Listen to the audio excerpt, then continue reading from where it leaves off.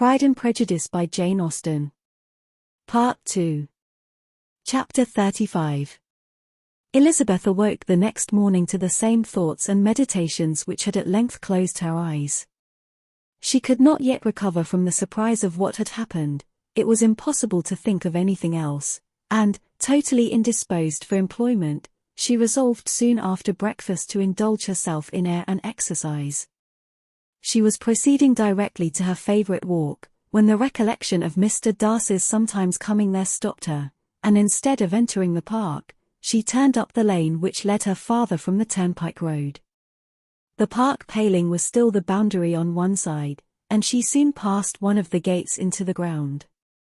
After walking 2 or 3 times along that part of the lane, she was tempted, by the pleasantness of the morning, to stop at the gates and look into the park. The 5 weeks which she had now passed in Kent had made a great difference in the country, and every day was adding to the verdure of the early trees. She was on the point of continuing her walk, when she caught a glimpse of a gentleman within the sort of grove which edged the park. He was moving that way, and fearful of its being Mr. Darcy, she was directly retreating. But the person who advanced was now near enough to see her, and stepping forward with eagerness, pronounced her name. She had turned away, but on hearing herself called, though in a voice which proved it to be Mr. Darcy, she moved again towards the gate. He had by that time reached it also, and, holding out a letter, which she instinctively took, said, with a look of haughty composure, "I have been walking in the grove some time, in the hope of meeting you. Will you do me the honour of reading that letter?" And then, with a slight bow, turned again into the plantation, and was soon out of sight. With no expectation of pleasure, but with the strongest curiosity, Elizabeth opened the letter, and to her still increasing wonder, perceived an envelope containing 2 sheets of letter paper, written quite through, in a very close hand. The envelope itself was likewise full. Pursuing her way along the lane, she then began it. It was dated from Rosings, at 8 o'clock in the morning, and was as follows. "Be not alarmed, madam, on receiving this letter, by the apprehension of its containing any repetition of those sentiments, or renewal of those offers, which were last night so disgusting to you.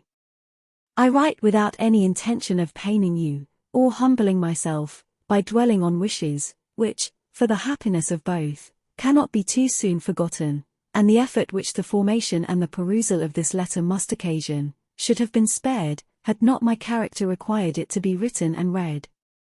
You must, therefore, pardon the freedom with which I demand your attention. Your feelings, I know, will bestow it unwillingly, but I demand it of your justice. 2 offences of a very different nature, and by no means of equal magnitude, you last night laid to my charge.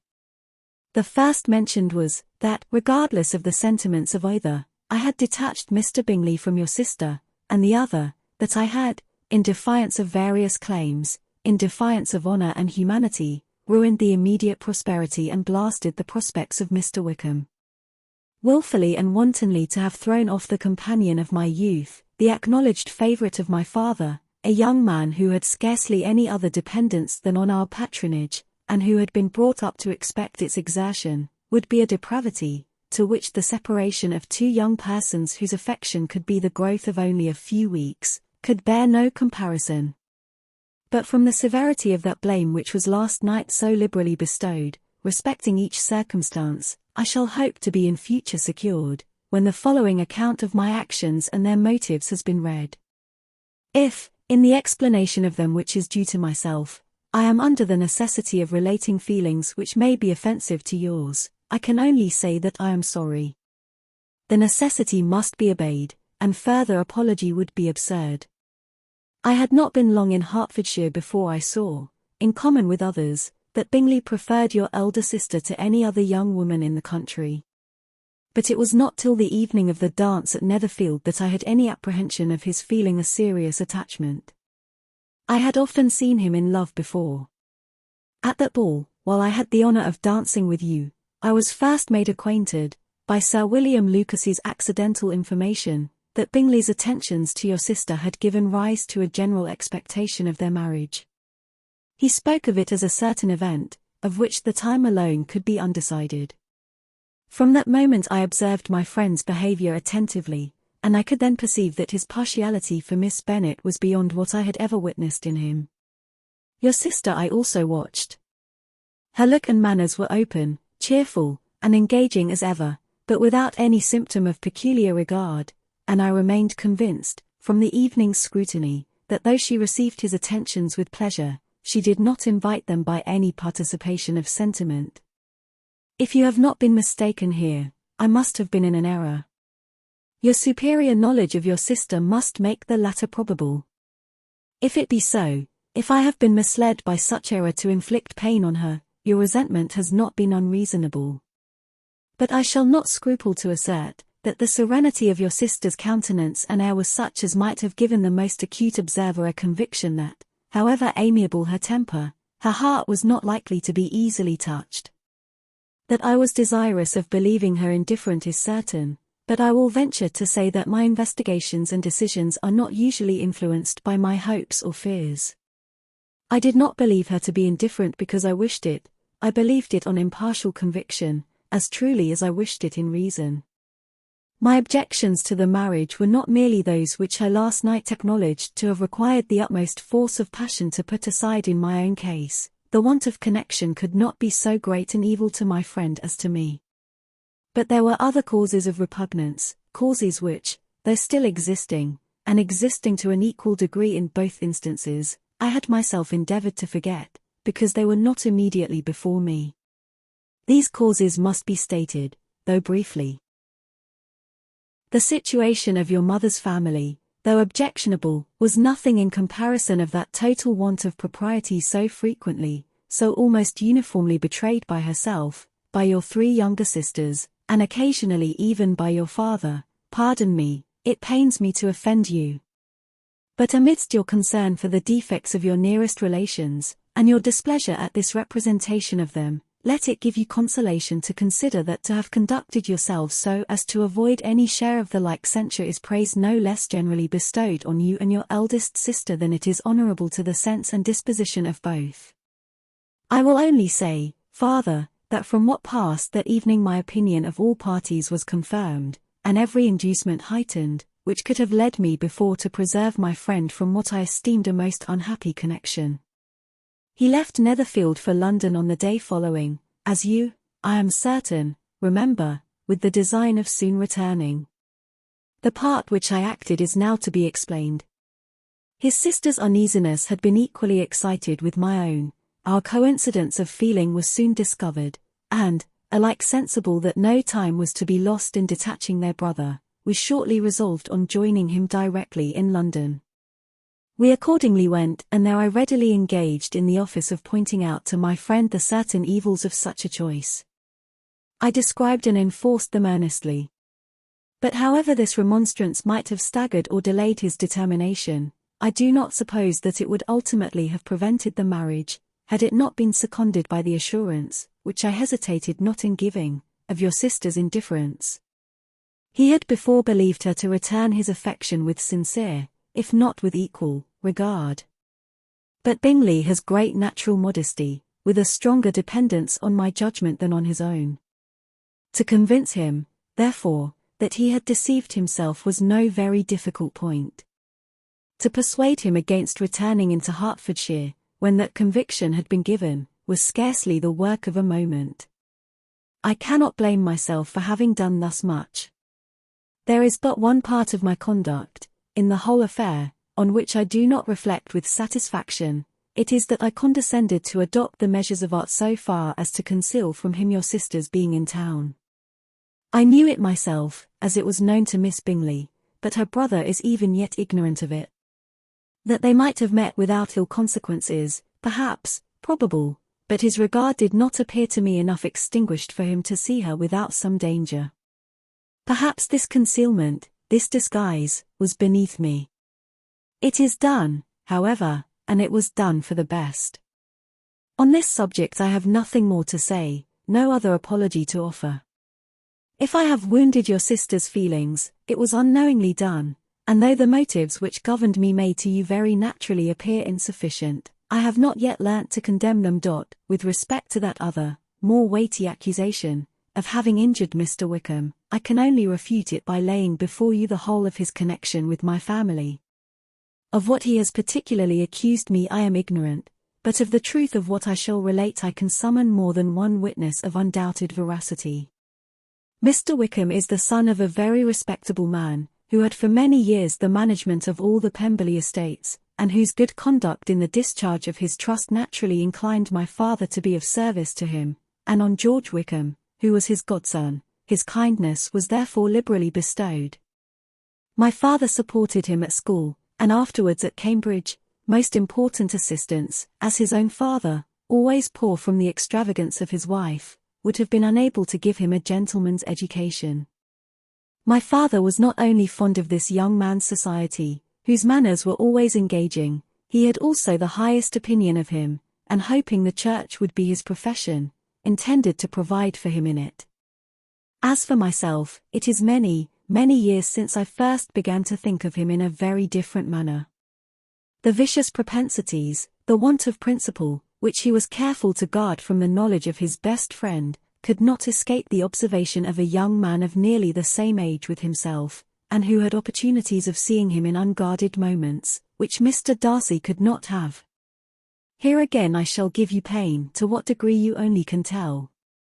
But whatever may be the sentiments which Mr. Wickham has created, a suspicion of their nature shall not prevent me from unfolding his real character. It adds even another motive.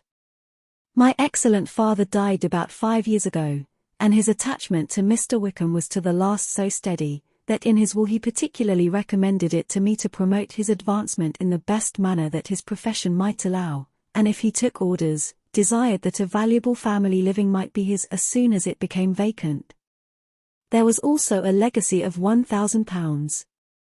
His own father did not long survive mine, and within half a year from these events Mr. Wickham wrote to inform me that, having finally resolved against taking orders, he hoped I should not think it unreasonable for him to expect some more immediate pecuniary advantage, in lieu of the preferment, by which he could not be benefited.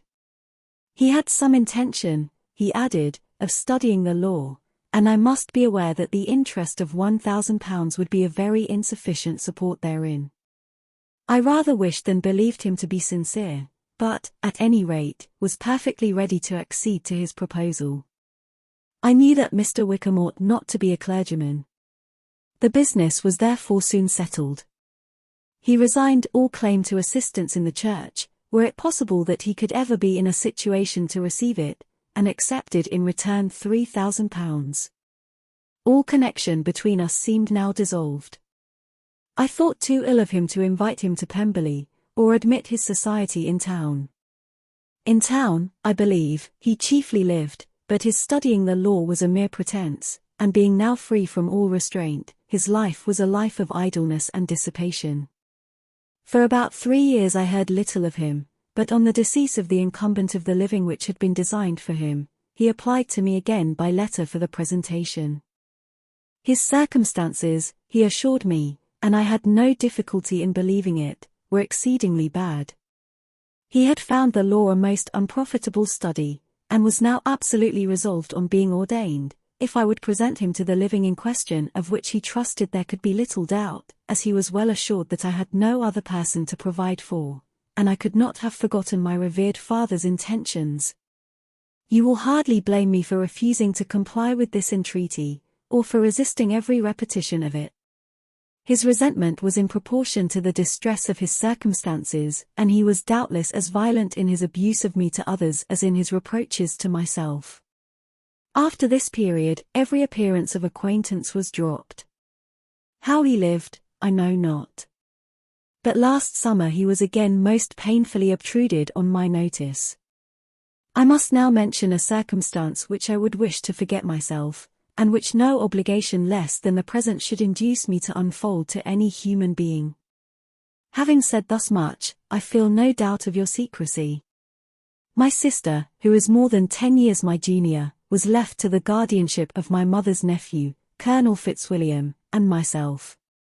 About a year ago, she was taken from school, and an establishment formed for her in London, And last summer she went with the lady who presided over it to Ramsgate, and thither also went Mr. Wickham, undoubtedly by design, for there proved to have been a prior acquaintance between him and Mrs. Yonge, in whose character we were most unhappily deceived, and by her connivance and aid he so far recommended himself to Georgiana, whose affectionate heart retained a strong impression of his kindness to her as a child, that she was persuaded to believe herself in love and to consent to an elopement. She was then but 15, which must be her excuse, and after stating her imprudence, I am happy to add, that I owed the knowledge of it to herself.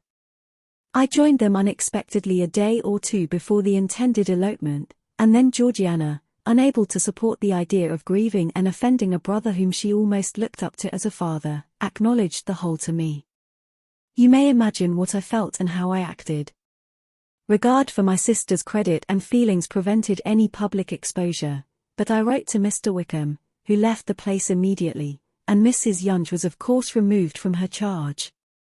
Mr. Wickham's chief object was unquestionably my sister's fortune, which is £30,000, but I cannot help supposing that the hope of revenging himself on me was a strong inducement. His revenge would have been complete indeed. This, madam, is a faithful narrative of every event in which we have been concerned together, and if you do not absolutely reject it as false, you will, I hope, acquit me henceforth of cruelty towards Mr. Wickham. I know not in what manner, under what form of falsehood, he has imposed on you, but his success is not perhaps to be wondered at, ignorant as you previously were of everything concerning either. Detection could not be in your power, and suspicion certainly not in your inclination. You may possibly wonder why all this was not told you last night. But I was not then master enough of myself to know what could or ought to be revealed. For the truth of everything here related, I can appeal more particularly to the testimony of Colonel Fitzwilliam, who, from our near relationship and constant intimacy, and still more as one of the executors of my father's will, has been unavoidably acquainted with every particular of these transactions. If your abhorrence of me should make my assertions valueless, you cannot be prevented by the same cause from confiding in my cousin, and that there may be the possibility of consulting him, I shall endeavour to find some opportunity of putting this letter in your hands in the course of the morning. I will only add, God bless you. Fitzwilliam Darcy. Chapter 36. If Elizabeth, when Mr. Darcy gave her the letter, did not expect it to contain a renewal of his offers, she had formed no expectation at all of its contents. But such as they were, it may be well supposed how eagerly she went through them, and what a contrariety of emotion they excited. Her feelings as she read were scarcely to be defined. With amazement did she first understand that he believed any apology to be in his power, and steadfastly was she persuaded that he could have no explanation to give, which a just sense of shame would not conceal. With a strong prejudice against everything he might say, she began his account of what had happened at Netherfield. She read with an eagerness which hardly left her power of comprehension, and from impatience of knowing what the next sentence might bring, was incapable of attending to the sense of the one before her eyes. His belief of her sister's insensibility she instantly resolved to be false, and his account of the real, the worst objections to the match, made her too angry to have any wish of doing him justice. He expressed no regret for what he had done which satisfied her. His style was not penitent, but haughty. It was all pride and insolence. But when this subject was succeeded by his account of Mr. Wickham, when she read, with somewhat clearer attention, a relation of events which, if true, must overthrow every cherished opinion of his worth, and which bore so alarming an affinity to his own history of himself, her feelings were yet more acutely painful and more difficult of definition.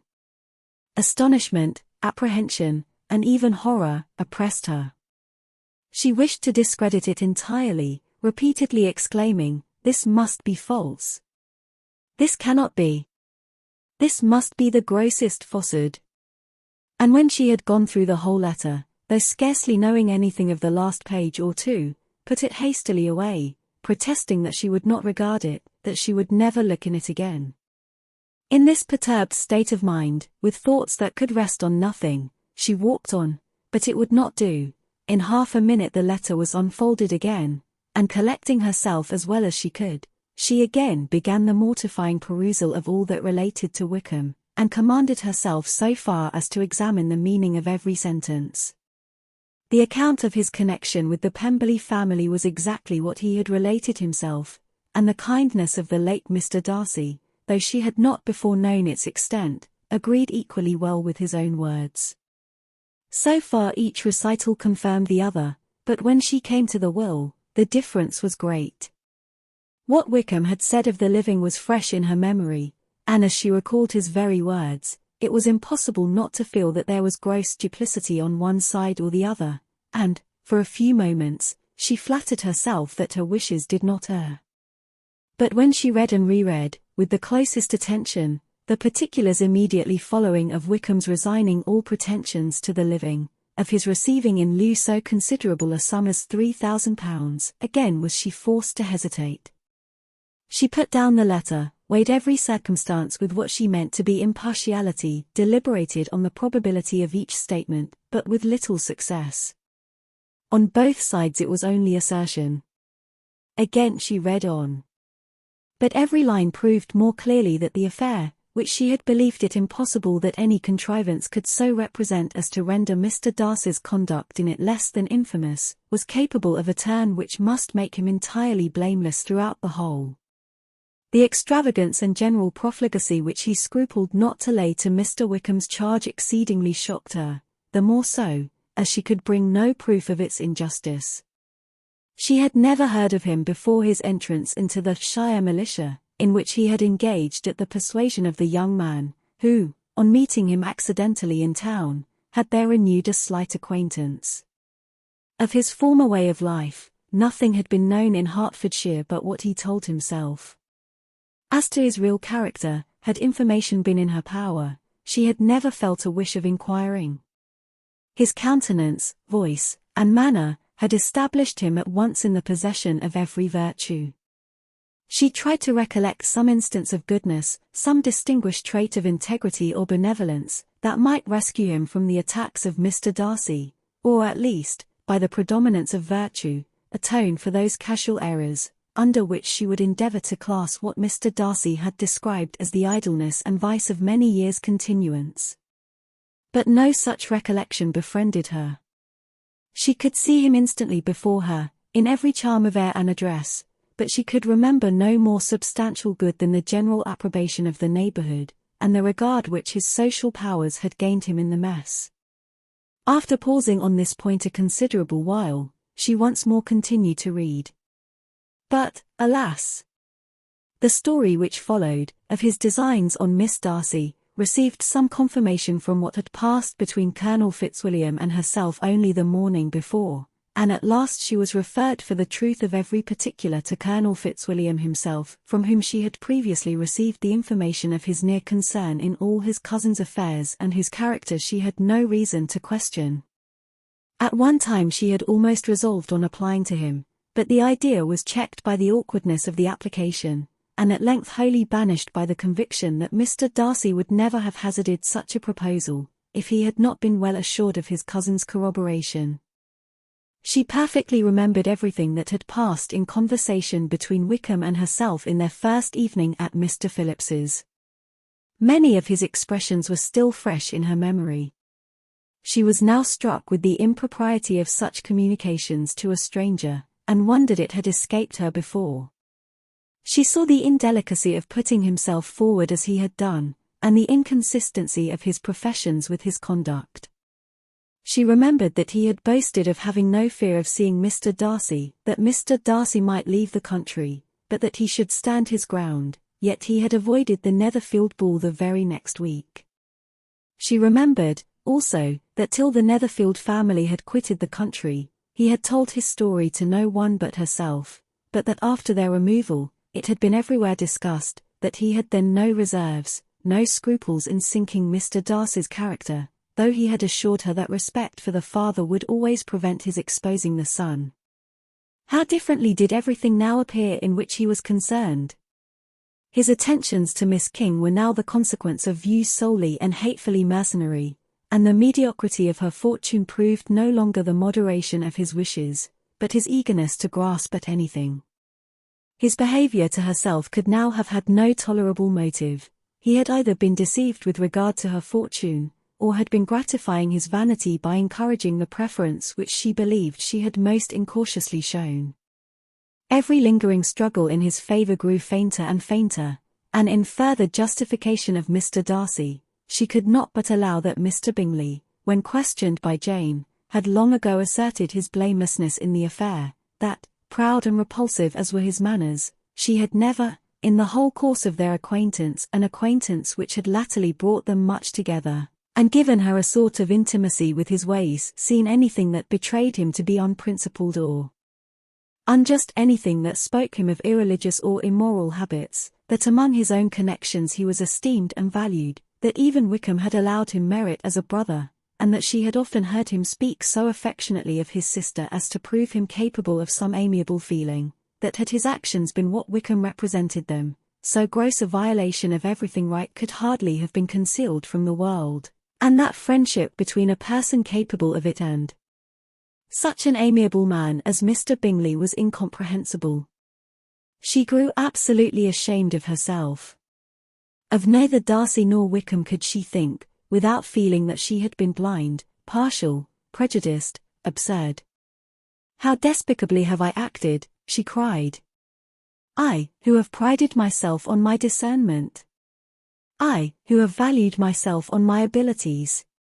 Who have often disdained the generous candor of my sister, and gratified my vanity in useless or blameless distrust. How humiliating is this discovery! Yet, how just a humiliation! Had I been in love, I could not have been more wretchedly blind. But vanity, not love, has been my folly. Pleased with the preference of one, and offended by the neglect of the other, on the very beginning of our acquaintance, I have courted prepossession and ignorance, and driven reason away where either were concerned.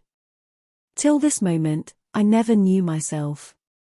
From herself to Jane, from Jane to Bingley, her thoughts were in a line which soon brought to her recollection that Mr. Darcy's explanation there had appeared very insufficient, and she read it again. Widely different was the effect of a second perusal.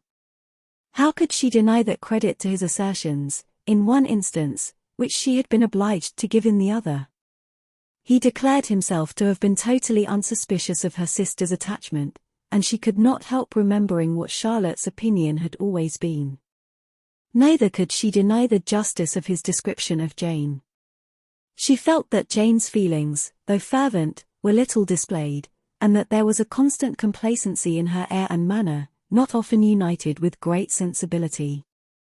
When she came to that part of the letter in which her family were mentioned, in tones of such mortifying, yet merited, reproach, her sense of shame was severe. The justice of the charge struck her too forcibly for denial, and the circumstances to which he particularly alluded, as having passed at the Netherfield ball, and as confirming all his first disapprobation, could not have made a stronger impression on his mind than on hers. The compliment to herself and her sister was not unfelt.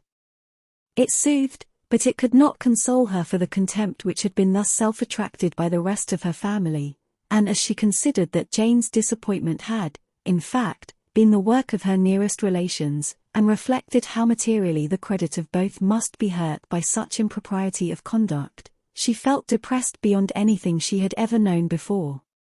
After wandering along the lane for 2 hours, giving way to every variety of thought, reconsidering events, determining probabilities, and reconciling herself, as well as she could, to a change so sudden and so important, fatigue, and a recollection of her long absence, made her at length return home, and she entered the house with the wish of appearing cheerful as usual, and the resolution of repressing such reflections as must make her unfit for conversation. She was immediately told that the 2 gentlemen from Rosings had each called during her absence, Mr. Darcy, only for a few minutes, to take leave, but that Colonel Fitzwilliam had been sitting with them at least an hour, hoping for her return, and almost resolving to walk after her till she could be found. Elizabeth could but just affect concern in missing him, she really rejoiced at it. Colonel Fitzwilliam was no longer an object.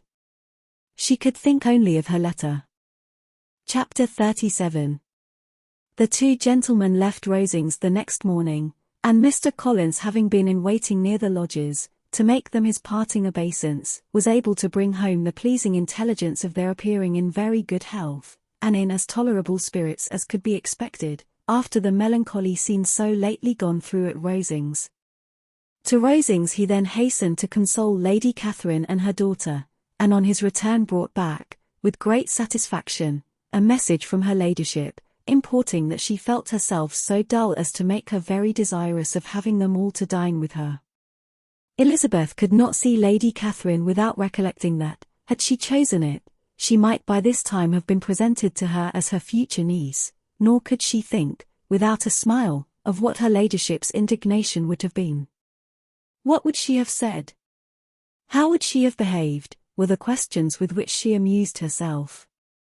Their first subject was the diminution of the Rosings party. "I assure you, I feel it exceedingly," said Lady Catherine. "I believe nobody feels the loss of friends so much as I do. But I am particularly attached to these young men, and know them to be so much attached to me. They were excessively sorry to go. But so they always are." The dear Colonel rallied his spirits tolerably till just at last, but Darcy seemed to feel it most acutely, more, I think, than last year. His attachment to Rosings certainly increases.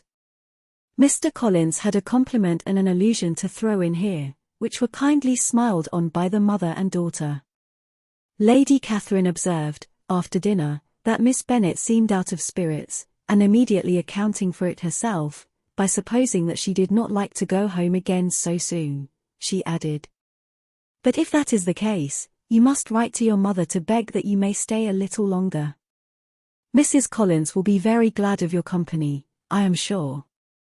"I am much obliged to your ladyship for your kind invitation," replied Elizabeth, "but it is not in my power to accept it. I must be in town next Saturday." "Why, at that rate, you will have been here only 6 weeks. I expected you to stay 2 months. I told Mrs. Collins so before you came. There can be no occasion for your going so soon. Mrs. Bennet could certainly spare you for another fortnight. But my father cannot. He wrote last week to hurry my return." "Oh, your father, of course, may spare you, if your mother can. Daughters are never of so much consequence to a father. And if you will stay another month complete, it will be in my power to take one of you as far as London, for I am going there early in June, for a week, and as Dawson does not object to the barouche box, there will be very good room for one of you, and, indeed, if the weather should happen to be cool, I should not object to taking you both, as you are neither of you large. You are all kindness, madam, but I believe we must abide by our original plan." Lady Catherine seemed resigned. "Mrs. Collins, you must send a servant with them. You know I always speak my mind, and I cannot bear the idea of 2 young women travelling post by themselves. It is highly improper. You must contrive to send somebody. I have the greatest dislike in the world to that sort of thing. Young women should always be properly guarded and attended, according to their situation in life. When my niece Georgiana went to Ramsgate last summer, I made a point of her having 2 men servants go with her. Miss Darcy, the daughter of Mr. Darcy of Pemberley, and Lady Anne, could not have appeared with propriety in a different manner. I am excessively attentive to all those things. You must send John with the young ladies, Mrs. Collins. I am glad it occurred to me to mention it, for it would really be discreditable to you to let them go alone. My uncle is to send a servant for us." "Oh. Your uncle? He keeps a manservant, does he? I am very glad you have somebody who thinks of those things. Where shall you change horses?" "Oh, Bromley, of course. If you mention my name at the bell, you will be attended to." Lady Catherine had many other questions to ask respecting their journey, and as she did not answer them all herself, attention was necessary, which Elizabeth believed to be lucky for her, or, with a mind so occupied, she might have forgotten where she was. Reflection must be reserved for solitary hours. Whenever she was alone, She gave way to it as the greatest relief, and not a day went by without a solitary walk, in which she might indulge in all the delight of unpleasant recollections. Mr. Darcy's letter she was in a fair way of soon knowing by heart. She studied every sentence, and her feelings towards its writer were at times widely different. When she remembered the style of his address, she was still full of indignation, but when she considered how unjustly she had condemned and upbraided him, her anger was turned against herself, and his disappointed feelings became the object of compassion. His attachment excited gratitude, his general character respect, but she could not approve him, nor could she for a moment repent her refusal, or feel the slightest inclination ever to see him again. In her own past behavior, there was a constant source of vexation and regret, and in the unhappy defects of her family, a subject of yet heavier chagrin. They were hopeless of remedy. Her father, contented with laughing at them, would never exert himself to restrain the wild giddiness of his youngest daughters, and her mother, with manners so far from right herself, was entirely insensible of the evil. Elizabeth had frequently united with Jane in an endeavour to check the imprudence of Catherine and Lydia, but while they were supported by their mother's indulgence, what chance could there be of improvement? Catherine, weak-spirited, irritable, and completely under Lydia's guidance, had been always affronted by their advice, and Lydia, self-willed and careless, would scarcely give them a hearing. They were ignorant, idle, and vain. While there was an officer in Meryton, they would flirt with him, and while Meryton was within a walk of Longbourn, they would be going there forever. Anxiety on Jane's behalf was another prevailing concern, and Mr. Darcy's explanation, by restoring Bingley to all her former good opinion, heightened the sense of what Jane had lost. His affection was proved to have been sincere, and his conduct cleared of all blame, unless any could attach to the implicitness of his confidence in his friend. How grievous then was the thought that, of a situation so desirable in every respect, so replete with advantage, so promising for happiness, Jane had been deprived, by the folly and indecorum of her own family. When to these recollections was added the development of Wickham's character, it may be easily believed that the happy spirits which had seldom been depressed before were now so much affected as to make it almost impossible for her to appear tolerably cheerful. Their engagements at Rosings were as frequent during the last week of her stay as they had been at first. The very last evening was spent there, and her ladyship again inquired minutely into the particulars of their journey, gave them directions as to the best method of packing, and was so urgent on the necessity of placing gowns in the only right way, that Maria thought herself obliged, on her return, to undo all the work of the morning, and pack her trunk afresh.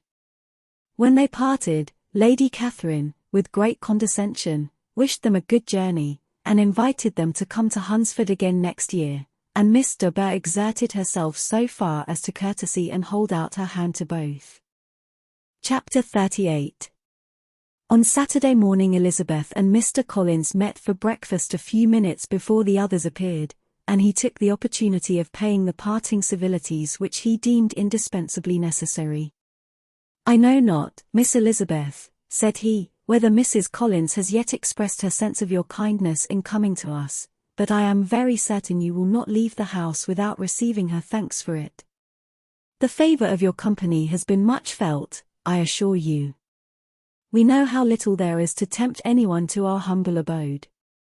Our plain manner of living, our small rooms, and few domestics, and the little we see of the world, must make Hunsford extremely dull to a young lady like yourself, but I hope you will believe us grateful for the condescension, and that we have done everything in our power to prevent you spending your time unpleasantly." Elizabeth was eager with her thanks and assurances of happiness. She had spent 6 weeks with great enjoyment, and the pleasure of being with Charlotte, and the kind attention she had received, must make her feel the obliged. Mr. Collins was gratified, and with a more smiling solemnity replied, "It gives me the greatest pleasure to hear that you have passed your time not disagreeably. We have certainly done our best, and most fortunately having it in our power to introduce you to very superior society, and from our connection with Rosings, the frequent means of varying the humble home scene, I think we may flatter ourselves that your Hunsford visit cannot have been entirely irksome. Our situation with regard to Lady Catherine's family is, indeed, the sort of extraordinary advantage and blessing which few can boast. You see on what a footing we are. You see how continually we are engaged there. In truth, I must acknowledge that, with all the disadvantages of this humble parsonage, I should not think anyone abiding in it an object of compassion, while they are sharers of our intimacy at Rosings. Words were insufficient for the elevation of his feelings, and he was obliged to walk about the room, while Elizabeth tried to unite civility and truth in a few short sentences. You may, in fact, carry a very favourable report of us into Hertfordshire, my dear cousin. I flatter myself, at least, that you will be able to do so. Lady Catherine's great attentions to Mrs. Collins you have been a daily witness of, and altogether I trust it does not appear that your friend has drawn an unfortunate, but on this point it will be as well to be silent. Only let me assure you, my dear Miss Elizabeth, that I can from my heart most cordially wish you equal felicity in marriage. My dear Charlotte and I have but one mind and one way of thinking. There is in everything a most remarkable resemblance of character and ideas between us. We seem to have been designed for each other. Elizabeth could safely say that it was a great happiness where that was the case, and with equal sincerity could add, that she firmly believed and rejoiced in his domestic comforts. She was not sorry, however, to have the recital of them interrupted by the entrance of the lady from whom they sprang. Poor Charlotte! It was melancholy to leave her to such society. But she had chosen it with her eyes open, and though evidently regretting that her visitors were to go, she did not seem to ask for compassion. Her home and her housekeeping, her parish and her poultry, and all their dependent concerns, had not yet lost their charms. At length the chaise arrived, the trunks were fastened on, the parcels placed within, and it was pronounced to be ready.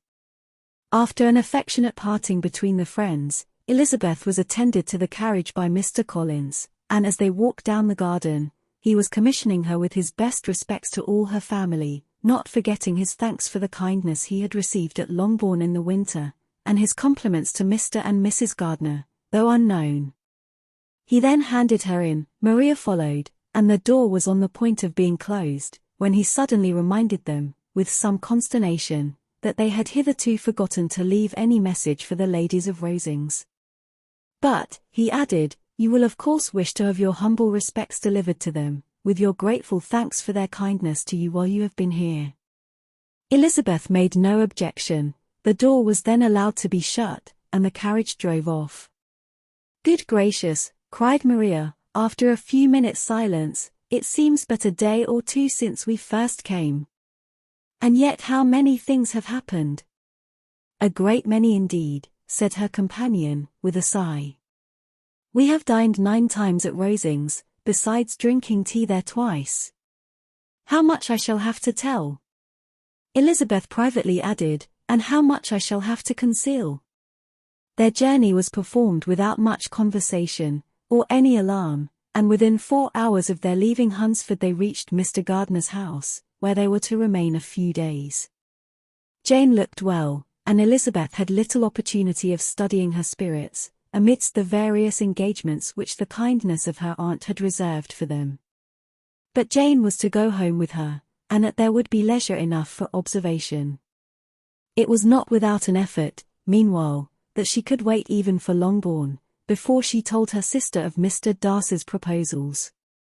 To know that she had the power of revealing what would so exceedingly astonish Jane, and must, at the same time, so highly gratify whatever of her own vanity she had not yet been able to reason away, was such a temptation to openness as nothing could have conquered, but the state of indecision in which she remained as to the extent of what she should communicate, and her fear, if she once entered on the subject, of being hurried into repeating something of Bingley, which might only grieve her. Sister Further. Chapter 39. It was the 2nd week in May, in which the 3 young ladies set out together from Gracechurch Street for the town of, in Hertfordshire, and, as they drew near the appointed inn where Mr. Bennet's carriage was to meet them, they quickly perceived, in token of the coachman's punctuality, both Kitty and Lydia looking out of a dining room upstairs. These two girls had been above an hour in the place, happily employed in visiting an opposite milliner, watching the sentinel on guard, and dressing a salad and cucumber. After welcoming their sisters, they triumphantly displayed a table set out with such cold meat as an inn larder usually affords, exclaiming, "Is not this nice? Is not this an agreeable surprise? And we mean to treat you all," added Lydia, "but you must lend us the money, for we have just spent hours at the shop out there." Then showing her purchases, "Look here, I have bought this bonnet. I do not think it is very pretty, but I thought I might as well buy it as not. I shall pull it to pieces as soon as I get home, and see if I can make it up any better." And when her sisters abused it as ugly, she added, with perfect unconcern, "Oh, but there were 2 or 3 much uglier in the shop, and when I have bought some prettier colored satin to trim it with fresh, I think it will be very tolerable. Besides, it will not much signify what one wears this summer, after the Shire have left Meryton, and they are going in a fortnight." "Are they, indeed?" cried Elizabeth, with the greatest satisfaction. "They are going to be encamped near Brighton, and I do so want Papa to take us all there for the summer. It would be such a delicious scheme, and I dare say would hardly cost anything at all. Mamma would like to go, too, of all things. Only think what a miserable summer else we shall have." "Yes," thought Elizabeth, "that would be a delightful scheme, indeed, and completely do for us at once. Good heaven! Brighton and a whole campful of soldiers, to us, who have been overset already by one poor regiment of militia, and the monthly balls of Meryton." "Now I have got some news for you," said Lydia, as they sat down to table. "What do you think?" "It is excellent news, capital news, and about a certain person that we all like." Jane and Elizabeth looked at each other, and the waiter was told that he need not stay. Lydia laughed, and said, That is just like your formality and discretion. You thought the waiter must not hear, as if he cared. I dare say he often hears worse things said than I am going to say. But he is an ugly fellow. I am glad he is gone. I never saw such a long chin in my life. Well, but now for my news. It is about dear Wickham, too good for the waiter, is not it? There is no danger of Wickham's marrying Mary King, there's for you. She is gone down to her uncle at Liverpool, gone to stay. Wickham is safe. And Mary King is safe, added Elizabeth, safe from a connection imprudent as to fortune. She is a great fool for going away, if she liked him. But I hope there is no strong attachment on either side, said Jane. I am sure there is not on his. I will answer for it, he never cared 3 straws about her. Who could about such a nasty little freckled thing? Elizabeth was shocked to think that, however incapable of such coarseness of expression herself, the coarseness of the sentiment was little other than her own breast had formerly harbored and fancied liberal. As soon as all had ate, and the elder ones paid, the carriage was ordered, and, after some contrivance, the whole party, with all their boxes, workbags, and parcels, and the unwelcome addition of Kitty's and Lydia's purchases, were seated in it. How nicely we are crammed in, cried Lydia. I am glad I brought my bonnet, if it is only for the fun of having another bandbox. Well, now let us be quite comfortable and snug, and talk and laugh all the way home. And in the first place, let us hear what has happened to you all since you went away. Have you seen any pleasant men? Have you had any flirting? I was in great hopes that one of you would have got a husband before you came back. Jane will be quite an old maid soon, I declare. She is almost 23. Lord! How ashamed I should be of not being married before 23. My Aunt Phillips wants you so to get husbands you can't think. She says Lizzie had better have taken Mr. Collins, but I do not think there would have been any fun in it. Lord! How I should like to be married before any of you. And then I would chaperone you about to all the balls. Dear me! We had such a good piece of fun the other day at Colonel Forster's. Kitty and me were to spend the day there, and Mrs. Forster promised to have a little dance in the evening. By the by, Mrs. Forster and me are such friends, and so she asked the two Harringtons to come, but Harriet was ill, and so Pen was forced to come by herself, and then, what do you think we did? We dressed up Chamberlain in woman's clothes, on purpose to pass for a lady. Only think what fun. Not a soul knew of it, but Colonel and Mrs. Forster, and Kitty and me, except my aunt, for we were forced to borrow one of her gowns, and you cannot imagine how well he looked. When Denny, and Wickham, and Pratt, and 2 or 3 more of the men came in, they did not know him in the least. Lord! How I laughed! And so did Mrs. Forster. I thought I should have died.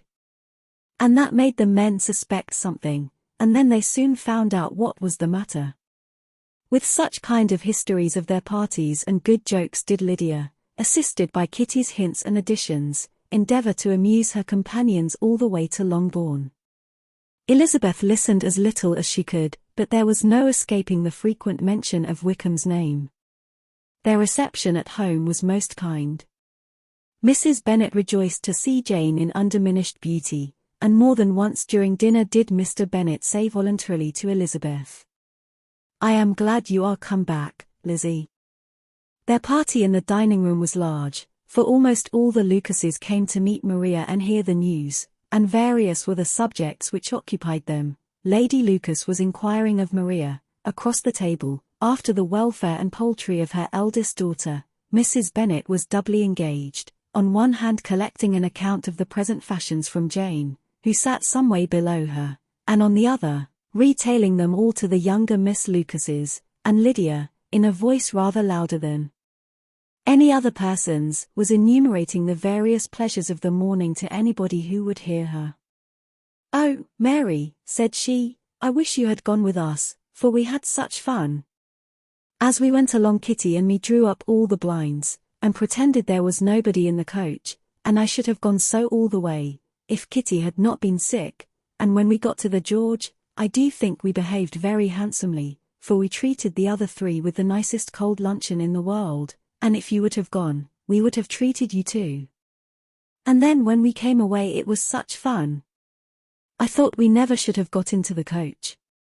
I was ready to die of laughter. And then we were so merry all the way home. We talked and laughed so loud, that anybody might have heard us 10 miles off." To this, Mary very gravely replied, "Far be it from me, my dear sister, to depreciate such pleasures.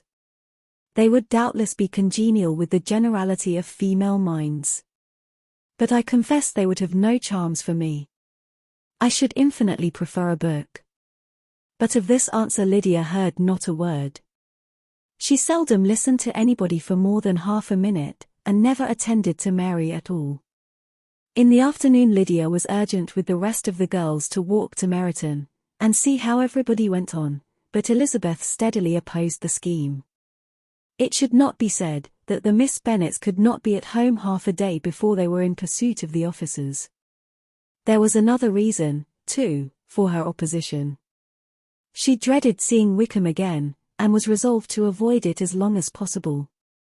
The comfort to her, of the regiment's approaching removal, was indeed beyond expression. In a fortnight they were to go, and once gone, she hoped there could be nothing more to plague her on his account. She had not been many hours at home, before she found that the Brighton scheme, of which Lydia had given them a hint at the inn, was under frequent discussion between her parents. Elizabeth saw directly that her father had not the smallest intention of yielding, but his answers were at the same time so vague and equivocal, that her mother, though often disheartened, had never yet despaired of succeeding at last. Chapter 40. Elizabeth's impatience to acquaint Jane with what had happened could no longer be overcome, and at length resolving to suppress every particular in which her sister was concerned, and preparing her to be surprised, she related to her the next morning the chief of the scene between Mr. Darcy and herself. Miss Bennet's astonishment was soon lessened by the strong sisterly partiality which made any admiration of Elizabeth appear perfectly natural, and all surprise was shortly lost in other feelings.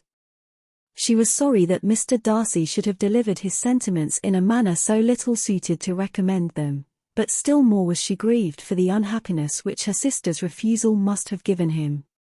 His being so sure of succeeding was wrong, said she, and certainly ought not to have appeared, but consider how much it must increase his disappointment.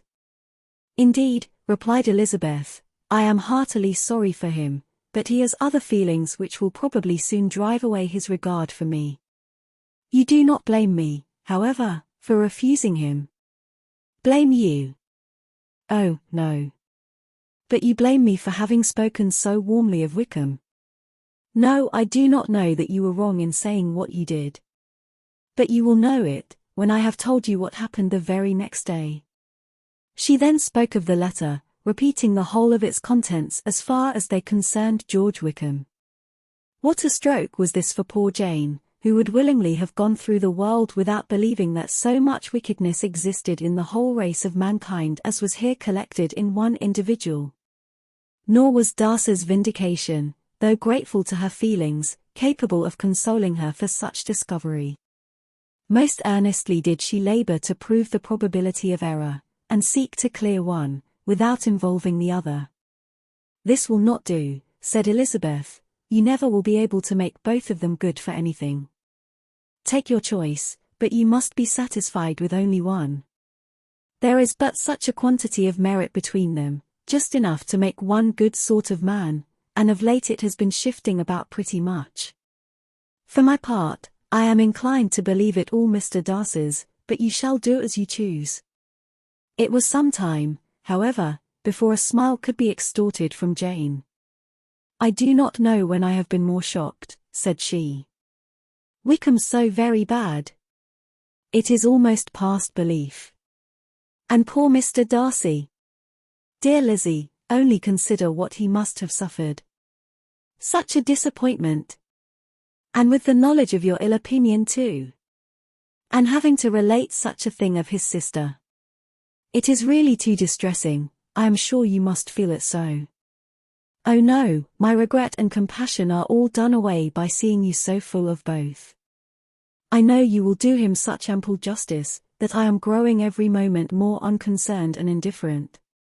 Your profusion makes me saving, and if you lament over him much longer, my heart will be as light as a feather. Poor Wickham. There is such an expression of goodness in his countenance. Such an openness and gentleness in his manner. There certainly was some great mismanagement in the education of those two young men. One has got all the goodness, and the other all the appearance of it. I never thought Mr. Darcy so deficient in the appearance of it as you used to do. And yet I meant to be uncommonly clever in taking so decided a dislike to him, without any reason. It is such a spur to one's genius, such an opening for wit, to have a dislike of that kind. One may be continually abusive without saying anything just, but one cannot be always laughing at a man without now and then stumbling on something witty. Lizzie, when you first read that letter, I am sure you could not treat the matter as you do now. Indeed, I could not. I was uncomfortable enough, I was very uncomfortable, I may say unhappy. And with no one to speak to of what I felt, no Jane to comfort me, and say that I had not been so very weak, and vain, and nonsensical, as I knew I had. Oh, how I wanted you! How unfortunate that you should have used such very strong expressions in speaking of Wickham to Mr. Darcy, for now they do appear wholly undeserved. Certainly. But the misfortune of speaking with bitterness is a most natural consequence of the prejudices I had been encouraging. There is one point on which I want your advice.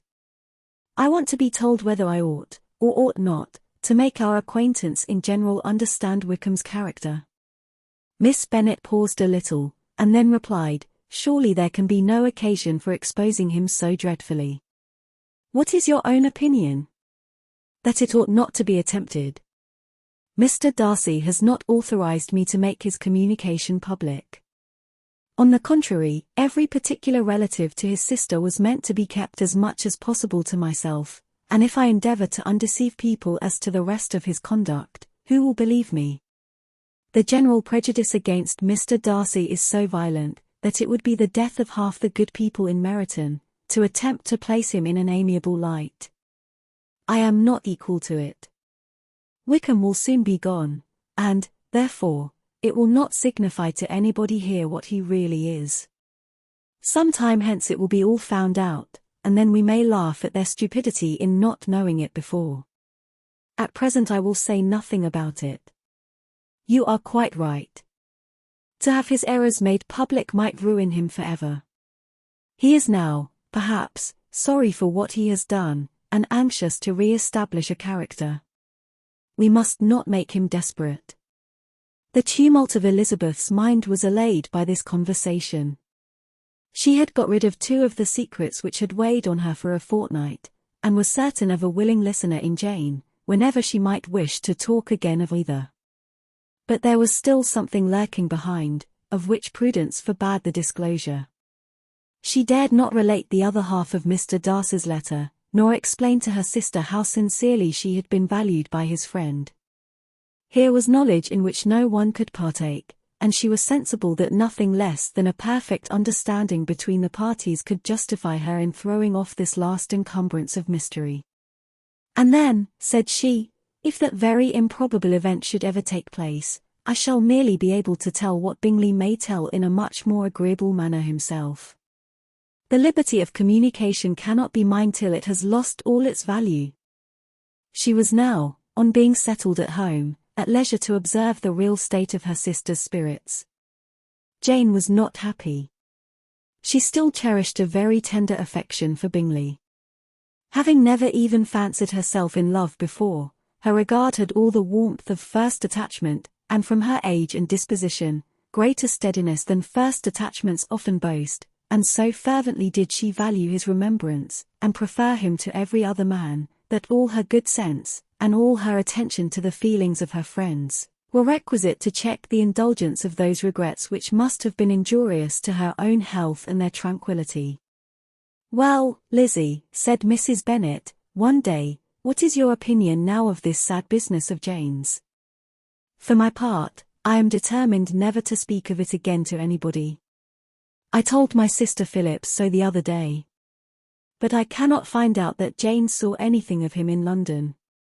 Well, he is a very undeserving young man, and I do not suppose there is the least chance in the world of her ever getting him now. There is no talk of his coming to Netherfield again in the summer, and I have inquired of everybody, too, who is likely to know. I do not believe that he will ever live at Netherfield any more. Oh, well. It is just as he chooses.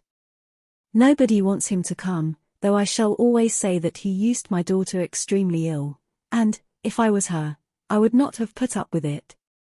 Well, my comfort is, I am sure Jane will die of a broken heart, and then he will be sorry for what he has done." But as Elizabeth could not receive comfort from any such expectation, she made no answer. "Well, Lizzie," continued her mother, soon afterwards, "and so the Collinses live very comfortable, do they?" Well, I only hope it will last." "And what sort of table do they keep?" "Charlotte is an excellent manager, I dare say. If she is half as sharp as her mother, she is saving enough.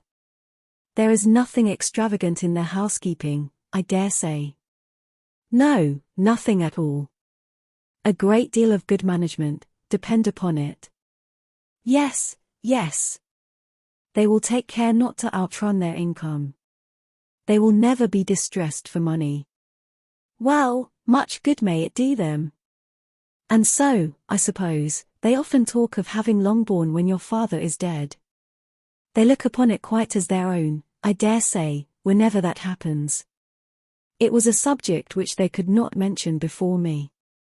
"No, it would have been strange if they had. But I make no doubt they often talk of it between themselves." "Well, if they can be easy with an estate that is not lawfully their own, so much the better. I should be ashamed of having one that was only entailed on me." Chapter 41. The first week of their return was soon gone. The second began. It was the last of the regiment's stay in Meryton, and all the young ladies in the neighbourhood were drooping apace. The dejection was almost universal. The elder Miss Bennets alone was still able to eat, drink, and sleep, and pursue the usual course of their employments. Very frequently were they reproached for this insensibility by Kitty and Lydia, whose own misery was extreme, and who could not comprehend such hard-heartedness in any of the family. "Good heaven! What is to become of us? What are we to do?" would they often exclaim in the bitterness of woe. "How can you be smiling so, Lizzie?" Their affectionate mother shared all their grief. She remembered what she had herself endured on a similar occasion 25 years ago. "I am sure," said she, "I cried for 2 days together when Colonel Miller's regiment went away. I thought I should have broke my heart." "I am sure I shall break mine," said Lydia. "If one could but go to Brighton," observed Mrs. Bennet. "Oh yes, if one could but go to Brighton. But Papa is so disagreeable. A little sea bathing would set me up forever. And my Aunt Phillips is sure it would do me a great deal of good," added Kitty.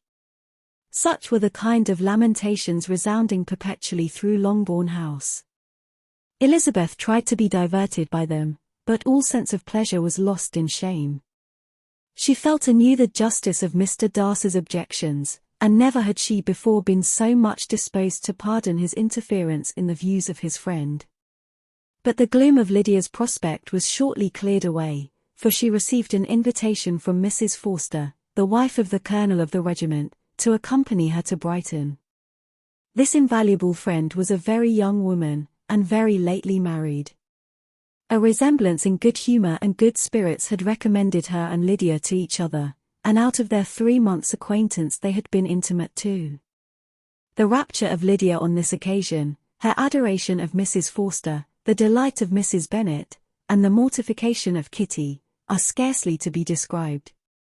Wholly inattentive to her sister's feelings, Lydia flew about the house in restless ecstasy, calling for everyone's congratulations, and laughing and talking with more violence than ever, whilst the luckless Kitty continued in the parlour repining at her fate in terms as unreasonable as her accent was peevish. "I cannot see why Mrs. Forster should not ask me as well as Lydia," said she, "though I am not her particular friend. I have just as much right to be asked as she has, and more too, for I am 2 years older." In vain did Elizabeth attempt to make her reasonable, and Jane to make her resigned. As for Elizabeth herself, this invitation was so far from exciting in her the same feelings as in her mother and Lydia, that she considered it as the death warrant of all possibility of common sense for the latter, and detestable as such a step must make her, were it known, she could not help secretly advising her father not to let her go. She represented to him all the improprieties of Lydia's general behaviour, the little advantage she could derive from the friendship of such a woman as Mrs. Forster, and the probability of her being yet more imprudent with such a companion at Brighton, where the temptations must be greater than at home. He heard her attentively, and then said, "Lydia will never be easy till she has exposed herself in some public place or other, and we can never expect her to do it with so little expense or inconvenience to her family as under the present circumstances." "If you were aware," said Elizabeth, "of the very great disadvantage to us all, which must arise from the public notice of Lydia's unguarded and imprudent manner, nay, which has already arisen from it, I am sure you would judge differently in the affair." "Already arisen," repeated Mr. Bennet. "What? Has she frightened away some of your lovers? Poor little Lizzie! But do not be cast down. Such squeamish youths as cannot bear to be connected with a little absurdity are not worth a regret. Come, let me see the list of the pitiful fellows who have been kept aloof by Lydia's folly. Indeed, you are mistaken. I have no such injuries to resent. It is not of peculiar, but of general evils, which I am now complaining. Our importance, our respectability in the world, must be affected by the wild volatility, the assurance and disdain of all restraint which mark Lydia's character. Excuse me, for I must speak plainly. If you, my dear father, will not take the trouble of checking her exuberant spirits, and of teaching her that her present pursuits are not to be the business of her life, she will soon be beyond the reach of amendment. Her character will be fixed, and she will, at 16, be the most determined flirt that ever made herself and her family ridiculous, a flirt, too, in the worst and meanest degree of flirtation, without any attraction beyond youth and a tolerable person, and, from the ignorance and emptiness of her mind, wholly unable to ward off any portion of that universal contempt which her rage for admiration will excite. In this danger Kitty is also comprehended. She will follow wherever Lydia leads. Vain, ignorant, idle, and absolutely uncontrolled. Oh, my dear father, can you suppose it possible that they will not be censured and despised wherever they are known, and that their sisters will not be often involved in the disgrace? Mr. Bennet saw that her whole heart was in the subject, and, affectionately taking her hand, said, in reply, "Do not make yourself uneasy, my love. Wherever you and Jane are known, you must be respected and valued, and you will not appear to less advantage for having a couple of, or I may say, 3 very silly sisters. We shall have no peace at Longbourn if Lydia does not go to Brighton. Let her go, then.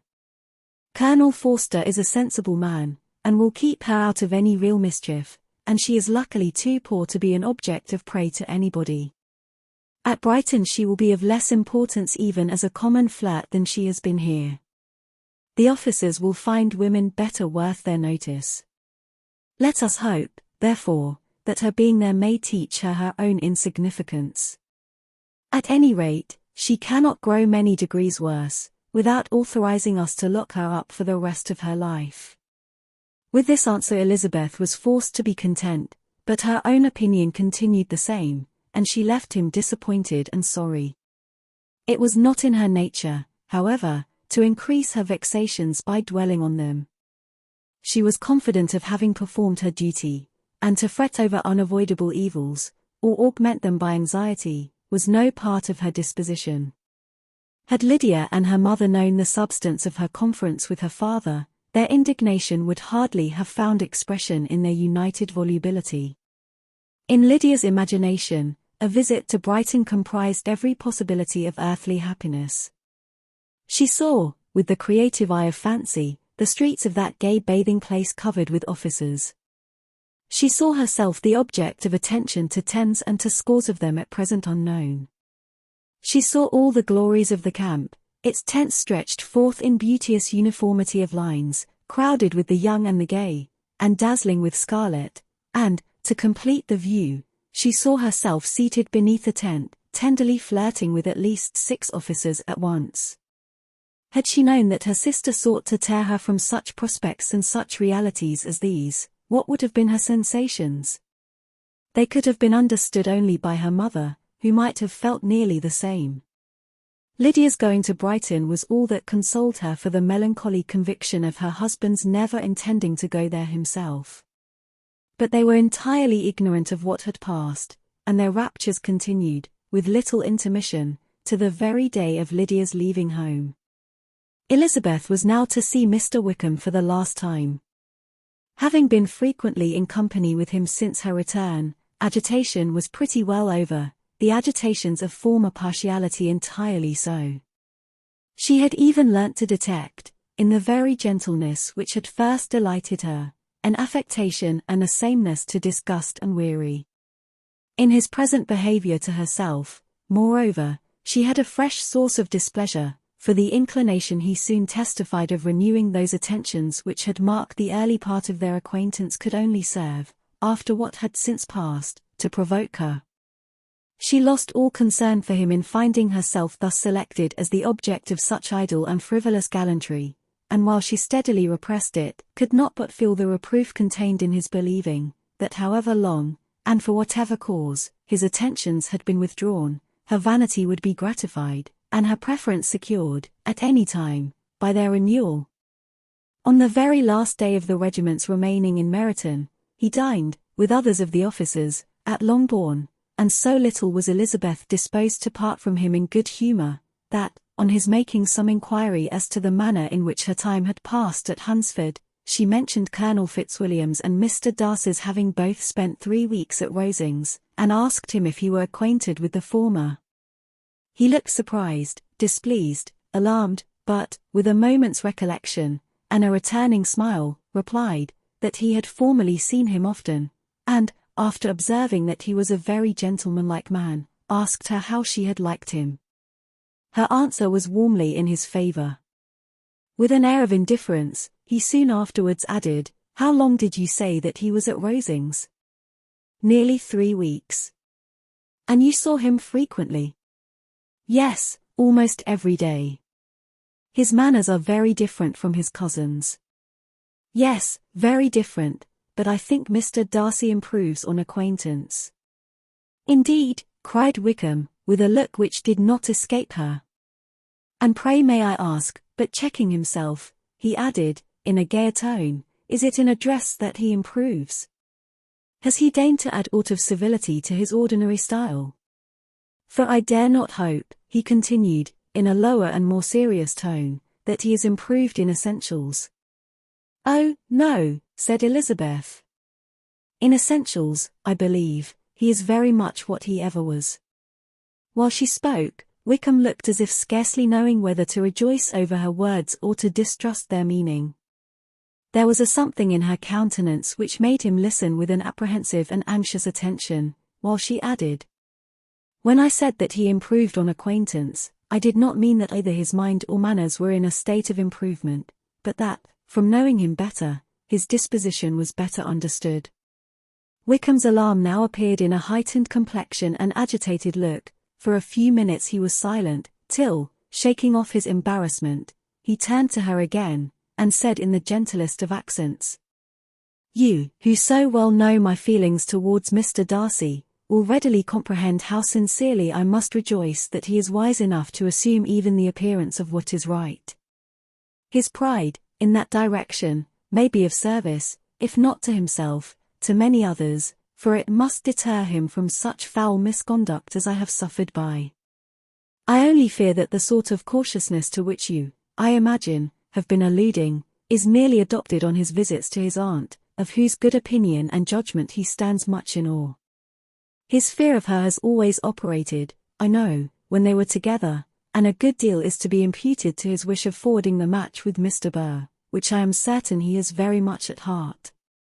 Elizabeth could not repress a smile at this, but she answered only by a slight inclination of the head.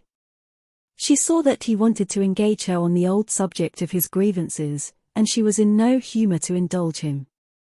The rest of the evening passed with the appearance, on his side, of usual cheerfulness, but with no further attempt to distinguish Elizabeth, and they parted at last with mutual civility, and possibly a mutual desire of never meeting again. When the party broke up, Lydia returned with Mrs. Forster to Meryton, from whence they were to set out early the next morning. The separation between her and her family was rather noisy than pathetic. Kitty was the only one who shed tears, but she did weep from vexation and envy. Mrs. Bennet was diffuse in her good wishes for the felicity of her daughter, and impressive in her injunctions that she would not miss the opportunity of enjoying herself as much as possible, advice which there was every reason to believe would be attended to, and, in the clamorous happiness of Lydia herself in bidding farewell, the more gentle adieus of her sisters were uttered without being heard. Chapter 42. Had Elizabeth's opinion been all drawn from her own family, she could not have formed a very pleasing picture of conjugal felicity or domestic comfort.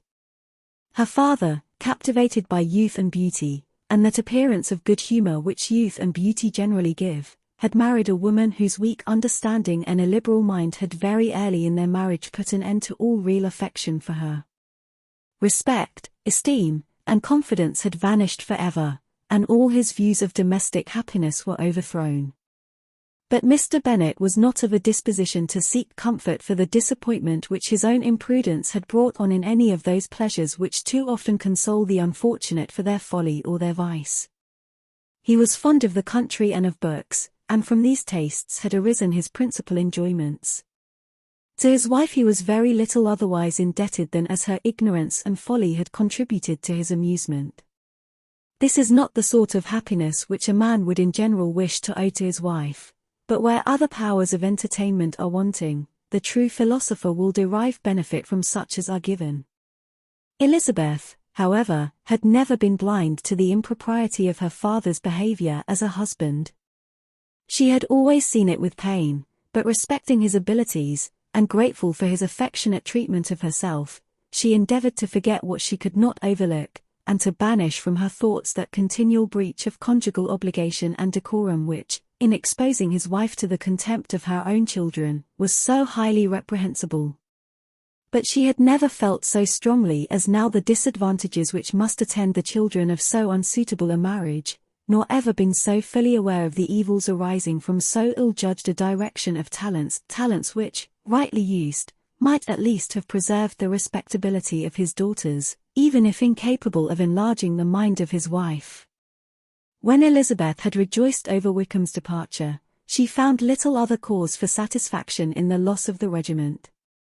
Their parties abroad were less varied than before, and at home she had a mother and sister, whose constant repinings at the dullness of everything around them threw a real gloom over their domestic circle, and, though Kitty might in time regain her natural degree of sense, since the disturbers of her brain were removed, her other sister, from whose disposition greater evil might be apprehended, was likely to be hardened in all her folly and assurance, by a situation of such double danger as a watering place and a camp. Upon the whole, therefore, she found, what has been sometimes found before, that an event to which she had looked forward with impatient desire, did not, in taking place, bring all the satisfaction she had promised herself. It was consequently necessary to name some other period for the commencement of actual felicity, to have some other point on which her wishes and hopes might be fixed, and by again enjoying the pleasure of anticipation, console herself for the present, and prepare for another disappointment. Her tour to the lakes was now the object of her happiest thoughts. It was her best consolation for all the uncomfortable hours which the discontentedness of her mother and Kitty made inevitable, and could she have included Jane in the scheme, every part of it would have been perfect. But it is fortunate, thought she, that I have something to wish for. Were the whole arrangement complete, my disappointment would be certain. But here, by carrying with me one ceaseless source of regret in my sister's absence, I may reasonably hope to have all my expectations of pleasure realized. A scheme of which every part promises delight can never be successful, and general disappointment is only warded off by the defense of some little peculiar vexation. When Lydia went away she promised to write very often and very minutely to her mother and Kitty, but her letters were always long expected, and always very short. Those to her mother contained little else than that they were just returned from the library, where such and such officers had attended them, and where she had seen such beautiful ornaments as made her quite wild, that she had a new gown, or a new parasol, which she would have described more fully, but was obliged to leave off in a violent hurry, as Mrs. Forster called her, and they were going to the camp, and from her correspondence with her sister there was still less to be learnt, for her. Letters to Kitty, though rather longer, were much too full of lines under the words to be made public. After the first fortnight or 3 weeks of her absence, health, good humour, and cheerfulness began to reappear at Longbourn. Everything wore a happier aspect. The families who had been in town for the winter came back again, and summer finery and summer engagements arose. Mrs. Bennet was restored to her usual querulous serenity, and by the middle of June Kitty was so much recovered as to be able to enter Meryton without tears, an event of such happy promise as to make Elizabeth hope, that by the following Christmas she might be so tolerably reasonable as not to mention an officer above once a day, unless, by some cruel and malicious arrangement at the War Office, another regiment should be quartered in Meryton. The time fixed for the beginning of their northern tour was now fast approaching, and a fortnight only was wanting of it, when a letter arrived from Mrs. Gardiner, which at once delayed its commencement and curtailed its extent. Mr. Gardiner would be prevented by business from setting out till a fortnight later in July, and must be in London again within a month, and as that left too short a period for them to go so far, and see so much as they had proposed, or at least to see it with the leisure and comfort they had built on, they were obliged to give up the lakes, and substitute a more contracted tour, and, according to the present plan, were to go no farther northward than Derbyshire. In that county there was enough to be seen to occupy the chief of their 3 weeks, and to Mrs. Gardiner it had a peculiarly strong attraction. The town where she had formerly passed some years of her life, and where they were now to spend a few days, was probably as great an object of her curiosity as all the celebrated beauties of Matlock, Chatsworth, Dovedale, or the Peak. Elizabeth was excessively disappointed. She had set her heart on seeing the lakes, and still thought there might have been time enough. But it was her business to be satisfied and certainly her temper to be happy, and all was soon right again. With the mention of Derbyshire, there were many ideas connected. It was impossible for her to see the word without thinking of Pemberley and its owner. But surely, said she, I may enter his county with impunity, and rob it of a few petrified spars, without his perceiving me. The period of expectation was now doubled. For weeks were to pass away before her uncle and aunt's arrival. But they did pass away, and Mr. and Mrs. Gardiner, with their 4 children, did at length appear at Longbourn.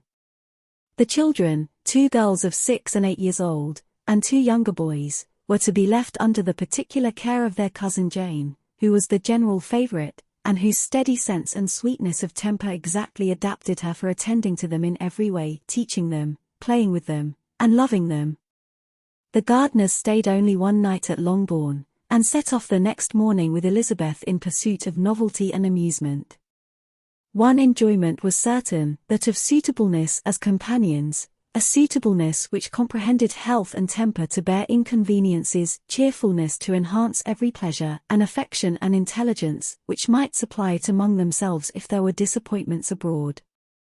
It is not the object of this work to give a description of Derbyshire, nor of any of the remarkable places through which their route thither lay. Oxford, Blenheim, Warwick, Kenilworth, Birmingham, etc., are sufficiently known. A small part of Derbyshire is all the present concern.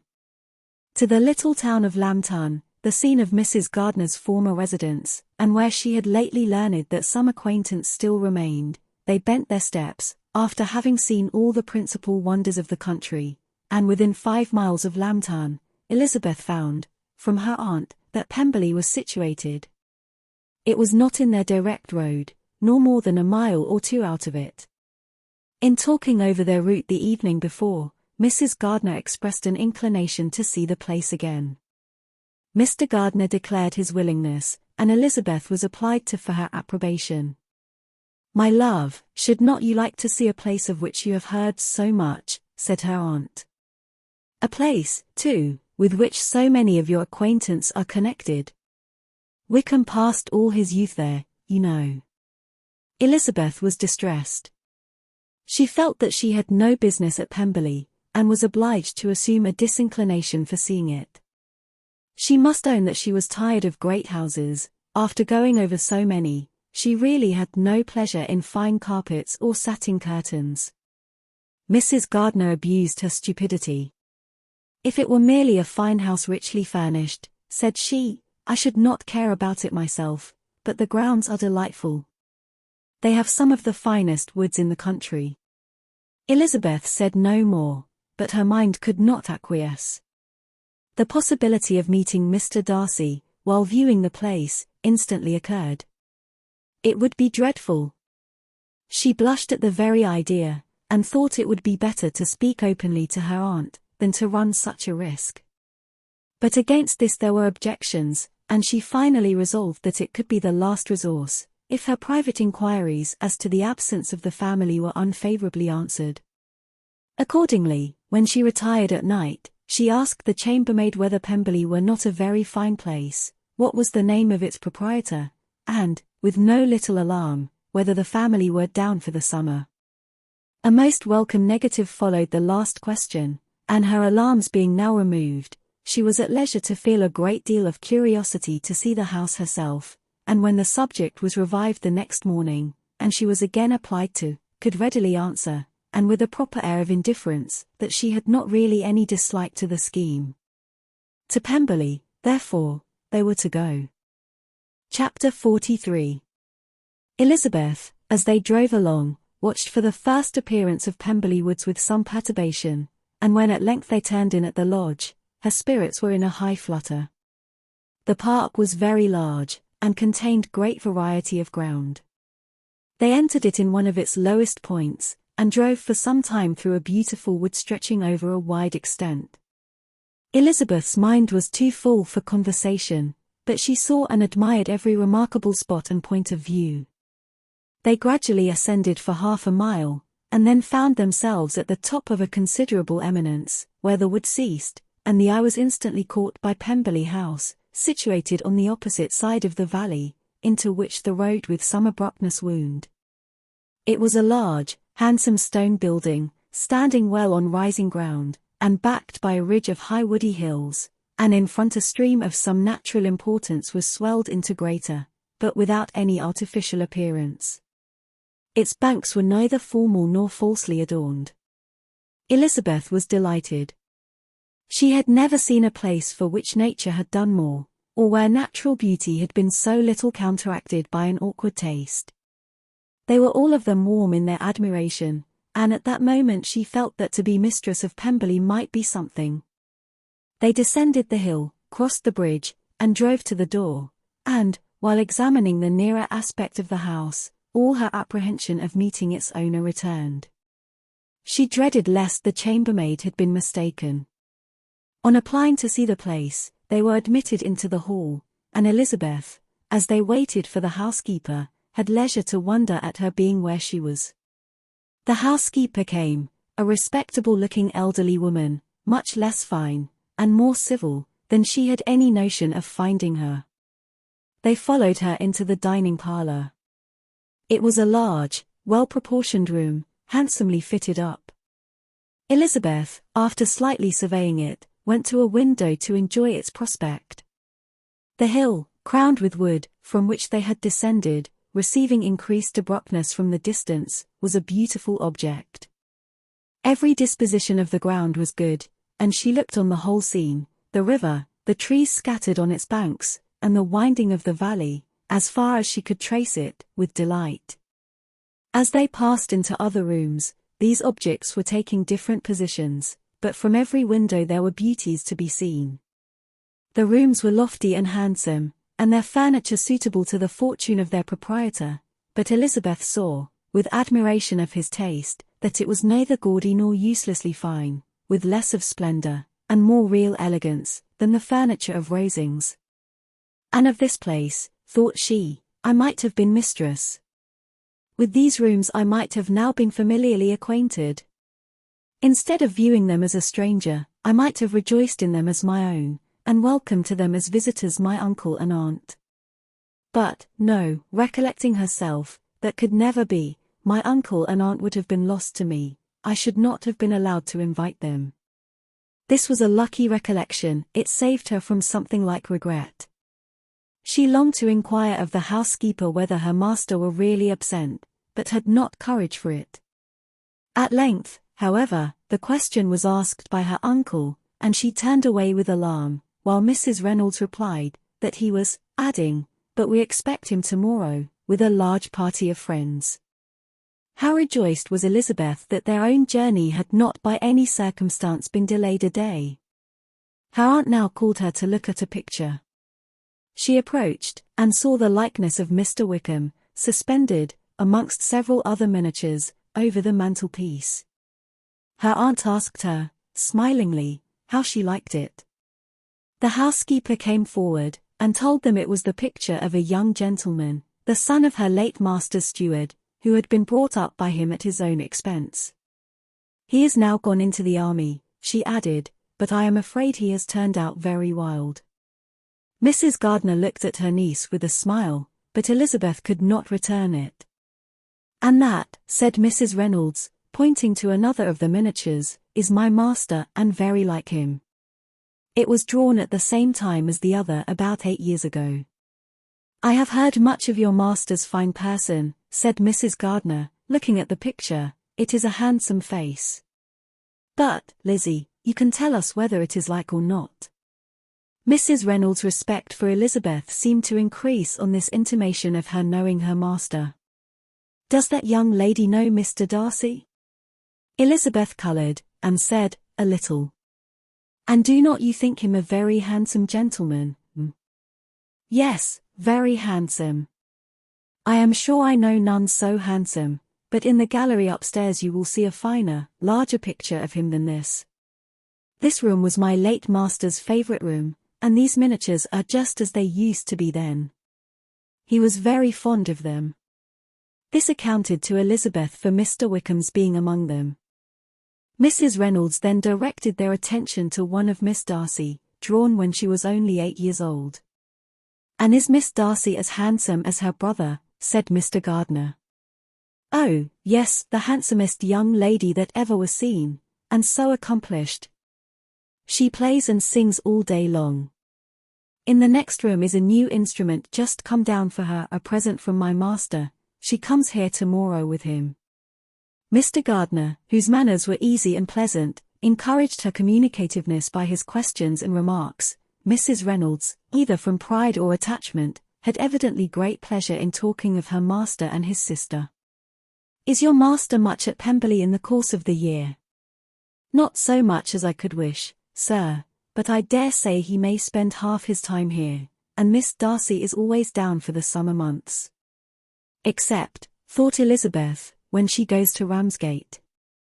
If your master would marry, you might see more of him.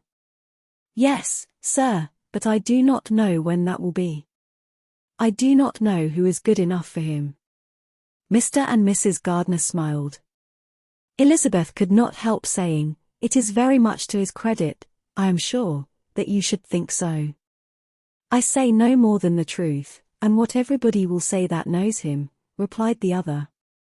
Elizabeth thought this was going pretty far, and she listened with increasing astonishment as the housekeeper added, I have never had a cross word from him in my life, and I have known him ever since he was 4 years old.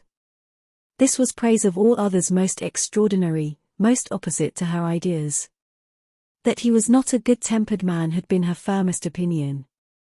Her keenest attention was awakened, she longed to hear more, and was grateful to her uncle for saying, there are very few people of whom so much can be said. You are lucky in having such a master. Yes, sir, I know I am. If I were to go through the world, I could not meet with a better. But I have always observed, that they who are good-natured when children, are good-natured when they grow up, and he was always the sweetest-tempered, most generous-hearted boy in the world. Elizabeth almost stared at her. Can this be Mr. Darcy? Thought she. His father was an excellent man, said Mrs. Gardiner. Yes, that he was indeed, and his son will be just like him, just as affable to the poor.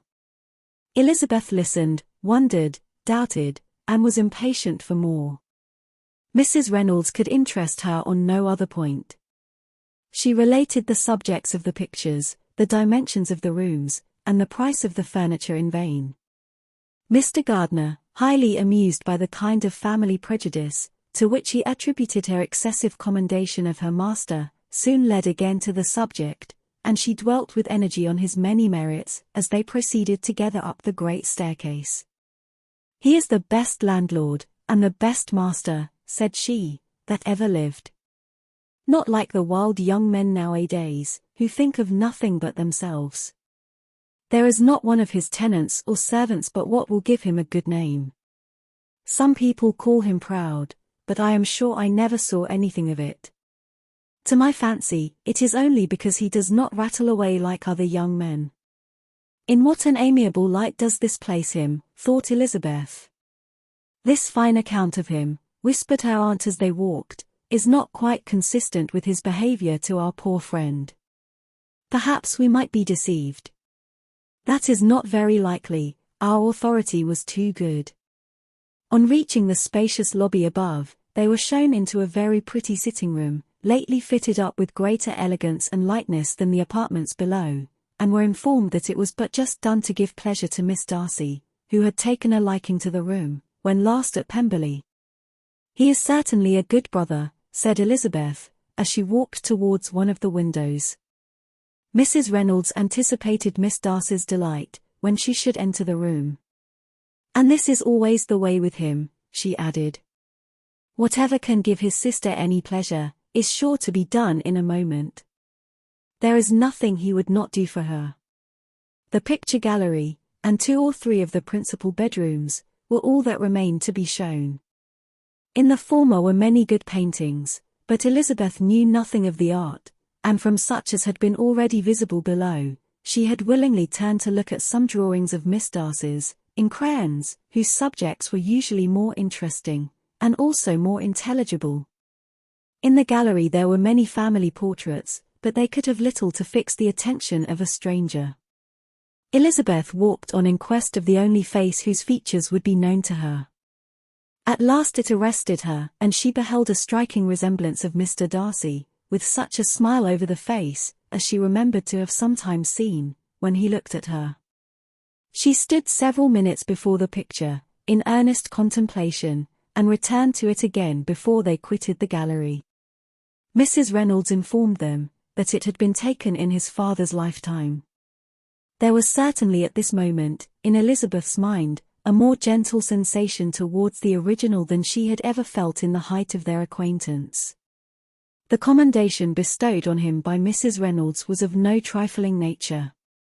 What praise is more valuable than the praise of an intelligent servant? As a brother, a landlord, a master, she considered how many people's happiness were in his guardianship. How much of pleasure or pain it was in his power to bestow. How much of good or evil must be done by him.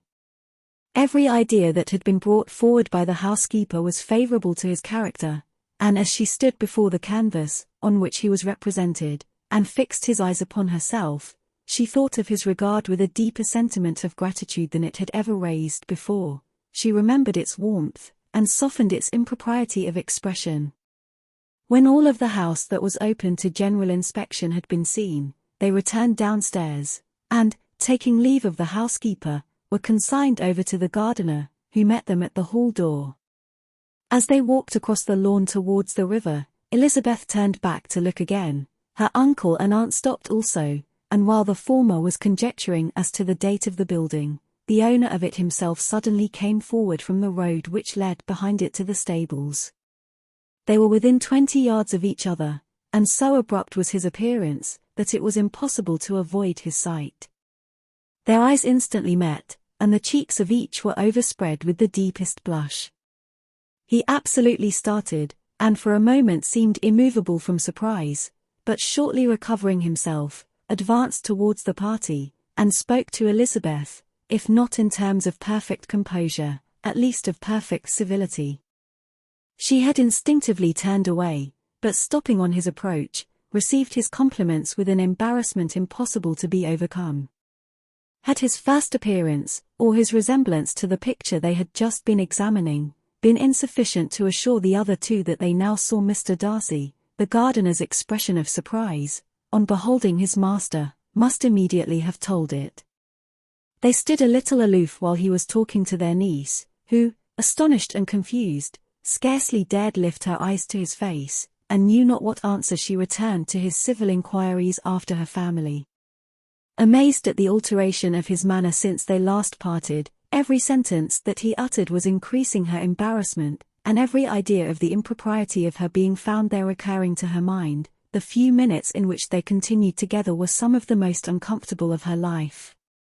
Nor did he seem much more at ease. When he spoke, his accent had none of its usual sedateness, and he repeated his inquiries as to the time of her having left Longbourn, and of her stay in Derbyshire, so often, and in so hurried a way, as plainly spoke the distraction of his thoughts.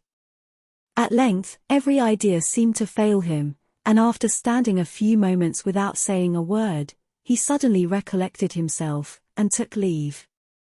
The others then joined her, and expressed their admiration of his figure, but Elizabeth heard not a word, and, wholly engrossed by her own feelings, followed them in silence. She was overpowered by shame and vexation. Her coming there was the most unfortunate, the most ill-judged thing in the world.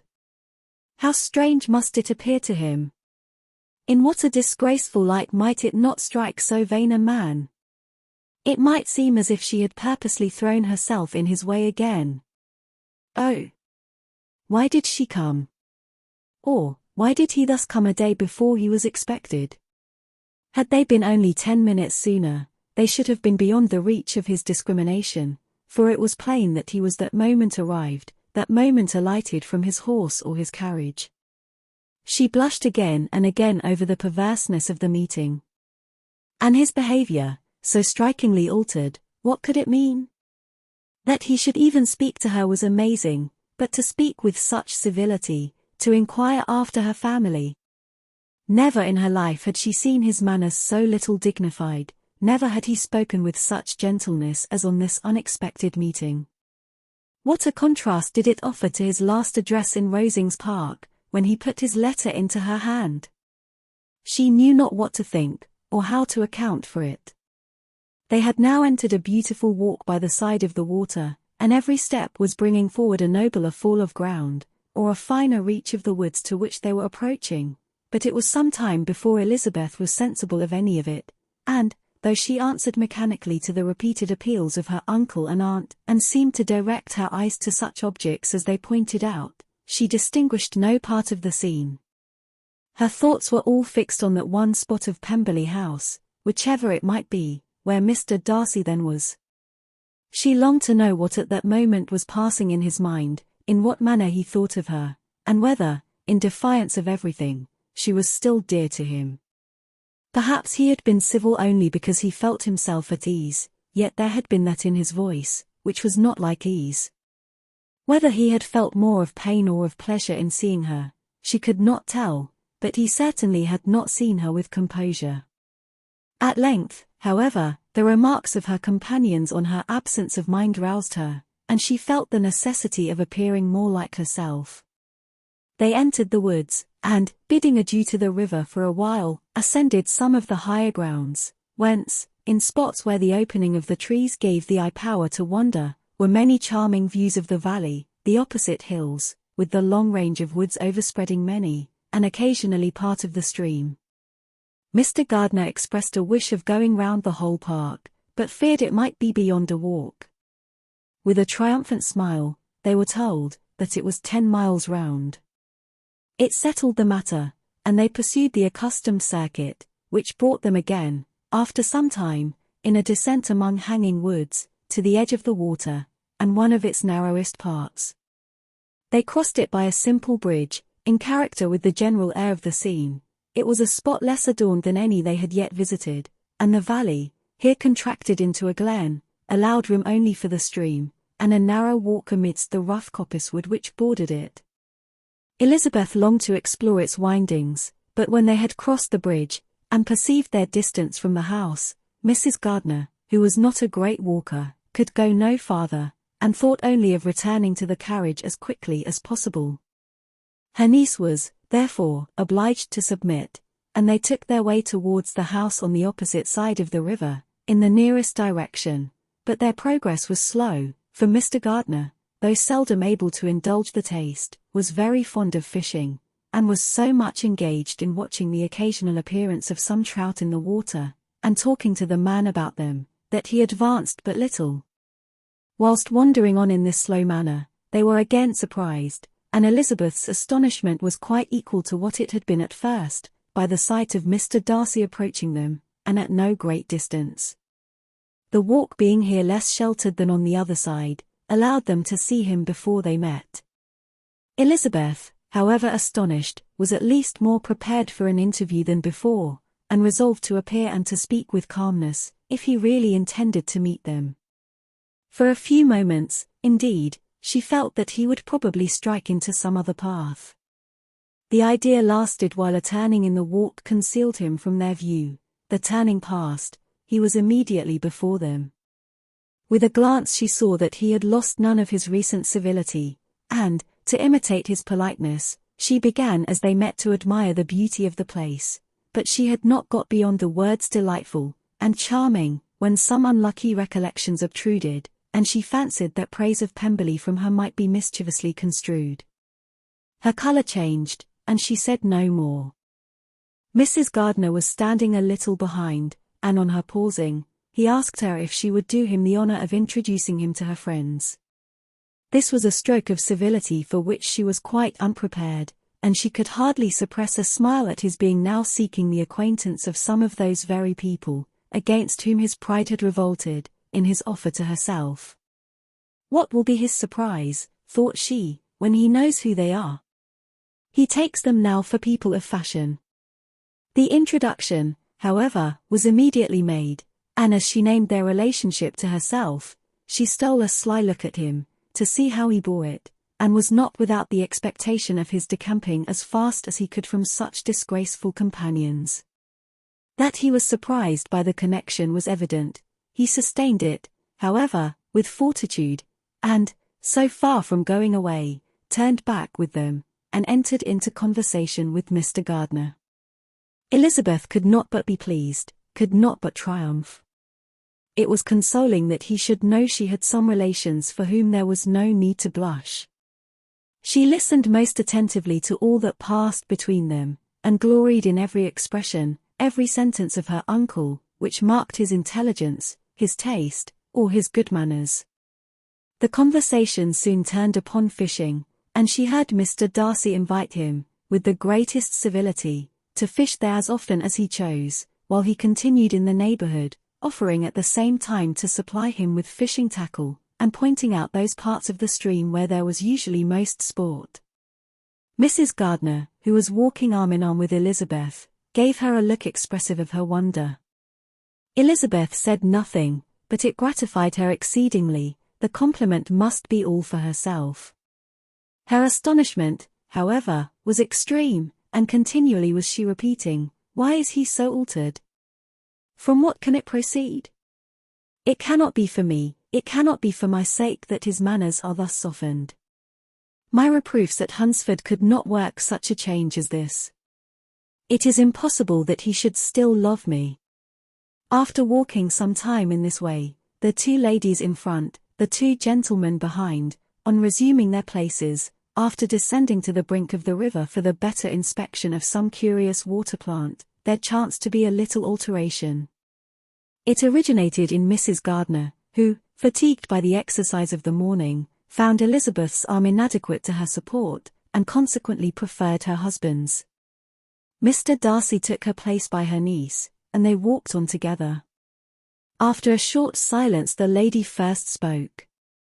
She wished him to know that she had been assured of his absence before she came to the place, and accordingly began by observing, that his arrival had been very unexpected, for your housekeeper, she added, informed us that you would certainly not be here till tomorrow, and, indeed, before we left Bakewell, we understood that you were not immediately expected in the country. He acknowledged the truth of it all, and said that business with his steward had occasioned his coming forward a few hours before the rest of the party with whom he had been travelling. They will join me early tomorrow, he continued, and among them are some who will claim an acquaintance with you, Mr. Bingley and his sisters. Elizabeth answered only by a slight bow. Her thoughts were instantly driven back to the time when Mr. Bingley's name had been last mentioned between them, and if she might judge from his complexion, his mind was not very differently engaged. There is also one other person in the party, he continued after a pause, who more particularly wishes to be known to you. Will you allow me, or do I ask too much, to introduce my sister to your acquaintance during your stay at Lambton? The surprise of such an application was great indeed. It was too great for her to know in what manner she acceded to it. She immediately felt that whatever desire Miss Darcy might have of being acquainted with her, must be the work of her brother, and without looking farther, it was satisfactory, it was gratifying to know that his resentment had not made him think really ill of her. They now walked on in silence, each of them deep in thought. Elizabeth was not comfortable, that was impossible, but she was flattered and pleased. His wish of introducing his sister to her was a compliment of the highest kind. They soon outstripped the others, and when they had reached the carriage, Mr. and Mrs. Gardiner were half a quarter of a mile behind. He then asked her to walk into the house, but she declared herself not tired, and they stood together on the lawn. At such a time much might have been said, and silence was very awkward. She wanted to talk, but there seemed an embargo on every subject. At last she recollected that she had been travelling, and they talked of Matlock and Dovedale with great perseverance. Yet time and her aunt moved slowly, and her patience and her ideas were nearly worn out before the tete-a-tete was over. On Mr. and Mrs. Gardiner's coming up, they were all pressed to go into the house and take some refreshment, but this was declined, and they parted on each side with the utmost politeness. Mr. Darcy handed the ladies into the carriage, and when it drove off, Elizabeth saw him walking slowly towards the house. The observations of her uncle and aunt now began, and each of them pronounced him to be infinitely superior to anything they had expected. "He is perfectly well behaved, polite, and unassuming," said her uncle. "There is something a little stately in him, to be sure," replied her aunt, "but it is confined to his air, and is not unbecoming. I can now say with the housekeeper, that though some people may call him proud, I have seen nothing of it. I was never more surprised than by his behavior to us. It was more than civil, it was really attentive, and there was no necessity for such attention. His acquaintance with Elizabeth was very trifling." "To be sure, Lizzie," said her aunt, "he is not so handsome as Wickham, or rather he has not Wickham's countenance, for his features are perfectly good. But how came you to tell us that he was so disagreeable?" Elizabeth excused herself as well as she could, said that she had liked him better when they met in Kent than before, and that she had never seen him so pleasant as this morning. "But perhaps he may be a little whimsical in his civilities," replied her uncle. "Your great men often are, and therefore I shall not take him at his word about fishing, as he might change his mind another day, and warn me off his grounds." Elizabeth felt that they had entirely mistaken his character, but said nothing. "From what we have seen of him," continued Mrs. Gardiner, "I really should not have thought that he could have behaved in so cruel a way by anybody as he has done by poor Wickham. He has not an ill-natured look. On the contrary, there is something pleasing about his mouth when he speaks. And there is something of dignity in his countenance, that would not give one an unfavourable idea of his heart. But, to be sure, the good lady who showed us the house did give him a most flaming character. I could hardly help laughing aloud sometimes. But he is a liberal master, I suppose, and that, in the eye of a servant, comprehends every virtue." Elizabeth here felt herself called on to say something in vindication of his behaviour to Wickham, and, therefore, gave them to understand, in as guarded a manner as she could, that by what she had heard from his relations in Kent, his actions were capable of a very different construction, and that his character was by no means so faulty, nor Wickham's so amiable, as they had been considered in Hertfordshire. In confirmation of this, she related the particulars of all the pecuniary transactions in which they had been connected, without actually naming her authority, but stating it to be such as might be relied on. Mrs. Gardiner was surprised and concerned, but as they were now approaching the scene of her former pleasures, every idea gave way to the charm of recollection, and she was too much engaged in pointing out to her husband all the interesting spots in its environs, to think of anything else.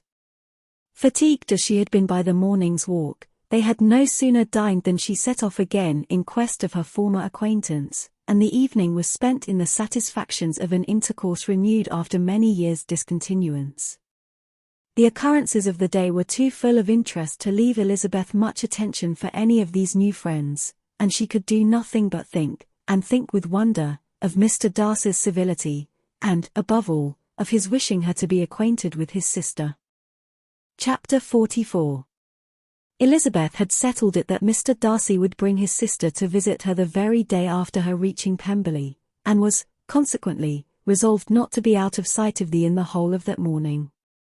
But her conclusion was false, for on the very morning after their own arrival at Lambton these visitors came. They had been walking about the place with some of their new friends, and were just returned to the inn to dress themselves for dining with the same family, when the sound of a carriage drew them to a window, and they saw a gentleman and lady in a curricle driving up the street. Elizabeth, immediately recognizing the livery, guessed what it meant, and imparted no small degree of surprise to her relations, by acquainting them with the honor which she expected. Her uncle and aunt were all amazement, and the embarrassment of her manner as she spoke, joined to the circumstance itself, and many of the circumstances of the preceding day, opened to them a new idea on the business. Nothing had ever suggested it before, but they now felt that there was no other way of accounting for such attentions from such a quarter than by supposing a partiality for their niece.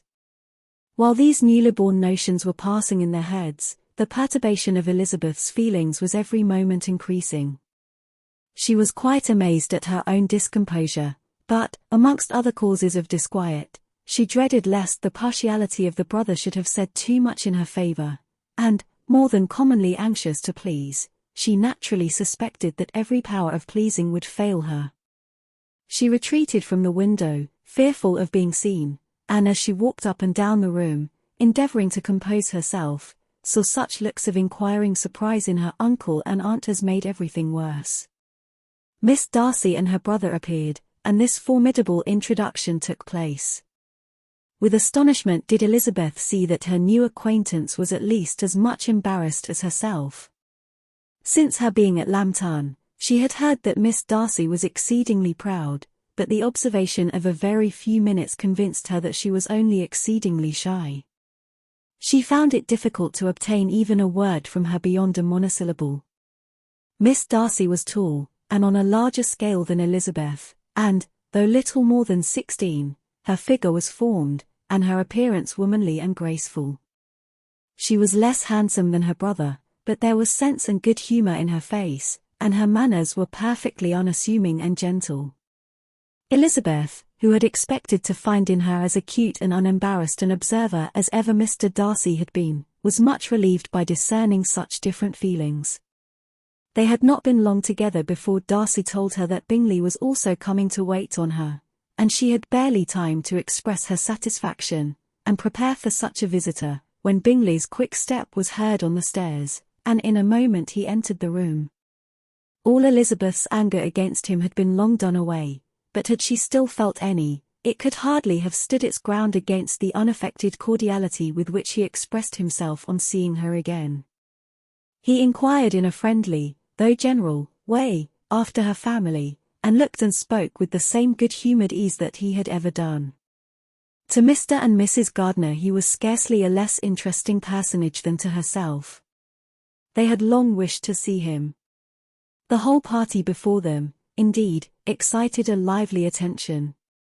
The suspicions which had just arisen of Mr. Darcy and their niece, directed their observation towards each with an earnest, though guarded, inquiry, and they soon drew from those inquiries the full conviction that one of them at least knew what it was to love.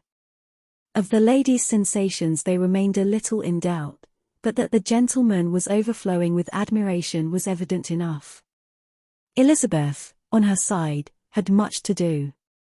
She wanted to ascertain the feelings of each of her visitors, she wanted to compose her own, and to make herself agreeable to all, and in the latter object, where she feared most to fail, she was most sure of success, for those to whom she endeavoured to give pleasure were prepossessed in her favour. Bingley was ready, Georgiana was eager, and Darcy determined, to be pleased. In seeing Bingley, her thoughts naturally flew to her sister, and oh! how ardently did she long to know whether any of his were directed in a like manner. Sometimes she could fancy that he talked less than on former occasions, and once or twice pleased herself with the notion that, as he looked at her, he was trying to trace a resemblance. But, though this might be imaginary, she could not be deceived as to his behaviour to Miss Darcy, who had been set up as a rival to Jane.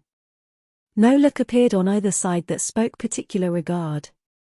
Nothing occurred between them that could justify the hopes of his sister. On this point she was soon satisfied, and 2 or 3 little circumstances occurred ere they parted, which, in her anxious interpretation, denoted a recollection of Jane, not untinctured by tenderness, and a wish of saying more that might lead to the mention of her, had he dared. He observed to her, at a moment when the others were talking together, and in a tone which had something of real regret, that it was a very long time since he had had the pleasure of seeing her, and, before she could reply, he added, "It is above 8 months. We have not met since the 26th of November, when we were all dancing together at Netherfield." Elizabeth was pleased to find his memory so exact, and he afterwards took occasion to ask her, when unattended to by any of the rest, whether all her sisters were at Longbourn. There was not much in the question, nor in the preceding remark, but there was a look and a manner which gave them meaning.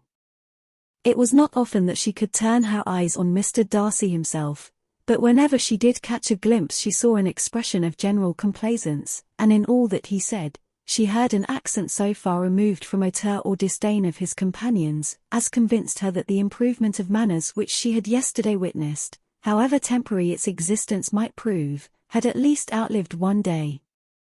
When she saw him thus seeking the acquaintance, and courting the good opinion of people with whom any intercourse a few months ago would have been a disgrace, when she saw him thus civil, not only to herself, but to the very relations whom he had openly disdained, and recollected their last lively scene in Hunsford Parsonage, the difference, the change was so great, and struck so forcibly on her mind, that she could hardly restrain her astonishment from being visible.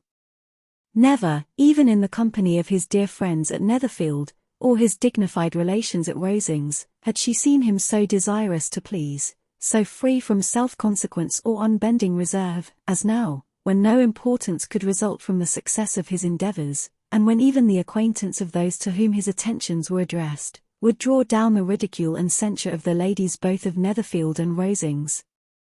Their visitors stayed with them above half an hour, and when they arose to depart, Mr. Darcy called on his sister to join him in expressing their wish of seeing Mr. and Mrs. Gardiner, and Miss Bennet, to dinner at Pemberley, before they left the country. Miss Darcy, though with a diffidence which marked her little in the habit of giving invitations, readily obeyed. Mrs. Gardiner looked at her niece, desirous of knowing how she, whom the invitation most concerned, felt disposed as to its acceptance, but Elizabeth had turned away her head. Presuming, however, that this studied avoidance spoke rather a momentary embarrassment than any dislike of the proposal, and seeing in her husband, who was fond of society, a perfect willingness to accept it, she ventured to engage for her attendance, and the day after the next was fixed on. Bingley expressed great pleasure in the certainty of seeing Elizabeth again, having still a great deal to say to her, and many inquiries to make after all their Hertfordshire friends. Elizabeth, construing all this into a wish of hearing her speak of her sister, was pleased, and on this account, as well as some others, found herself, when their visitors left them, capable of considering the last half-hour with some satisfaction, though while it was passing the enjoyment of it had been little. Eager to be alone, and fearful of inquiries or hints from her uncle and aunt, she stayed with them only long enough to hear their favourable opinion of Bingley, and then hurried away to dress. But she had no reason to fear Mr. and Mrs. Gardiner's curiosity. It was not their wish to force her communication. It was evident that she was much better acquainted with Mr. Darcy than they had before any idea of. It was evident that he was very much in love with her. They saw much to interest, but nothing to justify inquiry. Of Mr. Darcy it was now a matter of anxiety to think well, and, as far as their acquaintance reached, there was no fault to find. They could not be untouched by his politeness, and had they drawn his character from their own feelings and his servant's report, without any reference to any other account, the circle in Hertfordshire to which he was known would not have recognized it for Mr. Darcy. There was now an interest, however, in believing the housekeeper, and they soon became sensible that the authority of a servant, who had known him since he was 4 years old, and whose own manners indicated respectability, was not to be hastily rejected. Neither had anything occurred in the intelligence of their Lambton friends that could materially lessen its weight. They had nothing to accuse him of but pride he probably had, and if not, it would certainly be imputed by the inhabitants of a small market town where the family did not visit. It was acknowledged, however, that he was a liberal man, and did much good among the poor. With respect to Wickham, the travellers soon found that he was not held there in much estimation, for though the chief of his concerns with the son of his patron were imperfectly understood, it was yet a well-known fact that, on his quitting Derbyshire, he had left many debts behind him, which Mr. Darcy afterwards discharged. As for Elizabeth, her thoughts were at Pemberley this evening more than the last, and the evening, though as it passed it seemed long, was not long enough to determine her feelings towards one in that mansion, and she lay awake 2 whole hours, endeavoring to make them out. She certainly did not hate him. No, hatred had vanished long ago, and she had almost as long been ashamed of ever feeling a dislike against him, that could be so called. The respect created by the conviction of his valuable qualities, though at first unwillingly admitted, had for some time ceased to be repugnant to her feelings, and it was now heightened into somewhat of a friendlier nature by the testimony so highly in his favor, and bringing forward his disposition in so amiable a light, which yesterday had produced. But above all, above respect and esteem, there was a motive within her of goodwill which could not be overlooked. It was gratitude, not merely for having once loved her, but for loving her still well enough to forgive all the petulance and acrimony of her manner in rejecting him, and all the unjust accusations accompanying her rejection. He who, she had been persuaded, would avoid her as his greatest enemy, seemed, on this accidental meeting, most eager to preserve the acquaintance, and without any indelicate display of regard, or any peculiarity of manner, where their two selves only were concerned, was soliciting the good opinion of her friends, and bent on making her known to his sister. Such a change in a man of so much pride excited not only astonishment but gratitude, for to love, ardent love, it must be attributed, and, as such, its impression on her was of a sort to be encouraged, as by no means unpleasing, though it could not be exactly defined. She respected, she esteemed, she was grateful to him, she felt a real interest in his welfare, and she only wanted to know how far she wished that welfare to depend upon herself, and how far it would be for the happiness of both that she should employ the power, which her fancy told her she still possessed, of bringing on the renewal of his addresses. It had been settled in the evening, between the aunt and niece, that such a striking civility as Miss Darcy's, in coming to them on the very day of her arrival at Pemberley, for she had reached it only to a late breakfast, ought to be imitated, though it could not be equalled, by some exertion of politeness on their side, and, consequently, that it would be highly expedient to wait on her at Pemberley the following morning. They were, therefore, to go. Elizabeth was pleased, though when she asked herself the reason, she had very little to say in reply. Mr. Gardiner left them soon after breakfast. The fishing scheme had been renewed the day before, and a positive engagement made of his meeting some of the gentlemen at Pemberley by noon. Chapter 45. Convinced as Elizabeth now was that Miss Bingley's dislike of her had originated in jealousy, she could not help feeling how very unwelcome her appearance at Pemberley must be to her, and was curious to know with how much civility on that lady's side the acquaintance would now be renewed. On reaching the house, they were shown through the hall into the saloon, whose northern aspect rendered it delightful for summer. Its windows, opening to the ground, admitted a most refreshing view of the high woody hills behind the house, and of the beautiful oaks and Spanish chestnuts which were scattered over the intermediate lawn. In this room they were received by Miss Darcy, who was sitting there with Mrs. Hurst and Miss Bingley, and the lady with whom she lived in London. Georgiana's reception of them was very civil, but attended with all that embarrassment which, though proceeding from shyness and the fear of doing wrong, would easily give to those who felt themselves inferior the belief of her being proud and reserved. Mrs. Gardiner and her niece, however, did her justice, and pitied her. By Mrs. Hurst and Miss Bingley they were noticed only by a courtesy, and on their being seated, a pause, awkward as such pauses must always be, succeeded for a few moments. It was first broken by Mrs. Annesley, a genteel, agreeable-looking woman, whose endeavour to introduce some kind of discourse proved her to be more truly well-bred than either of the others, and between her and Mrs. Gardiner, with occasional help from Elizabeth, the conversation was carried on. Miss Darcy looked as if she wished for courage enough to join in it, and sometimes did venture a short sentence, when there was least danger of its being heard. Elizabeth soon saw that she was herself closely watched by Miss Bingley, and that she could not speak a word, especially to Miss Darcy, without calling her attention. This observation would not have prevented her from trying to talk to the latter, had they not been seated at an inconvenient distance, but she was not sorry to be spared the necessity of saying much, her own thoughts were employing her. She expected every moment that some of the gentlemen would enter the room. She wished, she feared, that the master of the house might be amongst them, and whether she wished or feared it most, she could scarcely determine. After sitting in this manner a quarter of an hour, without hearing Miss Bingley's voice, Elizabeth was roused by receiving from her a cold inquiry after the health of her family. She answered with equal indifference and brevity, and the other said no more. The next variation which their visit afforded was produced by the entrance of servants with cold meat, cake, and a variety of all the finest fruits in season, but this did not take place till after many a significant look and smile from Mrs. Annesley to Miss Darcy had been given, to remind her of her post. There was now employment for the whole party, for though they could not all talk, they could all eat, and the beautiful pyramids of grapes, nectarines, and peaches, soon collected them round the table.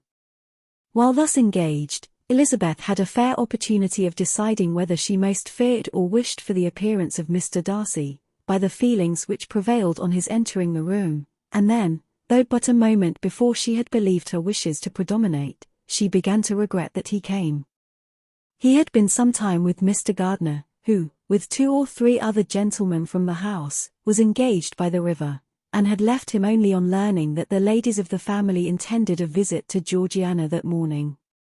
No sooner did he appear, than Elizabeth wisely resolved to be perfectly easy and unembarrassed, a resolution the more necessary to be made, but perhaps not the more easily kept, because she saw that the suspicions of the whole party were awakened against them, and that there was scarcely an eye which did not watch his behaviour when he first came into the room.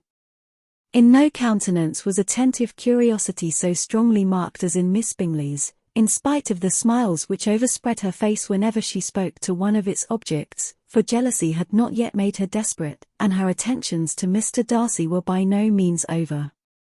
Miss Darcy, on her brother's entrance, exerted herself much more to talk, and Elizabeth saw that he was anxious for his sister and herself to get acquainted, and forwarded, as much as possible, every attempt at conversation on either side.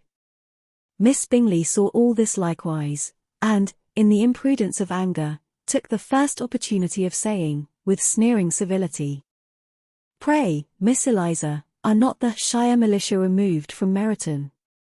They must be a great loss to your family." In Darcy's presence she dared not mention Wickham's name, but Elizabeth instantly comprehended that he was uppermost in her thoughts, and the various recollections connected with him gave her a moment's distress, but, exerting herself vigorously to repel the ill-natured attack, she presently answered the question in a tolerably disengaged tone. While she spoke, an involuntary glance showed her Darcy with a heightened complexion, earnestly looking at her, and his sister overcome with confusion, and unable to lift up her eyes.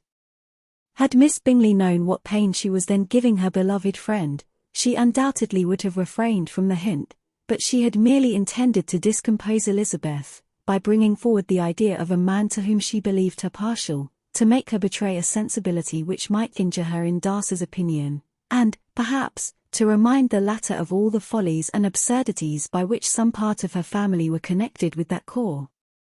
Not a syllable had ever reached her of Miss Darcy's meditated elopement. To no creature had it been revealed, where secrecy was possible, except to Elizabeth, and from all Bingley's connections her brother was particularly anxious to conceal it, from that very wish which Elizabeth had long ago attributed to him, of their becoming hereafter her own. He had certainly formed such a plan, and without meaning that it should affect his endeavour to separate him from Miss Bennet, it is probable that it might add something to his lively concern for the welfare of his friend. Elizabeth's collected behaviour, however, soon quieted his emotion, and as Miss Bingley, vexed and disappointed, dared not approach nearer to Wickham, Georgiana also recovered in time, though not enough to be able to speak any more. Her brother, whose eye she feared to meet, scarcely recollected her interest in the affair, and the very circumstance which had been designed to turn his thoughts from Elizabeth, seemed to have fixed them on her more and more cheerfully. Their visit did not continue long after the question and answer above mentioned, and while Mr. Darcy was attending them to their carriage, Miss Bingley was venting her feelings in criticisms on Elizabeth's person, behaviour, and dress. But Georgiana would not join her. Her brother's recommendation was enough to ensure her favor. His judgment could not err, and he had spoken in such terms of Elizabeth as to leave Georgiana without the power of finding her otherwise than lovely and amiable. When Darcy returned to the saloon, Miss Bingley could not help repeating to him some part of what she had been saying to his sister. "How very ill Eliza Bennet looks this morning, Mr. Darcy," she cried. "I never in my life saw anyone so much altered as she is since the winter. She is grown so brown and coarse. Louisa and I were agreeing that we should not have known her again." However little Mr. Darcy might have liked such an address, he contented himself with coolly replying that he perceived no other alteration than her being rather tanned, no miraculous consequence of travelling in the summer. "For my own part," she rejoined, "I must confess that I never could see any beauty in her. Her face is too thin, her complexion has no brilliancy, and her features are not at all handsome. Her nose wants character, there is nothing marked in its lines. Her teeth are tolerable, but not out of the common way, and as for her eyes, which have sometimes been called so fine, I never could perceive anything extraordinary in them. They have a sharp, shrewish look, which I do not like at all, and in her air altogether, there is a self-sufficiency without fashion, which is intolerable." Persuaded as Miss Bingley was that Darcy admired Elizabeth, this was not the best method of recommending herself, but angry people are not always wise, and in seeing him at last look somewhat nettled, she had all the success she expected. He was resolutely silent, however, and, from a determination of making him speak, she continued. "I remember, when we first knew her in Hertfordshire, how amazed we all were to find that she was a reputed beauty, and I particularly recollect your saying one night, after they had been dining at Netherfield, 'She a beauty. I should as soon call her mother a wit.' But afterwards she seemed to improve on you, and I believe you thought her rather pretty at one time." "Yes," replied Darcy, who could contain himself no longer, "but that was only when I first knew her, for it is many months since I have considered her as one of the handsomest women of my acquaintance." He then went away, and Miss Bingley was left to all the satisfaction of having forced him to say what gave no one any pain but herself. Mrs. Gardiner and Elizabeth talked of all that had occurred during their visit, as they returned, except what had particularly interested them both.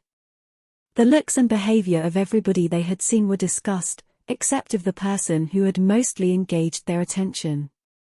They talked of his sister, his friends, his house, his fruit, of everything but himself, yet Elizabeth was longing to know what Mrs. Gardiner thought of him, and Mrs. Gardiner would have been highly gratified by her niece's beginning the subject. Chapter 46. Elizabeth had been a good deal disappointed in not finding a letter from Jane on their first arrival at Lambton, and this disappointment had been renewed on each of the mornings that had now been spent there, but on the third her repining was over, and her sister justified, by the receipt of 2 letters from her at once, on one of which was marked that it had been missent elsewhere. Elizabeth was not surprised at it, as Jane had written the direction remarkably ill. They had just been preparing to walk as the letters came in, and her uncle and aunt, leaving her to enjoy them in quiet, set off by themselves. The one missent must be first attended to, it had been written 5 days ago. The beginning contained an account of all their little parties and engagements, with such news as the country afforded, but the latter half, which was dated a day later, and written in evident agitation, gave more important intelligence. It was to this effect. "Since writing the above, dearest Lizzie, something has occurred of a most unexpected and serious nature, but I am afraid of alarming you. Be assured that we are all well. What I have to say relates to poor Lydia. An express came at 12 last night, just as we were all gone to bed, from Colonel Forster, to inform us that she was gone off to Scotland with one of his officers, to own the truth, with Wickham. Imagine our surprise. To Kitty, however, it does not seem so wholly unexpected. I am very, very sorry. So imprudent a match on both sides. But I am willing to hope the best, and that his character has been misunderstood. Thoughtless and indiscreet I can easily believe him, but this step, and let us rejoice over it, marks nothing bad at heart. His choice is disinterested at least, for he must know my father can give her nothing. Our poor mother is sadly grieved. My father bears it better.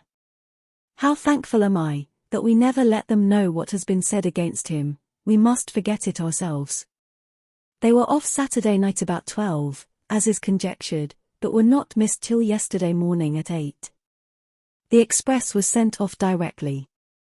My dear Lizzie, they must have passed within 10 miles of us. Colonel Forster gives us reason to expect him here soon. Lydia left a few lines for his wife, informing her of their intention. I must conclude, for I cannot be long from my poor mother. I am afraid you will not be able to make it out, but I hardly know what I have written.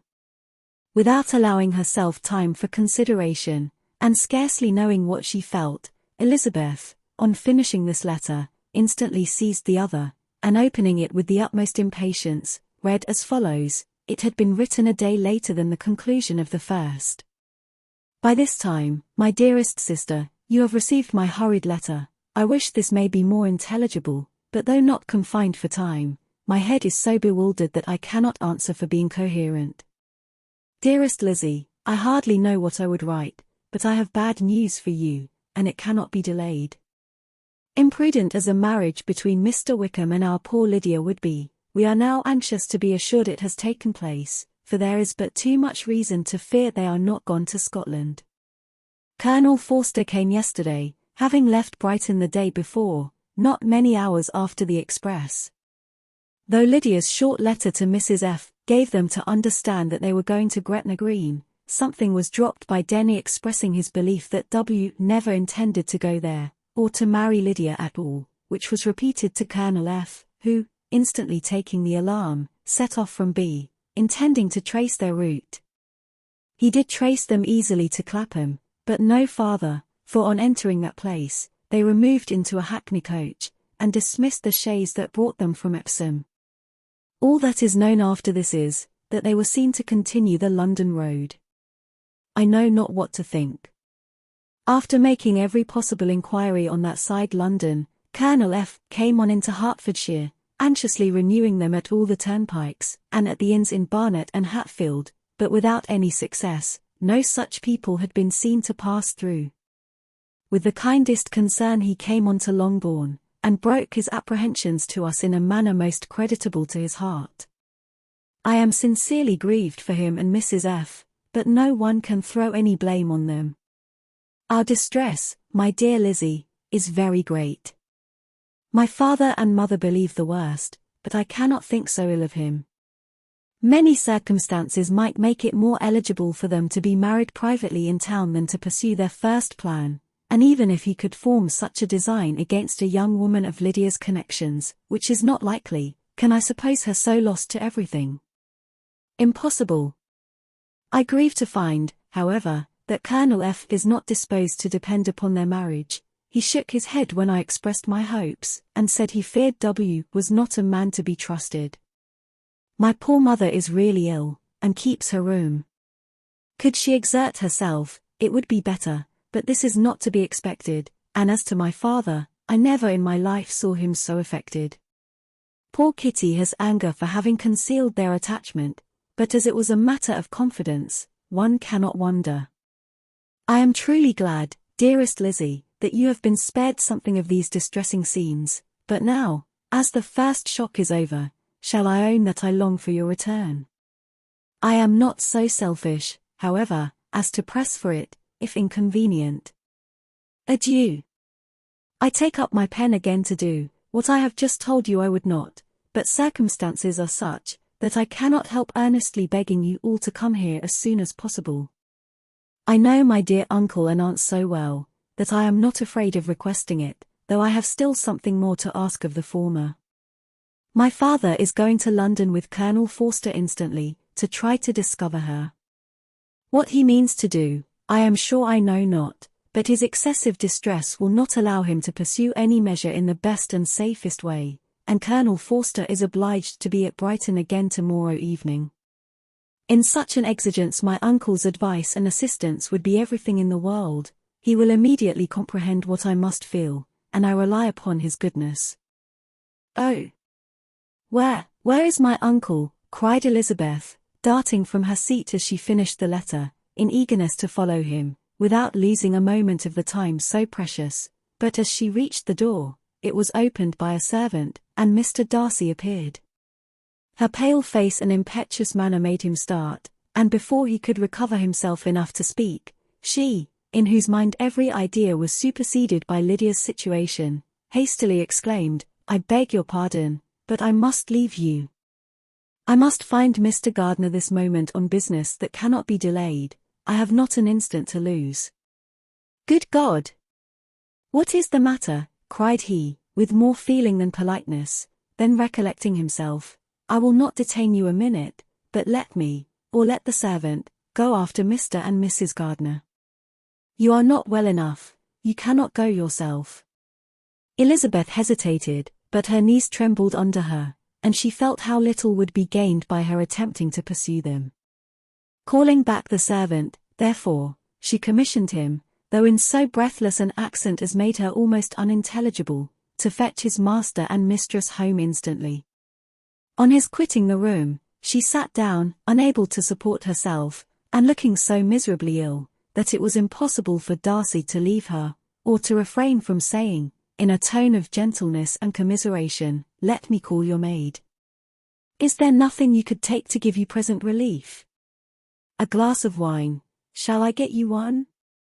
You are very ill." "No, I thank you," she replied, endeavoring to recover herself. "There is nothing the matter with me.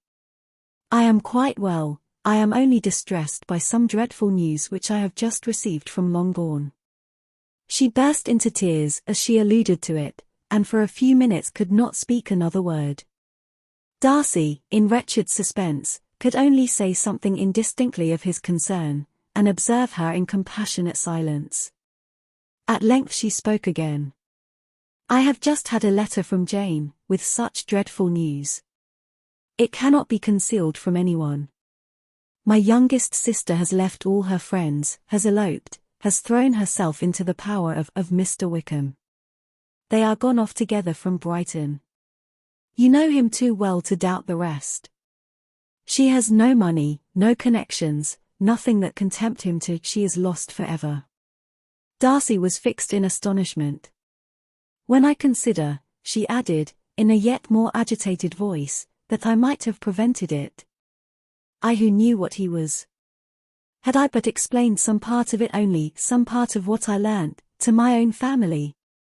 Had his character been known, this could not have happened. But it is all too late now.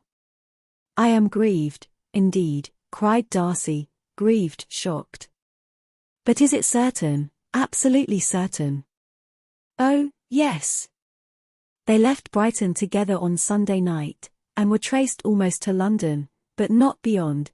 They are certainly not gone to Scotland." "And what has been done, what has been attempted, to recover her?" "My father has gone to London, and Jane has written to beg my uncle's immediate assistance, and we shall be off, I hope, in half an hour. But nothing can be done, I know very well that nothing can be done. How is such a man to be worked on? How are they even to be discovered? I have not the smallest hope. It is every way horrible." Darcy shook his head in silent acquiescence. "When my eyes were opened to his real character, oh! Had I known what I ought, what I dared to do. But I knew not, I was afraid of doing too much. Wretched, wretched mistake!" Darcy made no answer. He seemed scarcely to hear her, and was walking up and down the room in earnest meditation, his brow contracted, his air gloomy. Elizabeth soon observed, and instantly understood it. Her power was sinking, everything must sink under such a proof of family weakness, such an assurance of the deepest disgrace. She could neither wonder nor condemn, but the belief of his self-conquest brought nothing consolatory to her bosom, afforded no palliation of her distress. It was, on the contrary, exactly calculated to make her understand her own wishes, and never had she so honestly felt that she could have loved him, as now, when all love must be vain. But self, though it would intrude, could not engross her. Lydia, the humiliation, the misery she was bringing on them all soon swallowed up every private care, and covering her face with her handkerchief, Elizabeth was soon lost to everything else, and, after a pause of several minutes, was only recalled to a sense of her situation by the voice of her companion, who, in a manner which, though it spoke compassion, spoke likewise restraint, said, "I am afraid you have been long desiring my absence, nor have I anything to plead in excuse of my stay, but real, though unavailing concern.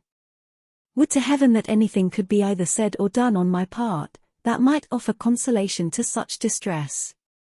But I will not torment you with vain wishes, which may seem purposely to ask for your thanks. This unfortunate affair will, I fear, prevent my sister's having the pleasure of seeing you at Pemberley today. Oh, yes. Be so kind as to apologize for us to Miss Darcy. Say that urgent business calls us home immediately. Conceal the unhappy truth as long as it is possible. I know it cannot be long." He readily assured her of his secrecy, again expressed his sorrow for her distress, wished it a happier conclusion than there was at present reason to hope, and, leaving his compliments for her relations, with only one serious parting look, went away. As he quitted the room, Elizabeth felt how improbable it was that they should ever see each other again on such terms of cordiality as had marked their several meetings in Derbyshire, and as she threw a retrospective glance over the whole of their acquaintance, so full of contradictions and varieties, sighed at the perverseness of those feelings which would now have promoted its continuance, and would formerly have rejoiced in its termination. If gratitude and esteem are good foundations of affection, Elizabeth's change of sentiment will be neither improbable nor faulty. But if otherwise, if the regard springing from such sources is unreasonable or unnatural, in comparison of what is so often described as arising on a first interview with its object, and even before two words have been exchanged, nothing can be said in her defense, except that she had given somewhat of a trial to the latter method, in her partiality for Wickham, and that its ill success might, perhaps, authorize her to seek the other less interesting mode of attachment. Be that as it may, she saw him go with regret, and in this early example of what Lydia's infamy must produce, found additional anguish as she reflected on that wretched business. Never since reading Jane's second letter had she entertained a hope of Wickham's meaning to marry her. No one but Jane, she thought, could flatter herself with such an expectation. Surprise was the least of all her feelings on this development.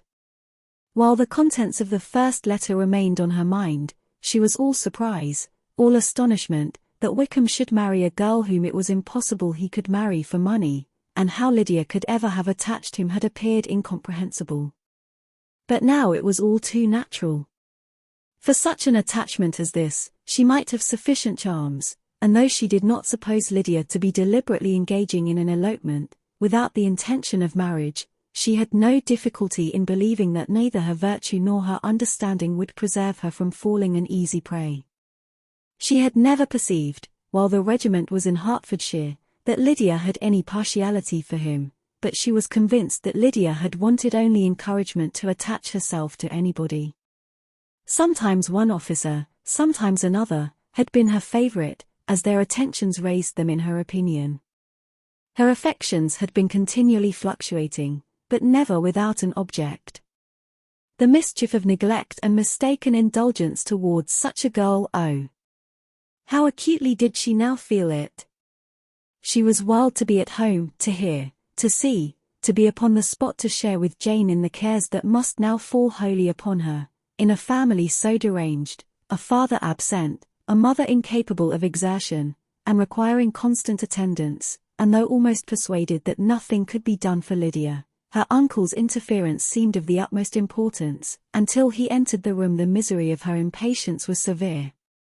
Mr. and Mrs. Gardiner had hurried back in alarm, supposing, by the servant's account, that their niece was taken suddenly ill, but satisfying them instantly on that head, she eagerly communicated the cause of their summons, reading the two letters aloud, and dwelling on the postscript of the last with trembling energy. Though Lydia had never been a favourite with them, Mr. and Mrs. Gardiner could not but be deeply affected.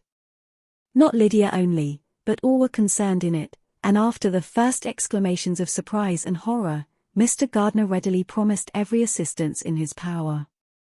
Elizabeth, though expecting no less, thanked him with tears of gratitude, and all three being actuated by one spirit, everything relating to their journey was speedily settled. They were to be off as soon as possible. "But what is to be done about Pemberley?" cried Mrs. Gardiner.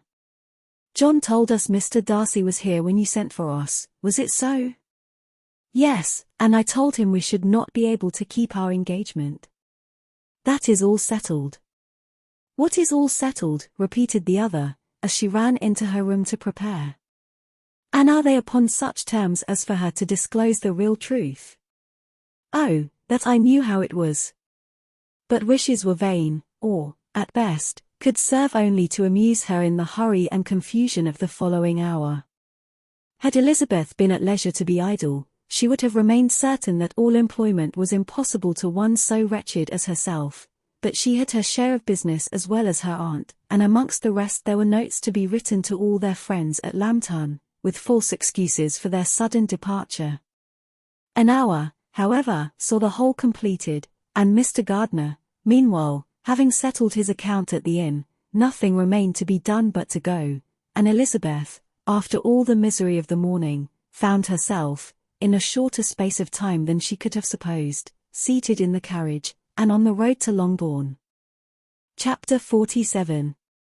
"I have been thinking it over again, Elizabeth," said her uncle, as they drove from the town, "and really, upon serious consideration, I am much more inclined than I was to judge as your eldest sister does of the matter.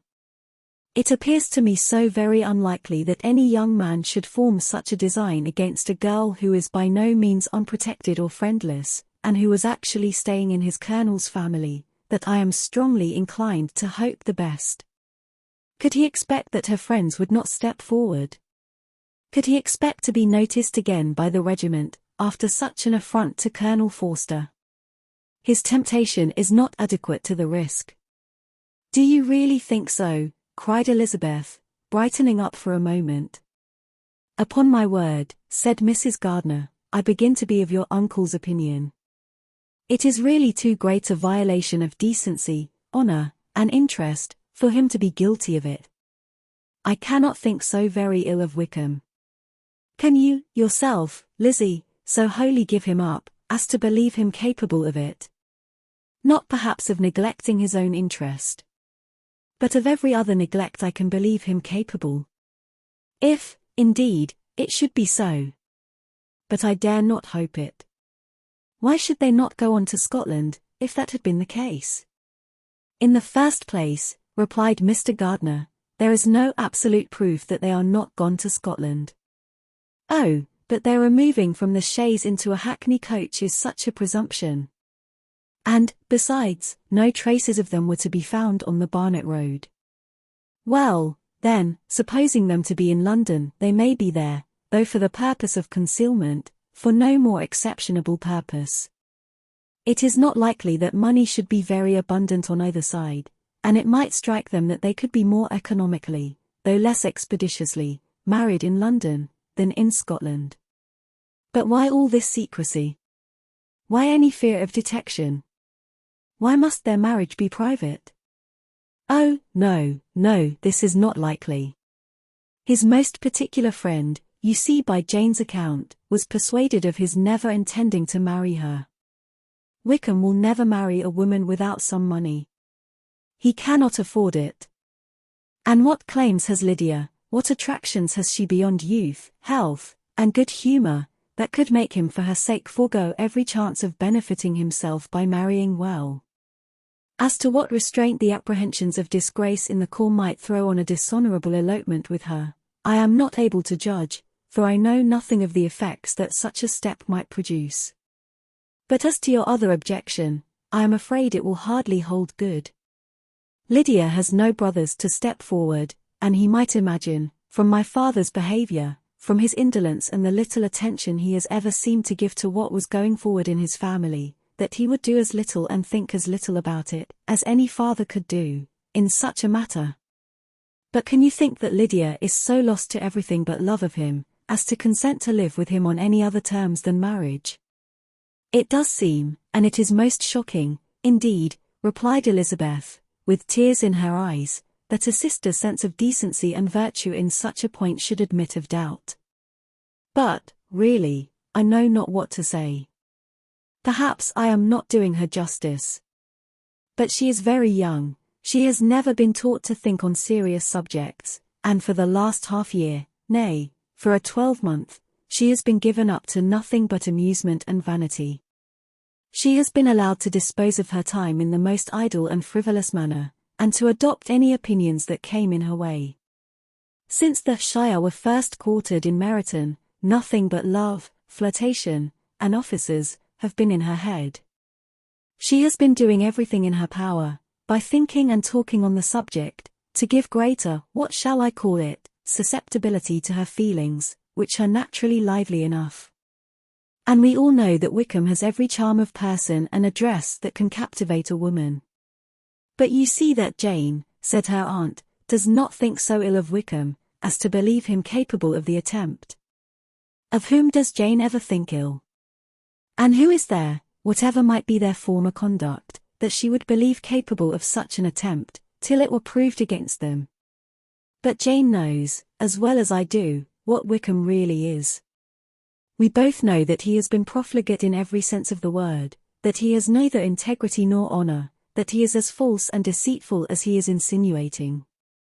And do you really know all this? Cried Mrs. Gardiner, whose curiosity as to the mode of her intelligence was all alive. I do, indeed, replied Elizabeth, colouring.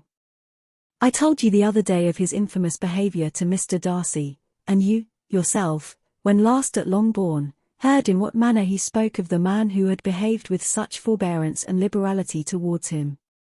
And there are other circumstances which I am not at liberty, which it is not worth while to relate, but his lies about the whole Pemberley family are endless. From what he said of Miss Darcy, I was thoroughly prepared to see a proud, reserved, disagreeable girl. Yet he knew to the contrary himself. He must know that she was as amiable and unpretending as we have found her. But does Lydia know nothing of this? Can she be ignorant of what you and Jane seem so well to understand? Oh, yes, that is the worst of all. Till I was in Kent, and saw so much both of Mr. Darcy and his relation Colonel Fitzwilliam, I was ignorant of the truth myself. And when I returned home the Shire was to leave Meryton in a week or fortnight's time. As that was the case, neither Jane, to whom I related the whole, nor I, thought it necessary to make our knowledge public, for of what use could it apparently be to anyone, that the good opinion, which all the neighbourhood had of him, should then be overthrown. And even when it was settled that Lydia should go with Mrs. Forster, the necessity of opening her eyes to his character never occurred to me. That she could be in any danger from the deception never entered my head. That such a consequence as this should ensue, you may easily believe was far enough from my thoughts. When they all removed to Brighton, therefore, you had no reason, I suppose, to believe them fond of each other. Not the slightest. I can remember no symptom of affection on either side, and had anything of the kind been perceptible, you must be aware that ours is not a family on which it could be thrown away. When first he entered the corps, she was ready enough to admire him, but so we all were. Every girl in or near Meryton was out of her senses about him for the first 2 months, but he never distinguished her by any particular attention, and, consequently, after a moderate period of extravagant and wild admiration, her fancy for him gave way, and others of the regiment, who treated her with more distinction, again became her favourites. It may be easily believed, that however little of novelty could be added to their fears, hopes, and conjectures, on this interesting subject by its repeated discussion, no other could detain them from it long, during the whole of the journey. From Elizabeth's thoughts it was never absent. Fixed there by the keenest of all anguish, self-reproach, she could find no interval of ease or forgetfulness. They travelled as expeditiously as possible, and sleeping one night on the road, reached Longbourn by dinner-time the next day. It was a comfort to Elizabeth to consider that Jane could not have been wearied by long expectations. The little gardeners, attracted by the sight of a chaise, were standing on the steps of the house, as they entered the paddock, and when the carriage drove up to the door, the joyful surprise that lighted up their faces and displayed itself over their whole bodies, in a variety of capers and frisks, was the first pleasing earnest of their welcome. Elizabeth jumped out, and after giving each of them a hasty kiss, hurried into the vestibule, where Jane, who came running downstairs from her mother's apartment, immediately met her. Elizabeth, as she affectionately embraced her, whilst tears filled the eyes of both, lost not a moment in asking whether anything had been heard of the fugitives. "Not yet," replied Jane. "But now that my dear uncle is come, I hope everything will be well. Is my father in town?" "Yes, he went on Tuesday, as I wrote you word." "And have you heard from him often?" "We have heard only once. He wrote me a few lines on Wednesday, to say that he had arrived in safety, and to give me his directions, which I particularly begged him to do. He merely added, that he should not write again, till he had something of importance to mention." "And my mother, how is she? How are you all?" "My mother is tolerably well, I trust, though her spirits are greatly shaken. She is upstairs, and will have great satisfaction in seeing you all. She does not yet leave her dressing-room. Mary and Kitty, thank heaven, are quite well." "But you, how are you?" cried Elizabeth. "You look pale. How much you must have gone through." Her sister, however, assured her of her being perfectly well, and their conversation, which had been passing while Mr. and Mrs. Gardiner were engaged with their children, was now put an end to by the approach of the whole party. Jane ran to her uncle and aunt, and welcomed and thanked them both, with alternate smiles and tears. When they were all in the drawing-room, the questions which Elizabeth had already asked were of course repeated by the others, and they soon found that Jane had no intelligence to give. The sanguine hope of good, however, which the benevolence of her heart suggested, had not yet deserted her. She still expected that it would all end well, and that every morning would bring some letter, either from Lydia or her father, to explain their proceedings, and, perhaps, announce the marriage. Mrs. Bennet, to whose apartment they all repaired, after a few minutes' conversation together, received them exactly as might be expected, with tears and lamentations of regret, invectives against the villainous conduct of Wickham, and complaints of her own sufferings and ill-usage, blaming everybody but the person to whose ill-judging indulgence the errors of her daughter must be principally owing. "If I had been able," said she, "to carry my point in going to Brighton with all my family, this would not have happened, but poor dear Lydia had nobody to take care of her. Why did the Forsters ever let her go out of their sight? I am sure there was some great neglect or other on their side, for she is not the kind of girl to do such a thing, if she had been well looked after. I always thought they were very unfit to have the charge of her, but I was overruled, as I always am. Poor, dear child. And now here's Mr. Bennet gone away, and I know he will fight Wickham, wherever he meets him, and then he will be killed, and what is to become of us all? The Collinses will turn us out, before he is cold in his grave, and if you are not kind to us, brother, I do not know what we shall do." They all exclaimed against such terrific ideas, and Mr. Gardiner, after general assurances of his affection for her and all her family, told her that he meant to be in London the very next day, and would assist Mr. Bennet in every endeavour for recovering Lydia. "Do not give way to useless alarm," added he, "though it is right to be prepared for the worst, there is no occasion to look on it as certain. It is not quite a week since they left Brighton. In a few days more, we may gain some news of them, until we know that they are not married, and have no design of marrying. Do not let us give the matter over as lost. As soon as I get to town, I shall go to my brother, and make him come home with me to Gracechurch Street, and then we may consult together as to what is to be done." "Oh, my dear brother," replied Mrs. Bennet, "that is exactly what I could most wish for. And now do, when you get to town, find them out, wherever they may be, and if they are not married already, make them marry. And as for wedding clothes, do not let them wait for that, but tell Lydia she shall have as much money as she chooses to buy them, after they are married. And, above all things, keep Mr. Bennet from fighting. Tell him what a dreadful state I am in, that I am frightened out of my wits, and have such tremblings, such flutterings all over me, such spasms in my side, and pains in my head, and such beatings at my heart, that I can get no rest by night nor by day. And tell my dear Lydia not to give any directions about her clothes till she has seen me, for she does not know which are the best warehouses. Oh, brother, how kind you are! I know you will contrive it all. But Mr. Gardiner, though he assured her again of his earnest endeavours in the cause, could not avoid recommending moderation to her, as well in her hopes as her fears, and after talking with her in this manner till dinner was on table, they left her to vent all her feelings on the housekeeper, who attended in the absence of her daughters. Though her brother and sister were persuaded that there was no real occasion for such a seclusion from the family, they did not attempt to oppose it, for they knew that she had not prudence enough to hold her tongue before the servants, while they waited at table, and judged it better that one only of the household, and the one whom they could most trust, should comprehend all her fears and solicitude on the subject. In the dining-room they were soon joined by Mary and Kitty, who had been too busily engaged in their separate apartments to make their appearance before. One came from her books, and the other from her toilette. The faces of both, however, were tolerably calm, and no change was visible in either, except that the loss of her favourite sister, or the anger which she had herself incurred in the business, had given something more of fretfulness than usual to the accents of Kitty. As for Mary, she was mistress enough of herself to whisper to Elizabeth, with a countenance of grave reflection, soon after they were seated at table.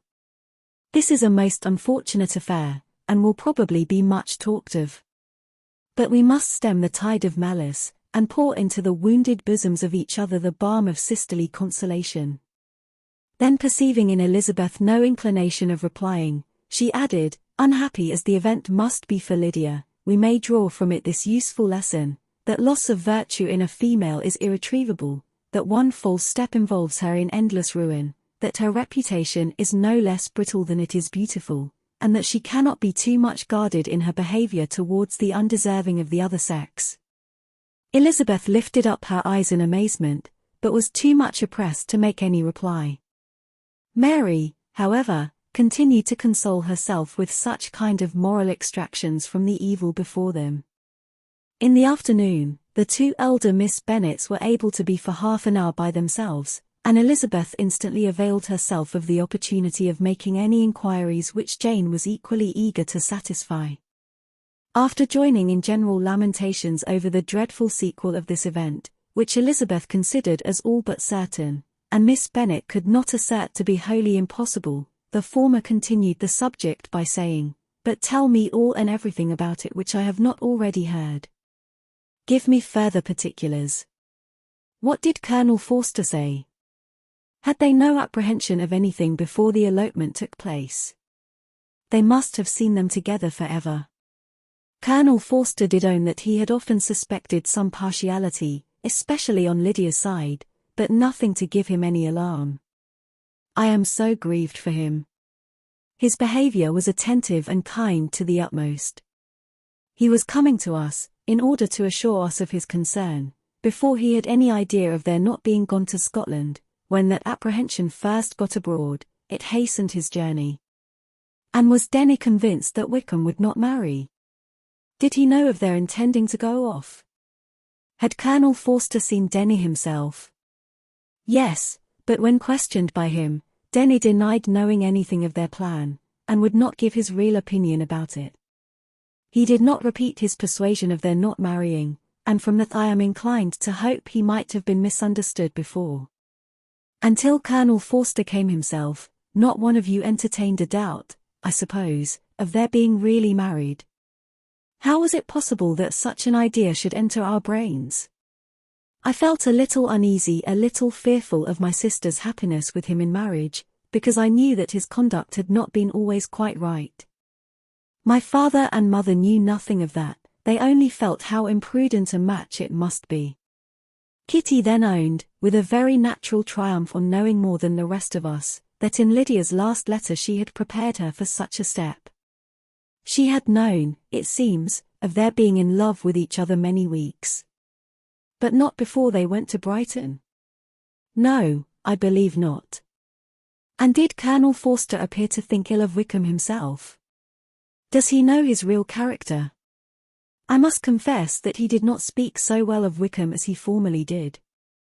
He believed him to be imprudent and extravagant, and since this sad affair has taken place, it is said that he left Meryton greatly in debt, but I hope this may be false. Oh, Jane, had we been less secret, had we told what we knew of him, this could not have happened. Perhaps it would have been better, replied her sister.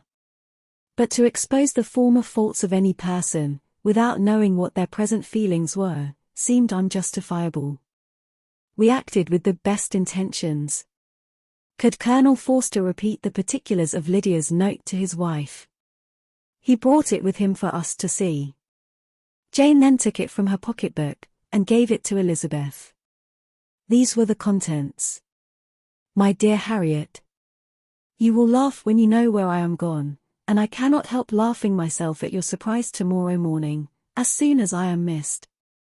I am going to Gretna Green, and if you cannot guess with who, I shall think you a simpleton, for there is but one man in the world I love, and he is an angel. I should never be happy without him, so think it no harm to be off. You need not send them word at Longbourn of my going, if you do not like it, for it will make the surprise the greater when I write to them, and sign my name Lydia Wickham. What a good joke it will be! I can hardly write for laughing. Pray make my excuses to Pratt for not keeping my engagement, and dancing with him tonight. Tell him I hope he will excuse me when he knows all, and tell him I will dance with him at the next ball we meet with great pleasure. I shall send for my clothes when I get to Longbourn, but I wish you would tell Sally to mend a great slit in my worked muslin gown before they are packed up. Goodbye. Give my love to Colonel Forster. I hope you will drink to our good journey. Your affectionate friend, Lydia Bennet. Oh, thoughtless Lydia, cried Elizabeth when she had finished it. What a letter is this, to be written at such a moment. But at least it shows that she was serious in the object of her journey.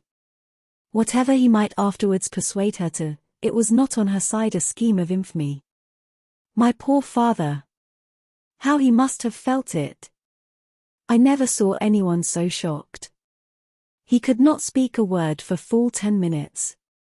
My mother was taken ill immediately, and the whole house in such confusion. Oh, Jane, cried Elizabeth, was there a servant belonging to it who did not know the whole story before the end of the day? I do not know, I hope there was. But to be guarded at such a time is very difficult. My mother was in hysterics, and though I endeavored to give her every assistance in my power, I am afraid I did not do so much as I might have done. But the horror of what might possibly happen almost took from me my faculties. Your attendance upon her has been too much for you. You do not look well. Oh, that I had been with you! You have had every care and anxiety upon yourself alone. Mary and Kitty have been very kind, and would have shared in every fatigue, I am sure, but I did not think it right for either of them. Kitty is slight and delicate, and Mary studies so much that her hours of repose should not be broken in on. My Aunt Phillips came to Longbourn on Tuesday, after my father went away, and was so good as to stay till Thursday with me. She was of great use and comfort to us all, and Lady Lucas has been very kind. She walked here on Wednesday morning to condole with us, and offered her services, or any of her daughters, if they could be of use to us. She had better have stayed at home, cried Elizabeth. Perhaps she meant well, but, under such a misfortune as this, one cannot see too little of one's neighbours. Assistance is impossible, condolence, insufferable. Let them triumph over us at a distance, and be satisfied. She then proceeded to inquire into the measures which her father had intended to pursue, while in town, for the recovery of his daughter. He meant, I believe, replied Jane, to go to Epsom, the place where they last changed horses, see the postilions, and try if anything could be made out from them.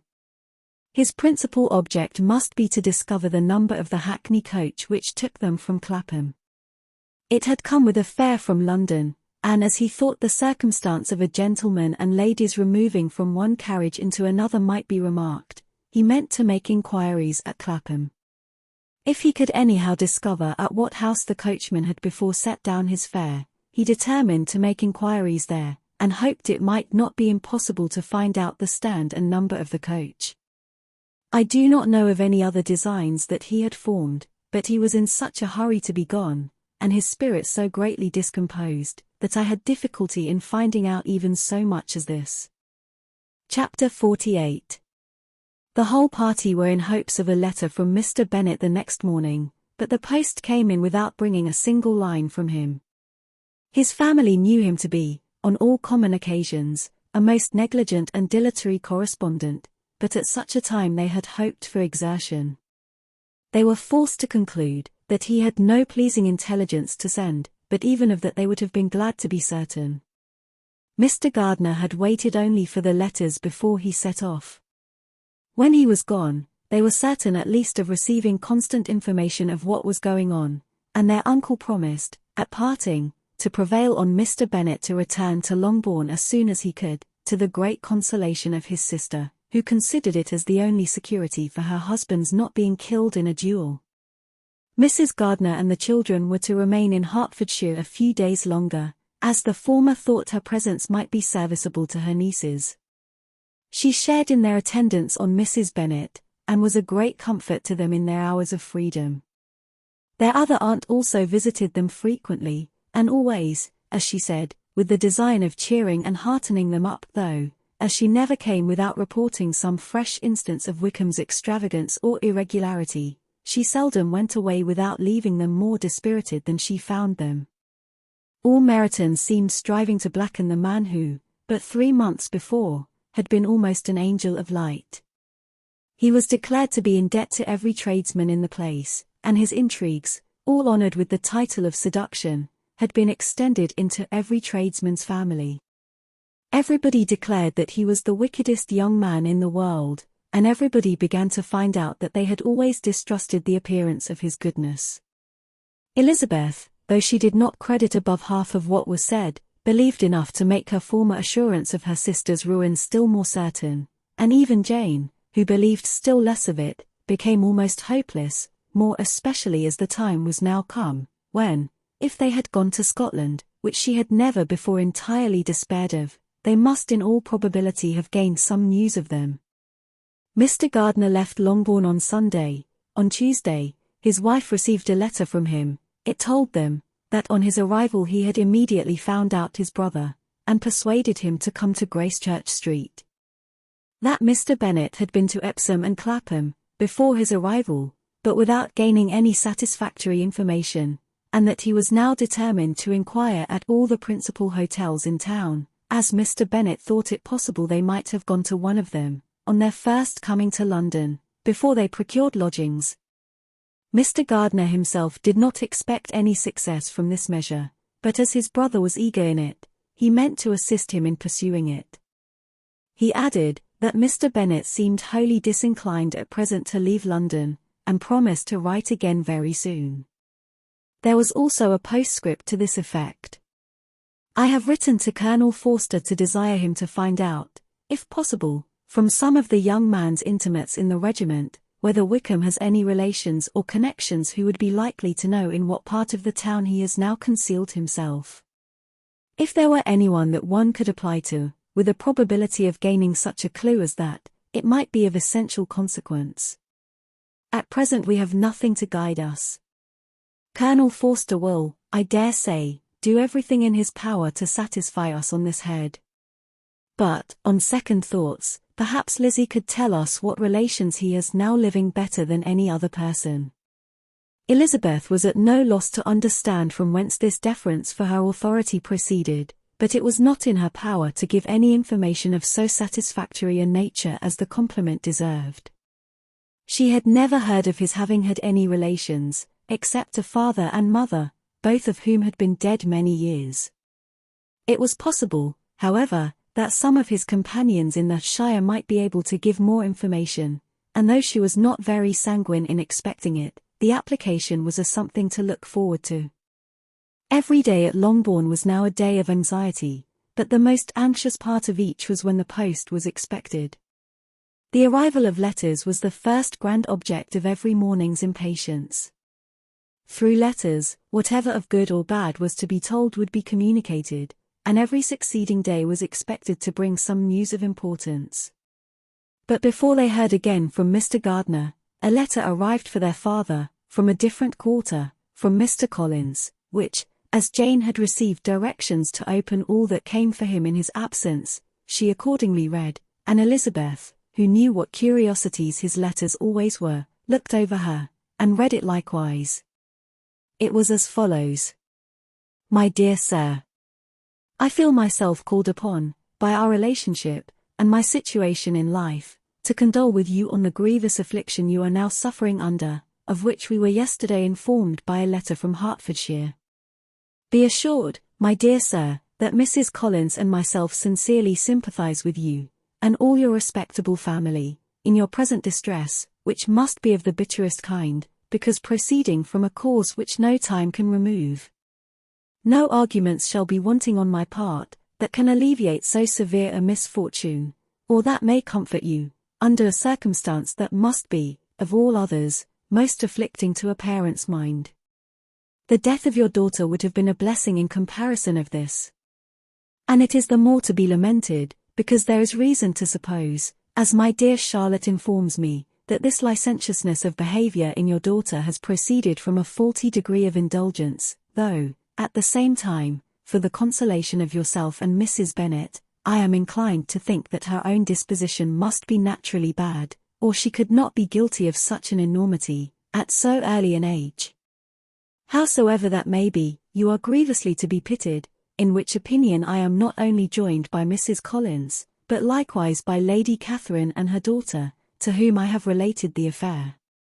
They agree with me in apprehending that this false step in one daughter will be injurious to the fortunes of all the others, for who, as Lady Catherine herself condescendingly says, will connect themselves with such a family. And this consideration leads me, moreover, to reflect, with augmented satisfaction, on a certain event of last November, for had it been otherwise, I must have been involved in all your sorrow and disgrace. Let me advise you, then, my dear Sir, to console yourself as much as possible, to throw off your unworthy child from your affection forever, and leave her to reap the fruits of her own heinous offence. I am, dear Sir, etc., etc. Mr. Gardiner did not write again, till he had received an answer from Colonel Forster, and then he had nothing of a pleasant nature to send. It was not known that Wickham had a single relation with whom he kept up any connection, and it was certain that he had no near one living. His former acquaintance had been numerous, but since he had been in the militia, it did not appear that he was on terms of particular friendship with any of them. There was no one, therefore, who could be pointed out as likely to give any news of him. And in the wretched state of his own finances, there was a very powerful motive for secrecy, in addition to his fear of discovery by Lydia's relations, for it had just transpired that he had left gaming debts behind him to a very considerable amount. Colonel Forster believed that more than £1,000 would be necessary to clear his expenses at Brighton. He owed a good deal in the town, but his debts of honour were still more formidable. Mr. Gardiner did not attempt to conceal these particulars from the Longbourn family. Jane heard them with horror. "A gamester!" she cried. "This is wholly unexpected. I had not an idea of it." Mr. Gardiner added, in his letter, that they might expect to see their father at home on the following day, which was Saturday. Rendered spiritless by the ill success of all their endeavours, he had yielded to his brother-in-law's entreaty that he would return to his family and leave it to him to do whatever occasion might suggest to be advisable for continuing their pursuit. When Mrs. Bennet was told of this, she did not express so much satisfaction as her children expected, considering what her anxiety for his life had been before. "What? Is he coming home, and without poor Lydia?" she cried. Sure he will not leave London before he has found them. Who is to fight Wickham, and make him marry her, if he comes away? As Mrs. Gardiner began to wish to be at home, it was settled that she and her children should go to London at the same time that Mr. Bennet came from it. The coach, therefore, took them the first stage of their journey, and brought its master back to Longbourn. Mrs. Gardiner went away in all the perplexity about Elizabeth and her Derbyshire friend, that had attended her from that part of the world. His name had never been voluntarily mentioned before them by her niece, and the kind of half-expectation which Mrs. Gardiner had formed, of their being followed by a letter from him, had ended in nothing. Elizabeth had received none since her return, that could come from Pemberley. The present unhappy state of the family rendered any other excuse for the lowness of her spirits unnecessary. Nothing, therefore, could be fairly conjectured from that, though Elizabeth, who was by this time tolerably well acquainted with her own feelings, was perfectly aware that, had she known nothing of Darcy, she could have borne the dread of Lydia's infamy somewhat better. It would have spared her, she thought, one sleepless night out of two. When Mr. Bennet arrived, he had all the appearance of his usual philosophic composure. He said as little as he had ever been in the habit of saying, made no mention of the business that had taken him away, and it was some time before his daughters had courage to speak of it. It was not till the afternoon, when he joined them at tea, that Elizabeth ventured to introduce the subject, and then, on her briefly expressing her sorrow for what he must have endured, he replied, "Say nothing of that. Who should suffer but myself? It has been my own doing, and I ought to feel it." "You must not be too severe upon yourself," replied Elizabeth. "You may well warn me against such an evil. Human nature is so prone to fall into it. No, Lizzie, let me once in my life feel how much I have been to blame. I am not afraid of being overpowered by the impression. It will pass away soon enough." "Do you suppose them to be in London?" "Yes, where else can they be so well concealed?" "And Lydia used to want to go to London," added Kitty. "She is happy, then," said her father, dryly, "and her residence there will probably be of some duration." Then, after a short silence, he continued, "Lizzie, I bear you no ill will for being justified in your advice to me last May, which, considering the event, shows some greatness of mind." They were interrupted by Miss Bennet, who came to fetch her mother's tea. "This is a parade," cried he, "which does one good, it gives such an elegance to misfortune. Another day I will do the same. I will sit in my library, in my nightcap and powdering gown, and give as much trouble as I can, or perhaps I may defer it till Kitty runs away." "I am not going to run away, Papa," said Kitty, fretfully. "If I should ever go to Brighton, I would behave better than Lydia." "You go to Brighton? I would not trust you so near it as Eastbourne, for £50. No, Kitty, I have at least learnt to be cautious, and you will feel the effects of it. No officer is ever to enter my house again, nor even to pass through the village.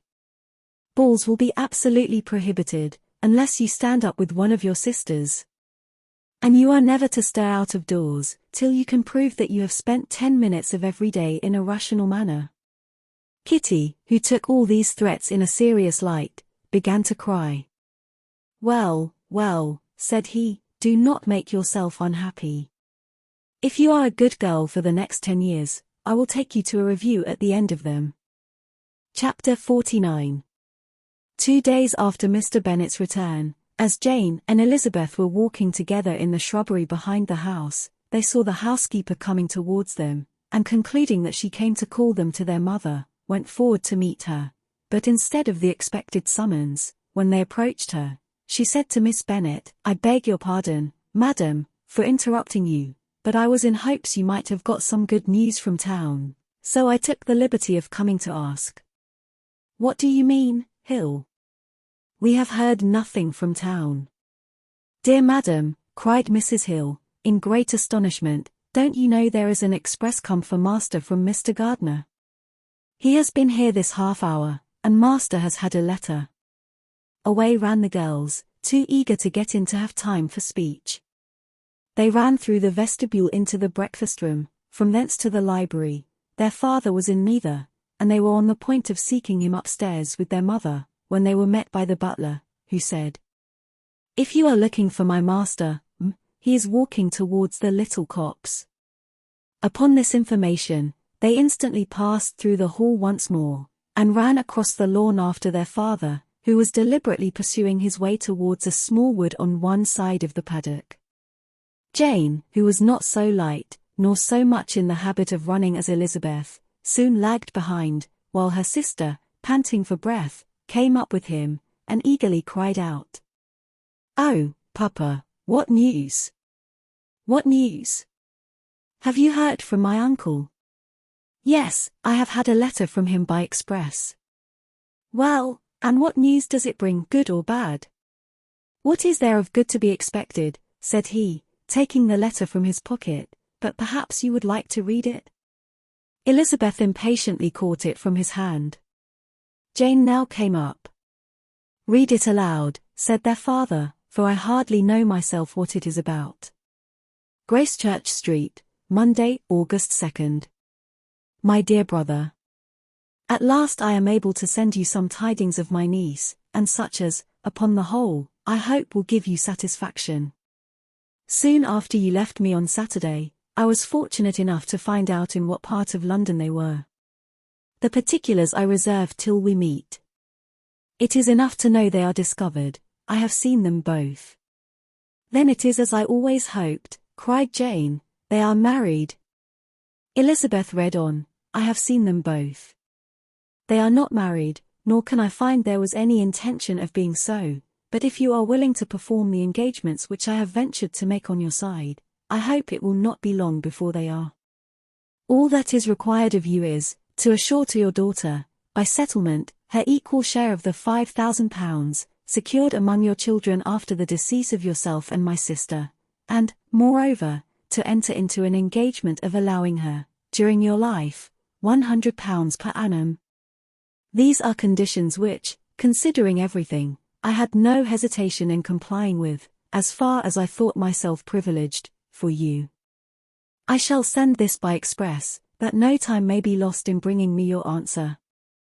You will easily comprehend, from these particulars, that Mr. Wickham's circumstances are not so hopeless as they are generally believed to be. The world has been deceived in that respect, and I am happy to say, there will be some little money, even when all his debts are discharged, to settle on my niece, in addition to her own fortune.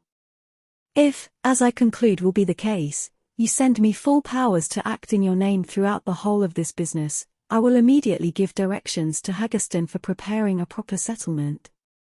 There will not be the smallest occasion for your coming to town again, therefore stay quietly at Longbourn, and depend on my diligence and care. Send back your answer as soon as you can, and be careful to write explicitly.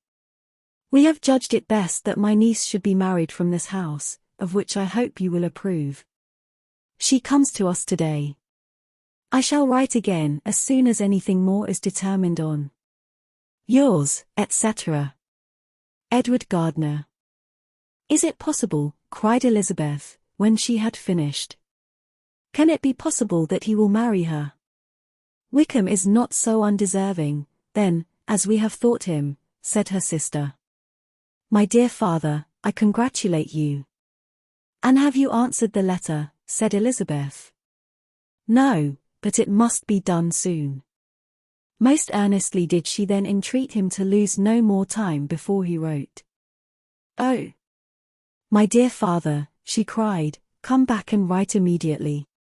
Consider how important every moment is in such a case. Let me write for you, said Jane, if you dislike the trouble yourself. I dislike it very much, he replied, but it must be done. And so saying, he turned back with them, and walked towards the house. And may I ask, said Elizabeth, but the terms, I suppose, must be complied with. Complied with?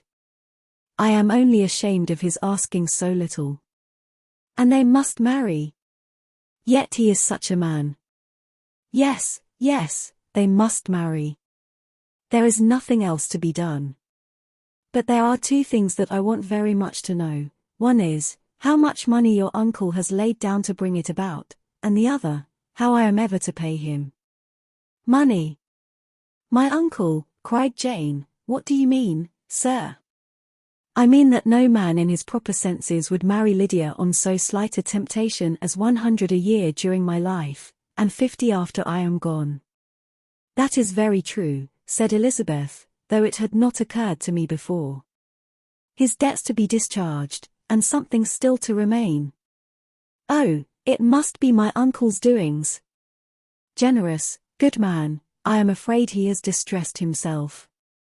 A small sum could not do all this. No, said her father. Wickham's a fool if he takes her with a farthing less than £10,000. I should be sorry to think so ill of him, in the very beginning of our relationship. £10,000? Heaven forbid! How is half such a sum to be repaid? Mr. Bennet made no answer, and each of them, deep in thought, continued silent till they reached the house. Their father then went to the library to write, and the girls walked into the breakfast-room. And they are really to be married, cried Elizabeth, as soon as they were by themselves. How strange this is! And for this we are to be thankful. That they should marry, small as is their chance of happiness, and wretched as is his character, we are forced to rejoice. Oh, Lydia! I comfort myself with thinking, replied Jane, that he certainly would not marry Lydia, if he had not a real regard for her. Though our kind uncle has done something towards clearing him, I cannot believe that £10,000, or anything like it, has been advanced. He has children of his own, and may have more. How could he spare half £10,000? If we are ever able to learn what Wickham's debts have been, said Elizabeth, and how much is settled on his side on our sister, we shall exactly know what Mr. Gardiner has done for them, because Wickham has not sixpence of his own. The kindness of my uncle and aunt can never be requited. Their taking her home, and affording her their personal protection and countenance, is such a sacrifice to her advantage as years of gratitude cannot enough acknowledge. By this time she is actually with them. If such goodness does not make her miserable now, she will never deserve to be happy. What a meeting for her, when she first sees my aunt. We must endeavour to forget all that has passed on either side, said Jane. I hope and trust they will yet be happy. His consenting to marry her is a proof, I will believe, that he has come to a right way of thinking.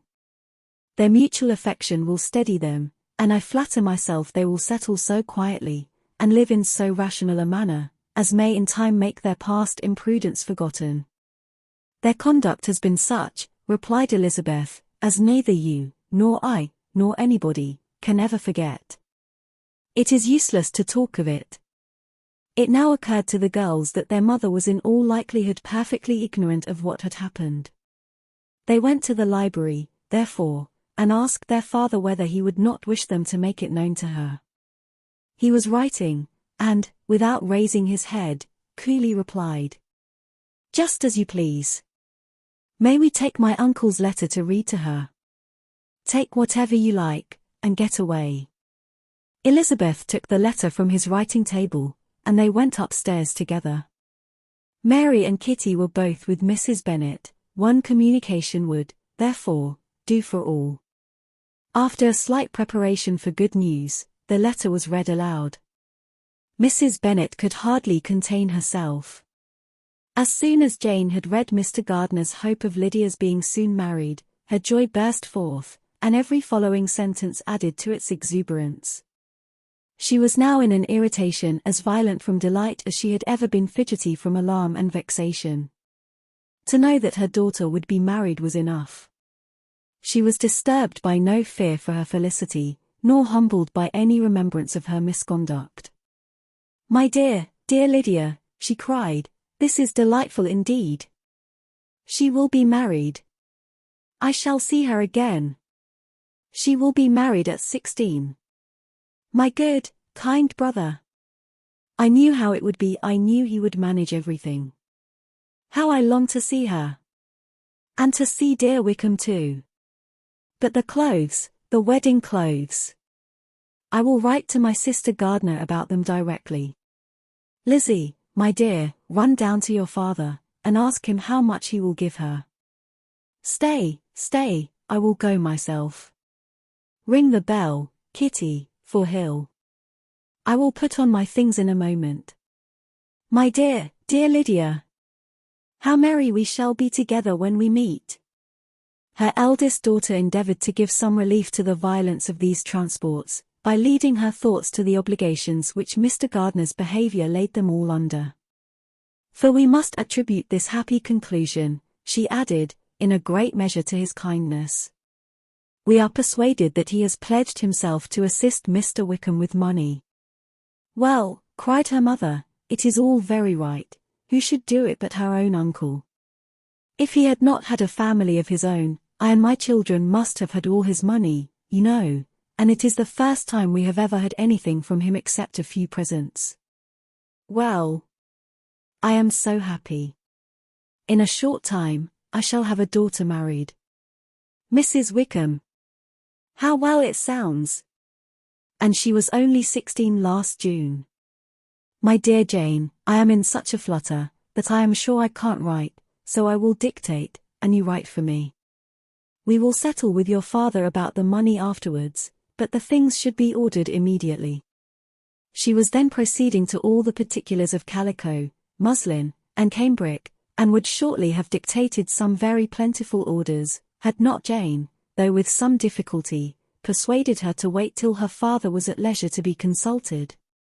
One day's delay, she observed, would be of small importance, and her mother was too happy to be quite so obstinate as usual. Other schemes, too, came into her head. I will go to Meryton, said she, as soon as I am dressed, and tell the good news to my sister Phillips. And as I come back, I can call on Lady Lucas and Mrs. Longkitty, run down and order the carriage. An airing would do me a great deal of good, I am sure. Girls, can I do anything for you in Meryton? Oh! Here comes Hill. My dear Hill, have you heard the good news? Miss Lydia is going to be married, and you shall all have a bowl of punch to make merry at her wedding. Mrs. Hill began instantly to express her joy. Elizabeth received her congratulations amongst the rest, and then, sick of this folly, took refuge in her own room, that she might think with freedom. Poor Lydia's situation must, at best, be bad enough, but that it was no worse, she had need to be thankful. She felt it so, and though, in looking forward, neither rational happiness, nor worldly prosperity could be justly expected for her sister, in looking back to what they had feared, only 2 hours ago, she felt all the advantages of what they had gained. Chapter 50. Mr. Bennet had very often wished, before this period of his life, that, instead of spending his whole income, he had laid by an annual sum, for the better provision of his children, and of his wife, if she survived him. He now wished it more than ever. Had he done his duty in that respect, Lydia need not have been indebted to her uncle for whatever of honour or credit could now be purchased for her. The satisfaction of prevailing on one of the most worthless young men in Great Britain to be her husband might then have rested in its proper place. He was seriously concerned that a cause of so little advantage to anyone should be forwarded at the sole expense of his brother-in-law, and he was determined, if possible, to find out the extent of his assistance and to discharge the obligation as soon as he could. When first Mr. Bennet had married, economy was held to be perfectly useless, for, of course, they were to have a son. This son was to join in cutting off the entail, as soon as he should be of age, and the widow and younger children would by that means be provided for. 5 daughters successively entered the world, but yet the son was to come, and Mrs. Bennet, for many years after Lydia's birth, had been certain that he would. This event had at last been despaired of, but it was then too late to be saving. Mrs. Bennet had no turn for economy, and her husband's love of independence had alone prevented their exceeding their income. £5,000 was settled by marriage articles on Mrs. Bennet and the children. but in what proportions it should be divided amongst the latter depended on the will of the parents. This was one point, with regard to Lydia at least, which was now to be settled, and Mr. Bennet could have no hesitation in acceding to the proposal before him. In terms of grateful acknowledgment for the kindness of his brother, though expressed most concisely, he then delivered on paper his perfect approbation of all that was done, and his willingness to fulfill the engagements that had been made for him. He had never before supposed that, could Wickham be prevailed on to marry his daughter, it would be done with so little inconvenience to himself as by the present arrangement. He would scarcely be £10 a year the loser, by the 100 that was to be paid them, for, what with her board and pocket allowance, and the continual presents in money which passed to her through her mother's hands, Lydia's expenses had been very little within that sum. That it would be done with such trifling exertion on his side, too, was another very welcome surprise, for his chief wish at present was to have as little trouble in the business as possible.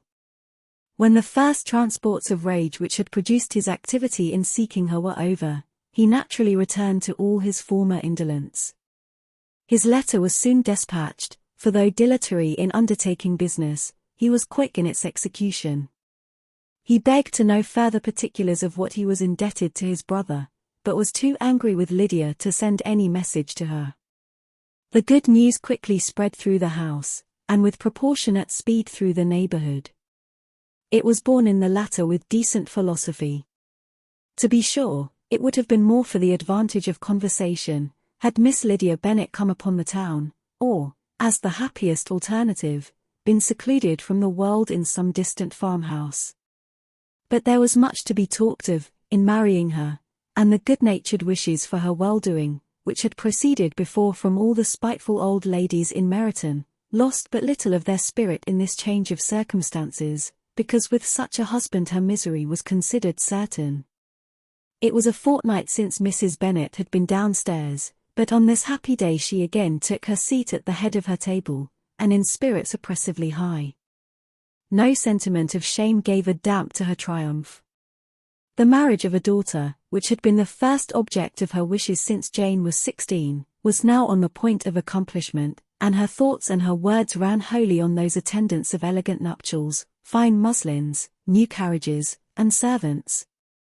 She was busily searching through the neighborhood for a proper situation for her daughter, and, without knowing or considering what their income might be, rejected many as deficient in size and importance. Hay Park might do, said she, if the Gouldings would quit it, or the great house at Stoke, if the drawing-room were larger, but Ashworth is too far off. I could not bear to have her 10 miles from me, and as for Purvis Lodge, the attics are dreadful. Her husband allowed her to talk on without interruption while the servants remained. But when they had withdrawn, he said to her, Mrs. Bennet, before you take any, or all of these houses, for your son and daughter, let us come to a right understanding. Into one house in this neighborhood they shall never have admittance. I will not encourage the imprudence of either, by receiving them at Longbourn. A long dispute followed this declaration, but Mr. Bennet was firm. It soon led to another, and Mrs. Bennet found, with amazement and horror, that her husband would not advance a guinea to buy clothes for his daughter. He protested that she should receive from him no mark of affection whatever on the occasion. Mrs. Bennet could hardly comprehend it. That his anger could be carried to such a point of inconceivable resentment as to refuse his daughter a privilege, without which a marriage would scarcely seem valid, exceeded all that she could believe possible. She was more alive to the disgrace, which her want of new clothes must reflect on her daughter's nuptials, than to any sense of shame at her eloping and living with Wickham a fortnight before they took place. Elizabeth was now most heartily sorry that she had, from the distress of the moment, been led to make Mr. Darcy acquainted with their fears for her sister, for since her marriage would so shortly give the proper termination to the elopement, they might hope to conceal its unfavorable beginning from all those who were not immediately on the spot. She had no fear of its spreading farther, through his means. There were few people on whose secrecy she would have more confidently depended, but at the same time there was no one whose knowledge of a sister's frailty would have mortified her so much. Not, however, from any fear of disadvantage from it individually to herself, for at any rate there seemed a gulf impassable between them. Had Lydia's marriage been concluded on the most honourable terms, it was not to be supposed that Mr. Darcy would connect himself with a family, where to every other objection would now be added an alliance and relationship of the nearest kind with the man whom he so justly scorned. From such a connection she could not wonder that he should shrink. The wish of procuring her regard, which she had assured herself of his feeling in Derbyshire, could not in rational expectation survive such a blow as this. She was humbled, she was grieved, she repented, though she hardly knew of what. She became jealous of his esteem, when she could no longer hope to be benefited by it. She wanted to hear of him, when there seemed the least chance of gaining intelligence. She was convinced that she could have been happy with him, when it was no longer likely they should meet. What a triumph for him, as she often thought, could he know that the proposals which she had proudly spurned only 4 months ago would now have been gladly and gratefully received. He was as generous, she doubted not, as the most generous of his sex. But while he was mortal, there must be a triumph. She began now to comprehend that he was exactly the man who, in disposition and talents, would most suit her. His understanding and temper, though unlike her own, would have answered all her wishes. It was an union that must have been to the advantage of both. By her ease and liveliness, his mind might have been softened, his manners improved, and from his judgment, information, and knowledge of the world, she must have received benefit of greater importance. But no such happy marriage could now teach the admiring multitude what connubial felicity really was. An union of a different tendency, and precluding the possibility of the other, was soon to be formed in their family. How Wickham and Lydia were to be supported in tolerable independence she could not imagine. But how little of permanent happiness could belong to a couple who were only brought together because their passions were stronger than their virtue, she could easily conjecture. Mr. Gardiner soon wrote again to his brother. To Mr. Bennet's acknowledgments he briefly replied, with assurances of his eagerness to promote the welfare of any of his family, and concluded with entreaties that the subject might never be mentioned to him again.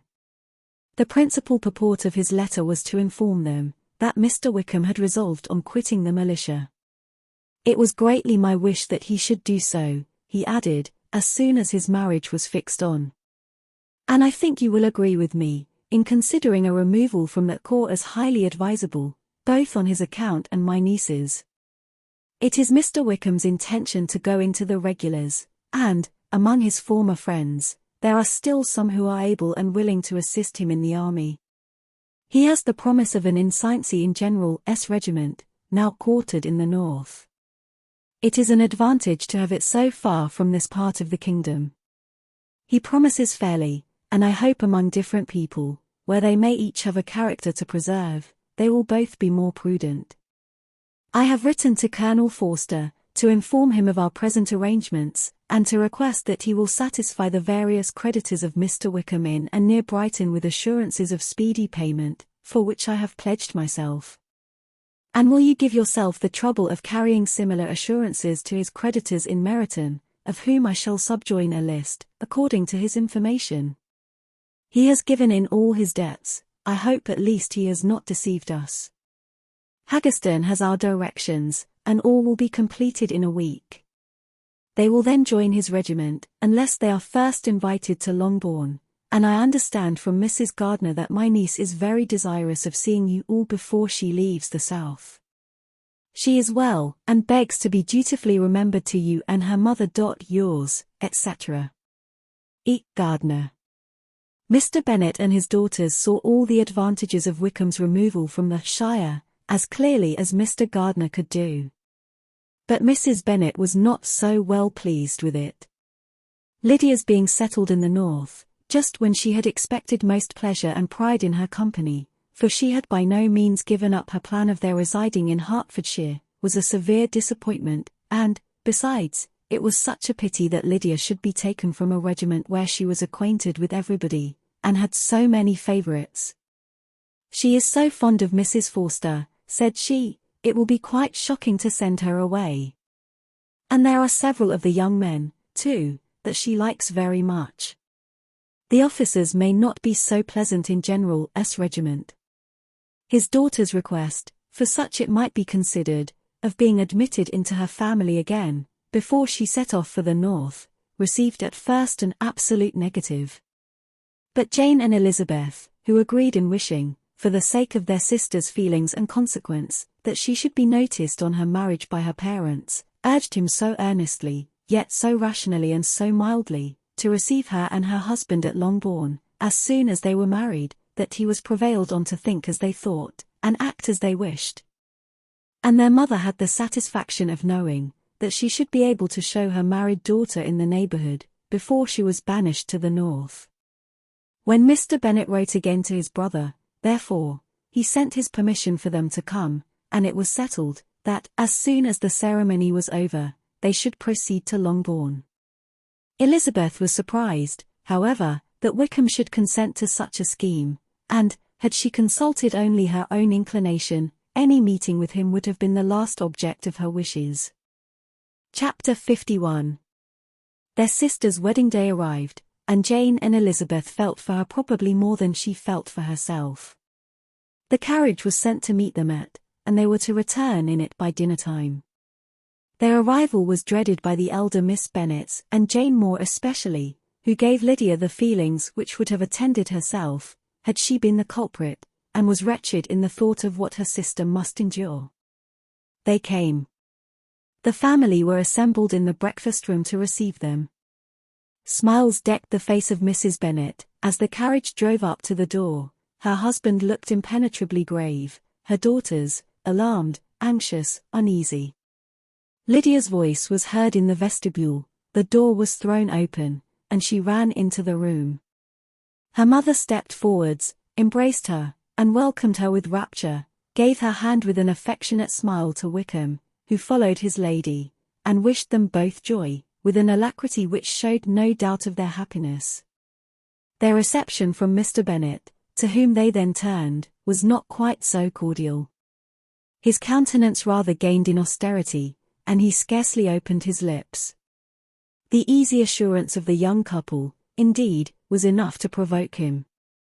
Elizabeth was disgusted, and even Miss Bennet was shocked. Lydia was Lydia still, untamed, unabashed, wild, noisy, and fearless.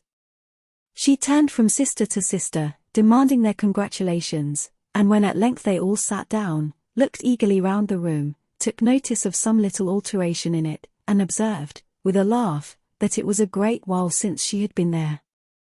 Wickham was not at all more distressed than herself, but his manners were always so pleasing, that, had his character and his marriage been exactly what they ought, his smiles and his easy address, while he claimed their relationship, would have delighted them all.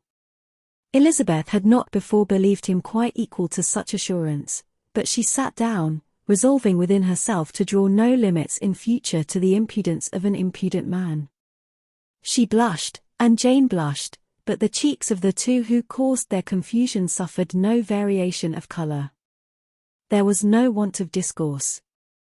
The bride and her mother could neither of them talk fast enough, and Wickham, who happened to sit near Elizabeth, began inquiring after his acquaintance in that neighbourhood, with a good-humoured ease, which she felt very unable to equal in her replies. They seemed each of them to have the happiest memories in the world. Nothing of the past was recollected with pain, and Lydia led voluntarily to subjects which her sisters would not have alluded to for the world. "Only think of its being 3 months, she cried, since I went away. It seems but a fortnight, I declare, and yet there have been things enough happened in the time. Good gracious! When I went away, I am sure I had no more idea of being married till I came back again. Though I thought it would be very good fun if I was." Her father lifted up his eyes, Jane was distressed, Elizabeth looked expressively at Lydia, but she, who never heard nor saw anything of which she chose to be insensible, gaily continued. "Oh, Mamma, do the people hereabouts know I am married today? I was afraid they might not, and we overtook William Goulding in his curricle, so I was determined he should know it, and so I let down the side glass next to him, and took off my glove and let my hand just rest upon the window frame, so that he might see the ring, and then I bowed and smiled like anything. Elizabeth could bear it no longer. She got up and ran out of the room, and returned no more, till she heard them passing through the hall to the dining parlour. She then joined them soon enough to see Lydia, with anxious parade, walk up to her mother's right hand, and hear her say to her eldest sister, "Ah, Jane, I take your place now, and you must go lower, because I am a married woman." It was not to be supposed that time would give Lydia that embarrassment from which she had been so wholly free at first. Her ease and good spirits increased. She longed to see Mrs. Phillips, the Lucases, and all their other neighbours, and to hear herself called Mrs. Wickham by each of them, and in the meantime she went after dinner to show her ring and boast of being married to Mrs. Hill and the 2 housemaids. "Well, Mamma," said she, when they were all returned to the breakfast room, "and what do you think of my husband? Is not he a charming man? I am sure my sisters must all envy me. I only hope they may have half my good luck. They must all go to Brighton. That is the place to get husbands. What a pity it is, Mamma, we did not all go." "Very true, and if I had my will we should. But, my dear Lydia, I don't at all like your going such a way off." "Must it be so?" "Oh, Lord! Yes, there is nothing in that. I shall like it of all things. You and Papa, and my sisters, must come down and see us. We shall be at Newcastle all the winter, and I dare say there will be some balls, and I will take care to get good partners for them all." "I should like it beyond anything," said her mother. "And then when you go away, you may leave 1 or 2 of my sisters behind you, and I dare say I shall get husbands for them before the winter is over." "I thank you for my share of the favour," said Elizabeth, "but I do not particularly like your way of getting husbands." Their visitors were not to remain above 10 days with them. Mr. Wickham had received his commission before he left London, and he was to join his regiment at the end of a fortnight. No one but Mrs. Bennet regretted that their stay would be so short, and she made the most of the time by visiting about with her daughter, and having very frequent parties at home. These parties were acceptable to all. To avoid a family circle was even more desirable to such as did think than such as did not. Wickham's affection for Lydia was just what Elizabeth had expected to find it, not equal to Lydia's for him. She had scarcely needed her present observation to be satisfied, from the reason of things, that their elopement had been brought on by the strength of her love rather than by his, and she would have wondered why, without violently caring for her, he chose to elope with her at all, had she not felt certain that his flight was rendered necessary by distress of circumstances, and if that were the case, he was not the young man to resist an opportunity of having a companion. Lydia was exceedingly fond of him. He was her dear Wickham on every occasion, no one was to be put in competition with him. He did everything best in the world, and she was sure he would kill more birds on the 1st of September than anybody else in the country.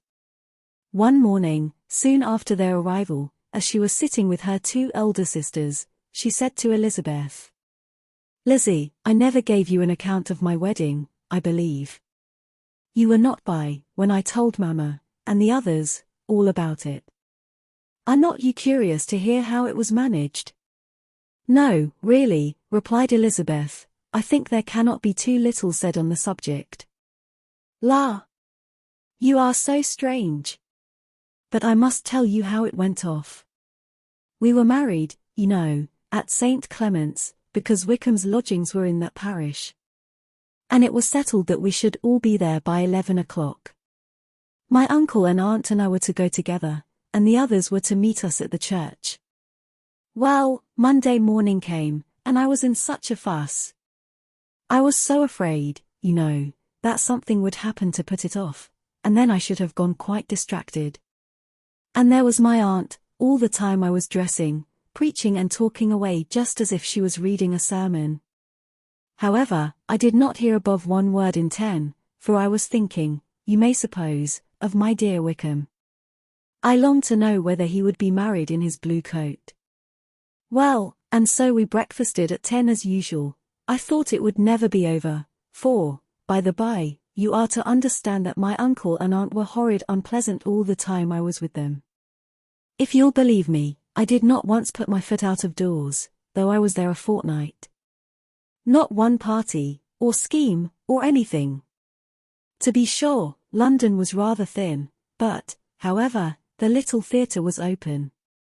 Well, and so, just as the carriage came to the door, my uncle was called away upon business to that horrid man Mr. Stone. And then, you know, when once they get together, there is no end of it. Well, I was so frightened I did not know what to do, for my uncle was to give me away, and if we were beyond the hour we could not be married all day. But, luckily, he came back again in 10 minutes' time, and then we all set out. However, I recollected afterwards, that if he had been prevented going, the wedding need not be put off, for Mr. Darcy might have done as well. Mr. Darcy, repeated Elizabeth, in utter amazement. Oh, yes.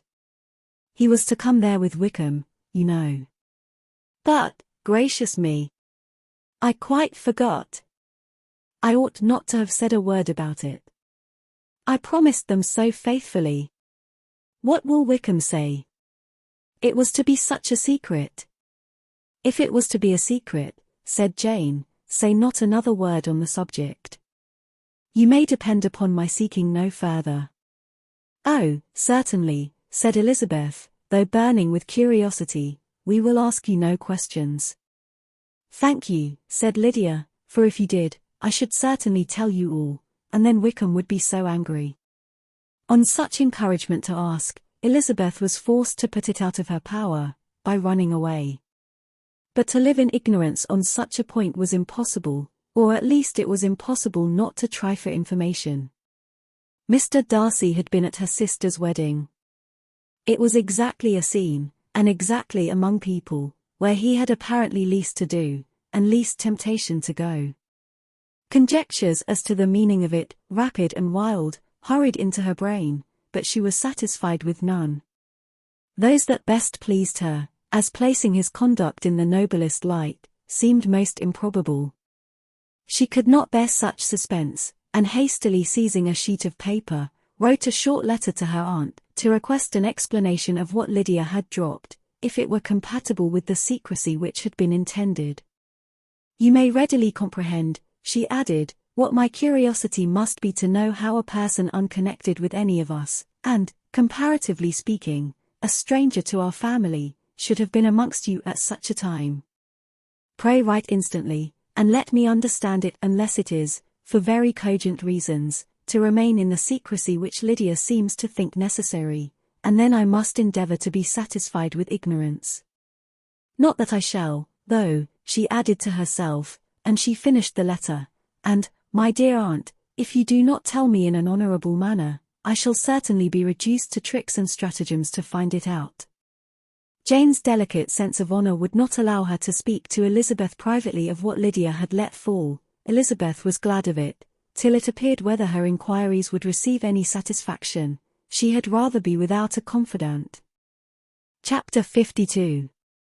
Elizabeth had the satisfaction of receiving an answer to her letter as soon as she possibly could. She was no sooner in possession of it, than hurrying into the little copse, where she was least likely to be interrupted, she sat down on one of the benches, and prepared to be happy, for the length of the letter convinced her that it did not contain a denial. Gracechurch Street, September 6th. My dear niece, I have just received your letter, and shall devote this whole morning to answering it, as I foresee that a little writing will not comprise what I have to tell you. I must confess myself surprised by your application. I did not expect it from you. Don't think me angry, however, for I only mean to let you know that I had not imagined such inquiries to be necessary on your side. If you do not choose to understand me, forgive my impertinence. Your uncle is as much surprised as I am, and nothing but the belief of your being a party concerned would have allowed him to act as he has done. But if you are really innocent and ignorant, I must be more explicit. On the very day of my coming home from Longbourn, your uncle had a most unexpected visitor. Mr. Darcy called, and was shut up with him several hours. It was all over before I arrived, so my curiosity was not so dreadfully racked as yours seems to have been. He came to tell Mr. Gardner that he had found out where your sister and Mr. Wickham were, and that he had seen and talked with them both, Wickham repeatedly, Lydia once. From what I can collect, he left Derbyshire only one day after ourselves, and came to town with the resolution of hunting for them. The motive professed was his conviction of its being owing to himself that Wickham's worthlessness had not been so well known as to make it impossible for any young woman of character to love or confide in him. He generously imputed the whole to his mistaken pride, and confessed that he had before thought it beneath him to lay his private actions open to the world. His character was to speak for itself.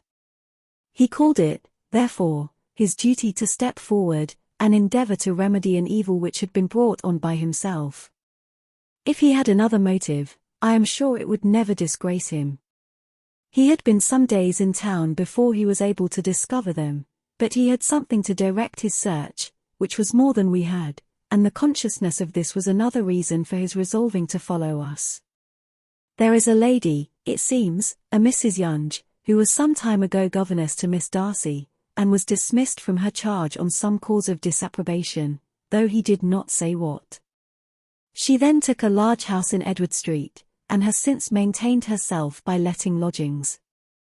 This Mrs. Young was, he knew, intimately acquainted with Wickham, and he went to her for intelligence of him, as soon as he got to town. But it was 2 or 3 days before he could get from her what he wanted. She would not betray her trust, I suppose, without bribery and corruption, for she really did know where her friend was to be found. Wickham, indeed, had gone to her on their first arrival in London, and had she been able to receive them into her house, they would have taken up their abode with her. At length, however, our kind friend procured the wished-for direction. They were in Street. He saw Wickham, and afterwards insisted on seeing Lydia. His first object with her, he acknowledged, had been to persuade her to quit her present disgraceful situation, and return to her friends as soon as they could be prevailed on to receive her, offering his assistance as far as it would go. But he found Lydia absolutely resolved on remaining where she was. She cared for none of her friends, she wanted no help of his, she would not hear of leaving Wickham. She was sure they should be married some time or other, and it did not much signify when. Since such were her feelings, it only remained, he thought, to secure and expedite a marriage, which, in his very first conversation with Wickham, he easily learnt had never been his design. He confessed himself obliged to leave the regiment on account of some debts of honour which were very pressing, and scrupled not to lay all the ill consequences of Lydia's flight on her own folly alone. He meant to resign his commission immediately, and as to his future situation, he could conjecture very little about it. He must go somewhere, but he did not know where, and he knew he should have nothing to live on. Mr. Darcy asked why he did not marry your sister at once. Though Mr. Bennet was not imagined to be very rich, he would have been able to do something for him, and his situation must have been benefited by marriage. But he found, in reply to this question, that Wickham still cherished the hope of more effectually making his fortune by marriage, in some other country. Under such circumstances, however, he was not likely to be proof against the temptation of immediate relief. They met several times, for there was much to be discussed. Wickham, of course, wanted more than he could get, but at length was reduced to be reasonable. Everything being settled between them, Mr. Darcy's next step was to make your uncle acquainted with it, and he first called in Gracechurch Street the evening before I came home. But Mr. Gardner could not be seen, and Mr. Darcy found, on further inquiry, that your father was still with him, but would quit town the next morning. He did not judge your father to be a person whom he could so properly consult as your uncle, and therefore readily postponed seeing him till after the departure of the former. He did not leave his name, until the next day it was only known that a gentleman had called on business. On Saturday he came again. Your father was gone, your uncle at home, and, as I said before, they had a great deal of talk together. They met again on Sunday, and then I saw him too. It was not all settled before Monday. As soon as it was, the express was sent off to Longbourn. But our visitor was very obstinate. I fancy, Lizzie, that obstinacy is the real defect of his character, after all. He has been accused of many faults at different times, but this is the true one. Nothing was to be done that he did not do himself, though I am sure, and I do not speak it to be thanked, therefore say nothing about it, your uncle would most readily have settled the whole. They battled it together for a long time, which was more than either the gentleman or lady concerned in it deserved. But at last your uncle was forced to yield, and instead of being allowed to be of use to his niece, was forced to put up with only having the probable credit of it, which went sorely against the grain, and I really believe your letter this morning gave him great pleasure, because it required an explanation that would rob him of his borrowed feathers, and give the praise where it was due. But, Lizzie, this must go no further than yourself, or Jane at most. You know pretty well, I suppose, what has been done for the young people. His debts are to be paid, amounting, I believe, to considerably more than £1,000, another 1,000 in addition to her own settled upon her, and his commission purchased. The reason why all this was to be done by him alone, was such as I have given above. It was owing to him, to his reserve and want of proper consideration, that Wickham's character had been so misunderstood, and consequently that he had been received and noticed as he was. Perhaps there was some truth in this, though I doubt whether his reserve, or anybody's reserve can be answerable for the event. But in spite of all this fine talking, my dear Lizzie, you may rest perfectly assured that your uncle would never have yielded, if we had not given him credit for another interest in the affair. When all this was resolved on, he returned again to his friends, who were still staying at Pemberley, but it was agreed that he should be in London once more when the wedding took place, and all money matters were then to receive the last finish. I believe I have now told you everything. It is a relation which you tell me is to give you great surprise. I hope at least it will not afford you any displeasure. Lydia came to us, and Wickham had constant admission to the house. He was exactly what he had been when I knew him in Hertfordshire, but I would not tell you how little I was satisfied with her behaviour while she stayed with us, if I had not perceived, by Jane's letter last Wednesday, that her conduct on coming home was exactly of a piece with it, and therefore what I now tell you can give you no fresh pain. I talked to her repeatedly in the most serious manner, representing to her the wickedness of what she had done, and all the unhappiness she had brought on her family. If she heard me, it was by good luck, for I am sure she did not listen. I was sometimes quite provoked, but then I recollected my dear Elizabeth and Jane, and for their sakes had patience with her. Mr. Darcy was punctual in his return, and, as Lydia informed you, attended the wedding. He dined with us the next day, and was to leave town again on Wednesday or Thursday. Will you be very angry with me, my dear Lizzie, if I take this opportunity of saying, what I was never bold enough to say before, how much I like him? His behaviour to us has, in every respect, been as pleasing as when we were in Derbyshire. His understanding and opinions all please me. He wants nothing but a little more liveliness, and that, if he marry prudently, his wife may teach him. I thought him very sly, he hardly ever mentioned your name. But slyness seems the fashion.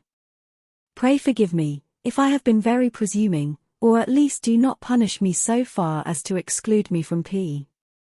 I shall never be quite happy till I have been all round the park. A low phaeton with a nice little pair of ponies would be the very thing. But I must write no more. The children have been wanting me this half hour. Yours, very sincerely, M. Gardner. The contents of this letter threw Elizabeth into a flutter of spirits, in which it was difficult to determine whether pleasure or pain bore the greatest share. The vague and unsettled suspicions which uncertainty had produced, of what Mr. Darcy might have been doing to forward her sister's match, which she had feared to encourage, as an exertion of goodness too great to be probable, and at the same time dreaded to be just, from the pain of obligation, were proved beyond their greatest extent to be true. He had followed them purposely to town, he had taken on himself all the trouble and mortification attendant on such a research, in which supplication had been necessary to a woman whom he must abominate and despise, and where he was reduced to frequently meet, reason with, persuade, and finally bribe the man whom he always most wished to avoid, and whose very name it was punishment to him to pronounce. He had done all this for a girl whom he could neither regard nor esteem. Her heart did whisper that he had done it for her.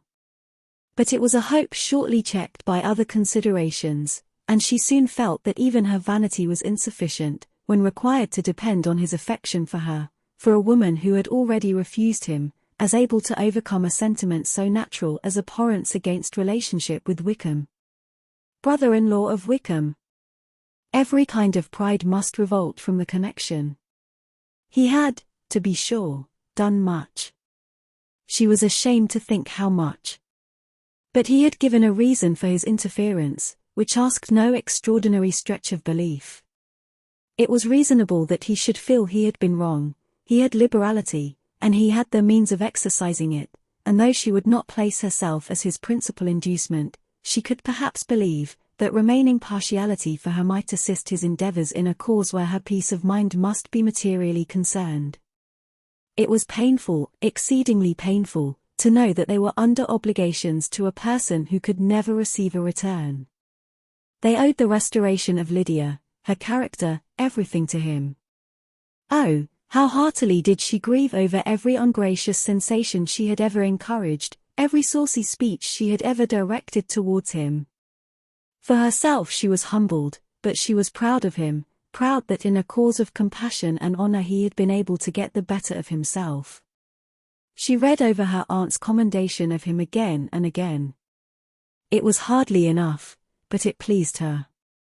She was even sensible of some pleasure, though mixed with regret, on finding how steadfastly both she and her uncle had been persuaded that affection and confidence subsisted between Mr. Darcy and herself. She was roused from her seat and her reflections, by someone's approach, and, before she could strike into another path, she was overtaken by Wickham. "I am afraid I interrupt your solitary ramble, my dear sister," said he, as he joined her. "You certainly do," she replied with a smile, "but it does not follow that the interruption must be unwelcome.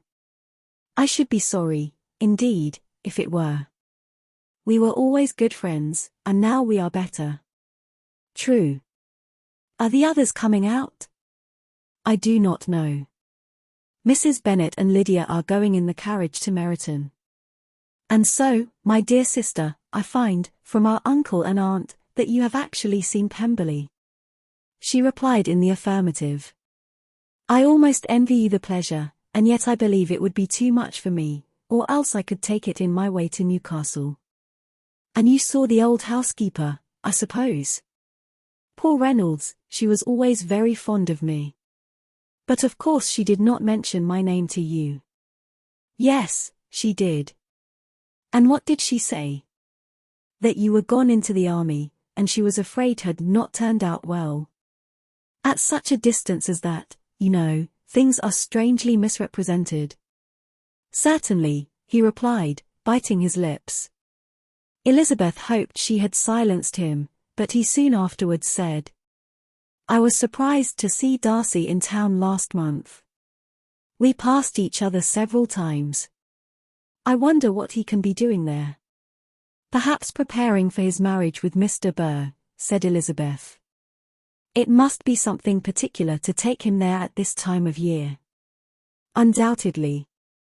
Did you see him while you were at Lambton?" "I thought I understood from the gardeners that you had." "Yes, he introduced us to his sister." "And do you like her?" "Very much. I have heard, indeed, that she is uncommonly improved within this year or two. When I last saw her, she was not very promising." "I am very glad you liked her. I hope she will turn out well." "I dare say she will. She has got over the most trying age." "Did you go by the village of Kimpton?"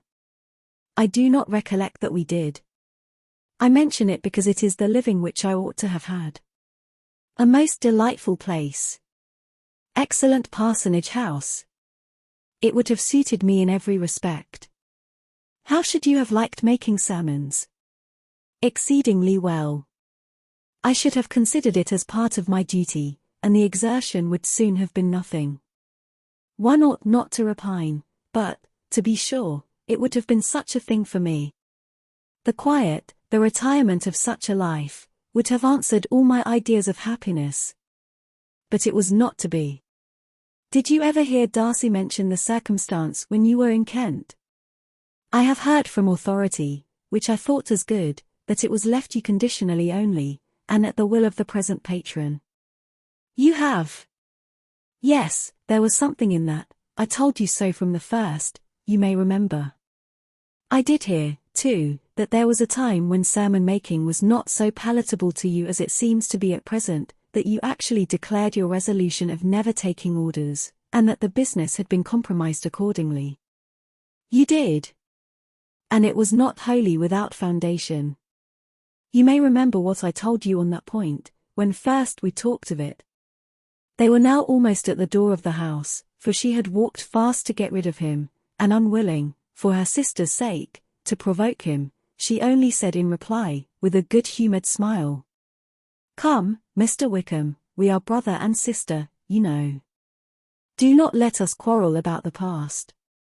In future, I hope we shall be always of one mind." She held out her hand, he kissed it with affectionate gallantry, though he hardly knew how to look, and they entered the house. Chapter 53. Mr. Wickham was so perfectly satisfied with this conversation, that he never again distressed himself, or provoked his dear sister Elizabeth, by introducing the subject of it, and she was pleased to find that she had said enough to keep him quiet. The day of his and Lydia's departure soon came, and Mrs. Bennet was forced to submit to a separation, which, as her husband by no means entered into her scheme of their all going to Newcastle, was likely to continue at least a 12-month. "Oh, my dear Lydia," she cried, "when shall we meet again?" "Oh, Lord! I don't know.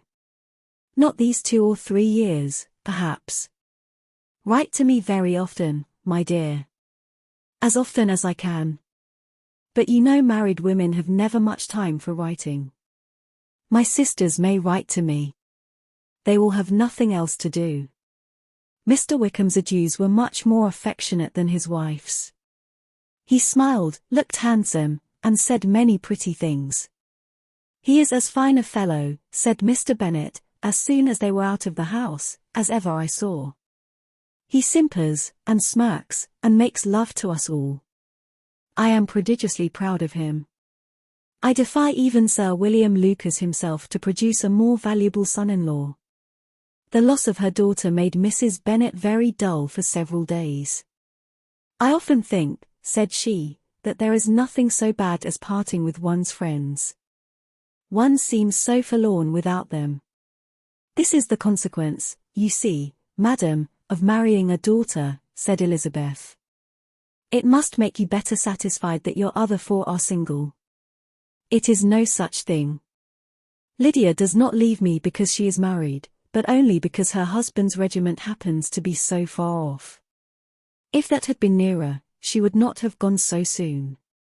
But the spiritless condition which this event threw her into was shortly relieved, and her mind opened again to the agitation of hope, by an article of news which then began to be in circulation. The housekeeper at Netherfield had received orders to prepare for the arrival of her master, who was coming down in a day or 2, to shoot there for several weeks. Mrs. Bennet was quite in the fidgets. She looked at Jane, and smiled, and shook her head, by turns. "Well, well, and so Mr. Bingley is coming down, sister," for Mrs. Phillips first brought her the news. "Well, so much the better. Not that I care about it, though. He is nothing to us, you know, and I am sure I never want to see him again. But, however, he is very welcome to come to Netherfield, if he likes it. And who knows what may happen? But that is nothing to us. You know, sister, we agreed long ago never to mention a word about it. And so, it is quite certain he is coming?" "You may depend on it," replied the other, for Mrs. Nichols was in Meryton last night. I saw her passing by, and went out myself on purpose to know the truth of it, and she told me that it was certainly true. He comes down on Thursday, at the latest, very likely on Wednesday. She was going to the butcher's, she told me, on purpose to order in some meat on Wednesday, and she has got 3 couple of ducks just fit to be killed. Miss Bennet had not been able to hear of his coming without changing colour. It was many months since she had mentioned his name to Elizabeth, but now, as soon as they were alone together, she said, "I saw you look at me today, Lizzie, when my aunt told us of the present report, and I know I appeared distressed, but don't imagine it was from any silly cause. I was only confused for the moment, because I felt that I should be looked at. I do assure you that the news does not affect me either with pleasure or pain. I am glad of one thing, that he comes alone, because we shall see the less of him. Not that I am afraid of myself, but I dread other people's remarks." Elizabeth did not know what to make of it. Had she not seen him in Derbyshire, she might have supposed him capable of coming there with no other view than what was acknowledged, but she still thought him partial to Jane, and she wavered as to the greater probability of his coming there with his friend's permission, or being bold enough to come without it. Yet it is hard, she sometimes thought, that this poor man cannot come to a house, which he has legally hired, without raising all this speculation. I will leave him to himself. In spite of what her sister declared, and really believed to be her feelings, in the expectation of his arrival, Elizabeth could easily perceive that her spirits were affected by it. They were more disturbed, more unequal, than she had often seen them. The subject which had been so warmly canvassed between their parents, about a 12-month ago, was now brought forward again. "As soon as ever Mr. Bingley comes, my dear," said Mrs. Bennet, "you will wait on him, of course." "No, no.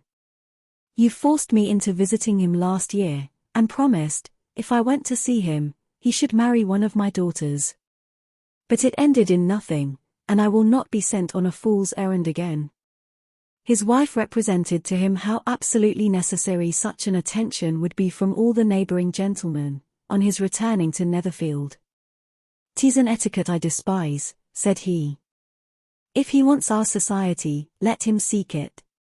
He knows where we live. I will not spend my hours in running after my neighbours every time they go away and come back again. Well, all I know is, that it will be abominably rude if you do not wait on him. But, however, that shan't prevent my asking him to dine here. I am determined. We must have Mrs. Long and the Gouldings soon. That will make 13 with ourselves, so there will be just room at table for him." Consoled by this resolution, she was the better able to bear her husband's incivility, though it was very mortifying to know that her neighbours might all see Mr. Bingley, in consequence of it, before they did. As the day of his arrival drew near, "I begin to be sorry that he comes at all," said Jane to her sister. "It would be nothing, I could see him with perfect indifference, but I can hardly bear to hear it thus perpetually talked of. My mother means well, but she does not know, no one can know, how much I suffer from what she says. Happy shall I be when his stay at Netherfield is over." "I wish I could say anything to comfort you," replied Elizabeth, "but it is wholly out of my power. You must feel it, and the usual satisfaction of preaching patience to a sufferer is denied me, because you have always so much." Mr. Bingley arrived. Mrs. Bennet, through the assistance of servants, contrived to have the earliest tidings of it, that the period of anxiety and fretfulness on her side be as long as it could. She counted the days that must intervene before their invitation could be sent, hopeless of seeing him before. But on the 3rd morning after his arrival in Hertfordshire, she saw him from her dressing-room window enter the paddock, and ride towards the house. Her daughters were eagerly called to partake of her joy. Jane resolutely kept her place at the table, but Elizabeth, to satisfy her mother, went to the window. She looked, she saw Mr. Darcy with him, and sat down again by her sister. "There is a gentleman with him, mamma," said Kitty. "Who can it be?" "Some acquaintance or other, my dear, I suppose," I am sure I do not know. La, replied Kitty, it looks just like that man that used to be with him before. Mr. What's his name, that tall, proud man. Good gracious. Mr. Darcy, and so it does, I vow. Well, any friend of Mr. Bingley's will always be welcome here, to be sure, but else I must say that I hate the very sight of him. Jane looked at Elizabeth with surprise and concern. She knew but little of their meeting in Derbyshire, and therefore felt for the awkwardness which must attend her sister, in seeing him almost for the first time after receiving his explanatory letter. Both sisters were uncomfortable enough. Each felt for the other, and of course for themselves, and their mother talked on of her dislike of Mr. Darcy, and her resolution to be civil to him only as Mr. Bingley's friend, without being heard by either of them. But Elizabeth had sources of uneasiness which could not yet be suspected by Jane, to whom she had never yet had courage to show Mrs. Gardiner's letter, or to relate her own change of sentiment towards him. To Jane, he could be only a man whose proposals she had refused, and whose merits she had undervalued, but to her own more extensive information, he was the person to whom the whole family were indebted for the first of benefits, and whom she regarded herself with an interest, if not quite so tender, at least as reasonable and just as what Jane felt for Bingley. Her astonishment at his coming to Netherfield, to Longbourn, and voluntarily seeking her again, was almost equal to what she had known on first witnessing his altered behaviour in Derbyshire. The colour which had been driven from her face returned for half a minute with an additional glow, and a smile of delight added lustre to her eyes, as she thought for that space of time that his affection and wishes must still be unshaken, but she would not be secure.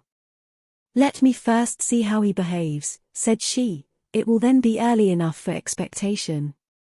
She sat intently at work, striving to be composed, and without daring to lift up her eyes, till anxious curiosity carried them to the face of her sister as the servant was approaching the door. Jane looked a little paler than usual, but more sedate than Elizabeth had expected. On the gentleman's appearing, her colour increased, yet she received them with tolerable ease, and with a propriety of behaviour equally free from any symptom of resentment, or any unnecessary complaisance. Elizabeth said as little to either as civility would allow, and sat down again to her work, with an eagerness which it did not often command. She had ventured only one glance at Darcy. He looked serious as usual, and, she thought, more as he had been used to look in Hertfordshire, than as she had seen him at Pemberley. But, perhaps, he could not in her mother's presence be what he was before her uncle and aunt. It was a painful, but not an improbable, conjecture. Bingley she had likewise seen for an instant, and in that short period saw him looking both pleased and embarrassed. He was received by Mrs. Bennet with a degree of civility which made her two daughters ashamed, especially when contrasted with the cold and ceremonious politeness of her courtesy and address of his friend.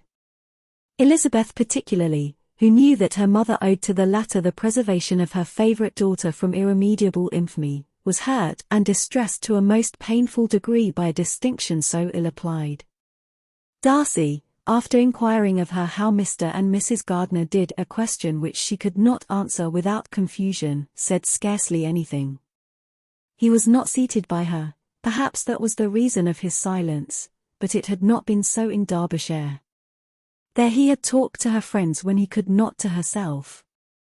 But now several minutes elapsed, without bringing the sound of his voice, and when occasionally, unable to resist the impulse of curiosity, she raised her eyes to his face, she as often found him looking at Jane as at herself, and frequently on no object but the ground. More thoughtfulness and less anxiety to please, than when they last met, were plainly expressed. She was disappointed, and angry with herself for being so. "Could I expect it to be otherwise?" said she. "Yet why did he come?" She was in no humour for conversation with anyone but himself, and to him she had hardly courage to speak. She inquired after his sister, but could do no more. "It is a long time, Mr. Bingley, since you went away," said Mrs. Bennet. He readily agreed to it. "I began to be afraid you would never come back again. People did say, you meant to quit the place entirely at Michaelmas, but, however, I hope it is not true.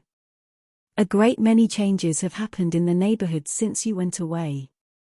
Miss Lucas is married and settled, and one of my own daughters. I suppose you have heard of it. Indeed, you must have seen it in the papers. It was in the Times and the Courier, I know, though it was not put in as it ought to be. It was only said, lately, George Wickham, Esquire, to Miss Lydia Bennet, without there being a syllable said of her father, or the place where she lived, or anything. It was my brother Gardner's drawing up, too, and I wonder how he came to make such an awkward business of it. Did you see it?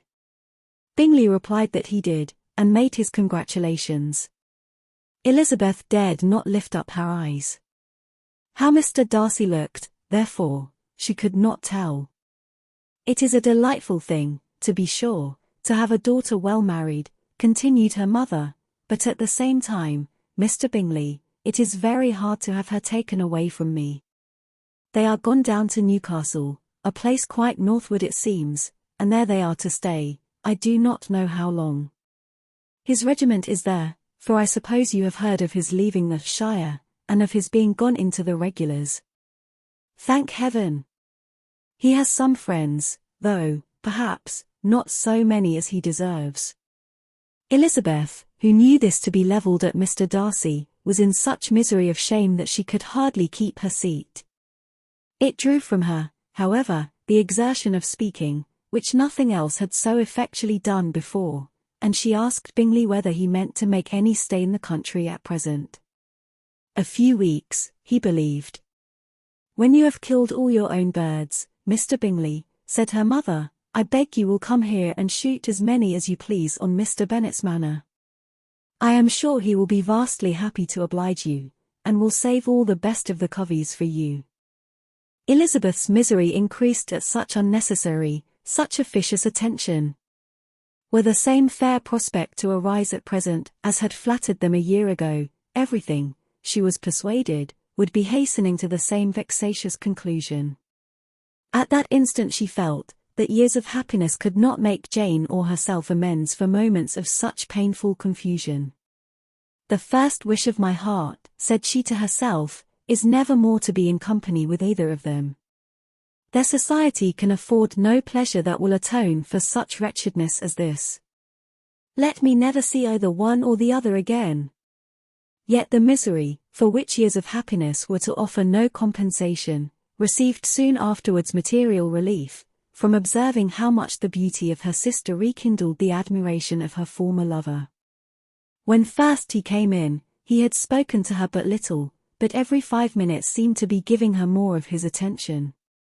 He found her as handsome as she had been last year, as good-natured, and as unaffected, though not quite so chatty.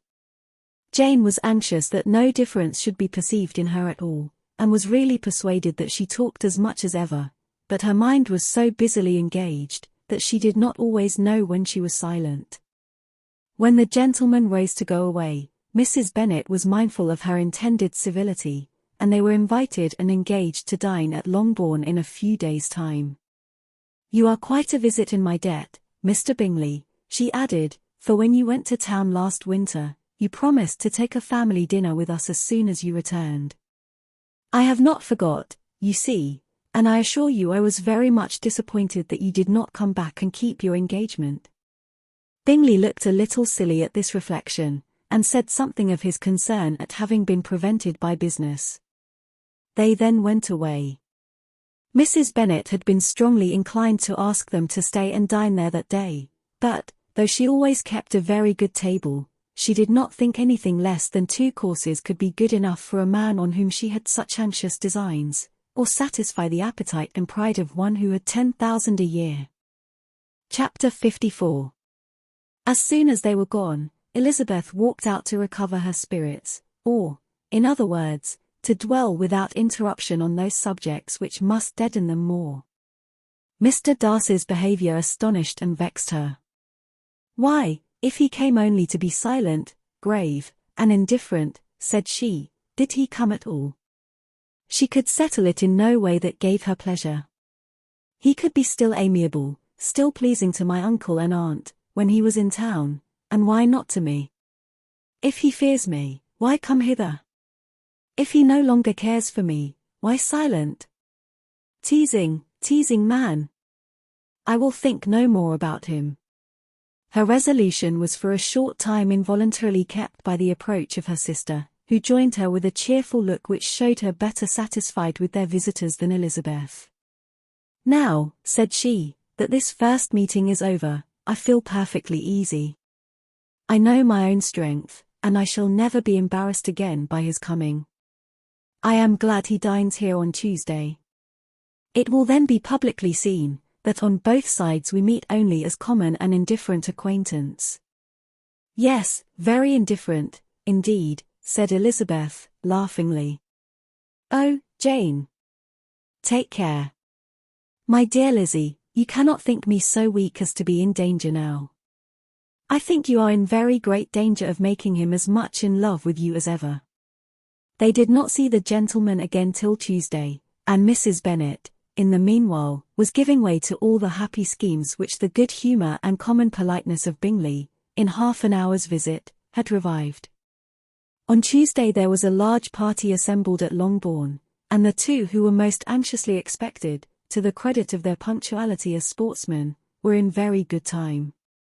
When they repaired to the dining-room, Elizabeth eagerly watched to see whether Bingley would take the place which, in all their former parties, had belonged to him, by her sister. Her prudent mother, occupied by the same ideas, forbore to invite him to sit by herself. On entering the room, he seemed to hesitate, but Jane happened to look round, and happened to smile. It was decided. He placed himself by her. Elizabeth, with a triumphant sensation, looked towards his friend. He bore it with noble indifference, and she would have imagined that Bingley had received his sanction to be happy, had she not seen his eyes likewise turned towards Mr. Darcy, with an expression of half-laughing alarm. His behaviour to her sister was such during dinner-time as showed an admiration of her, which, though more guarded than formerly, persuaded Elizabeth, that, if left wholly to himself, Jane's happiness, and his own, would be speedily secured. Though she dared not depend upon the consequence, she yet received pleasure from observing his behaviour. It gave her all the animation that her spirits could boast, for she was in no cheerful humour. Mr. Darcy was almost as far from her as the table could divide them. He was on one side of her mother. She knew how little such a situation would give pleasure to either, or make either appear to advantage. She was not near enough to hear any of their discourse, but she could see how seldom they spoke to each other, and how formal and cold was their manner whenever they did. Her mother's ungraciousness made the sense of what they owed him more painful to Elizabeth's mind, and she would, at times, have given anything to be privileged to tell him that his kindness was neither unknown nor unfelt by the whole of the family. She was in hopes that the evening would afford some opportunity of bringing them together, that the whole of the visit would not pass away without enabling them to enter into something more of conversation than the mere ceremonious salutation attending his entrance. Anxious and uneasy, the period which passed in the drawing-room before the gentleman came, was wearisome and dull to a degree that almost made her uncivil. She looked forward to their entrance as the point on which all her chance of pleasure for the evening must depend. If he does not come to me, then, said she, I shall give him up forever. The gentleman came, and she thought he looked as if he would have answered her hopes, but, alas!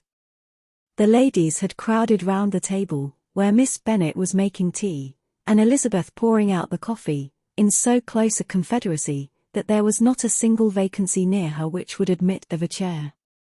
And on the gentleman's approaching, one of the girls moved closer to her than ever, and said, in a whisper, "The men shan't come and part us, I am determined. We want none of them, do we?" Darcy had walked away to another part of the room.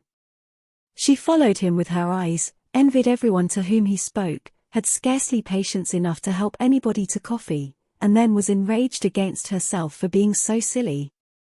A man who has once been refused. How could I ever be foolish enough to expect a renewal of his love? Is there one among the sex who would not protest against such a weakness as a second proposal to the same woman? There is no indignity so abhorrent to their feelings. She was a little revived, however, by his bringing back his coffee cup himself, and she seized the opportunity of saying, "Is your sister at Pemberley still?" "Yes, she will remain there till Christmas."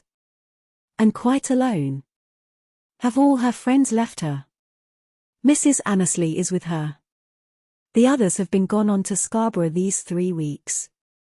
She could think of nothing more to say, but if he wished to converse with her, he might have better success. He stood by her, however, for some minutes, in silence, and, at last, on the young lady's whispering to Elizabeth again, he walked away. When the tea things were removed, and the card tables placed, the ladies all rose, and Elizabeth was then hoping to be soon joined by him, when all her views were overthrown, by seeing him fall a victim to her mother's rapacity for whist players, and in a few moments after seated with the rest of the party. She now lost every expectation of pleasure. They were confined for the evening at different tables, and she had nothing to hope, but that his eyes were so often turned towards her side of the room, as to make him play as unsuccessfully as herself. Mrs. Bennet had designed to keep the 2 Netherfield gentlemen to supper, but their carriage was, unluckily, ordered before any of the others, and she had no opportunity of detaining them. "Well, girls," said she, as soon as they were left to themselves, "what say you to the day?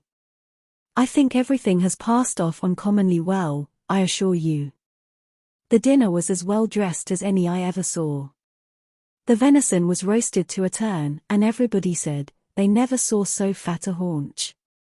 The soup was 50 times better than what we had at the Lucases last week, and even Mr. Darcy acknowledged that the partridges were remarkably well done, and I suppose he has 2 or 3 French cooks at least. And, my dear Jane, I never saw you look in greater beauty. Mrs. Long said so too, for I asked her whether you did not.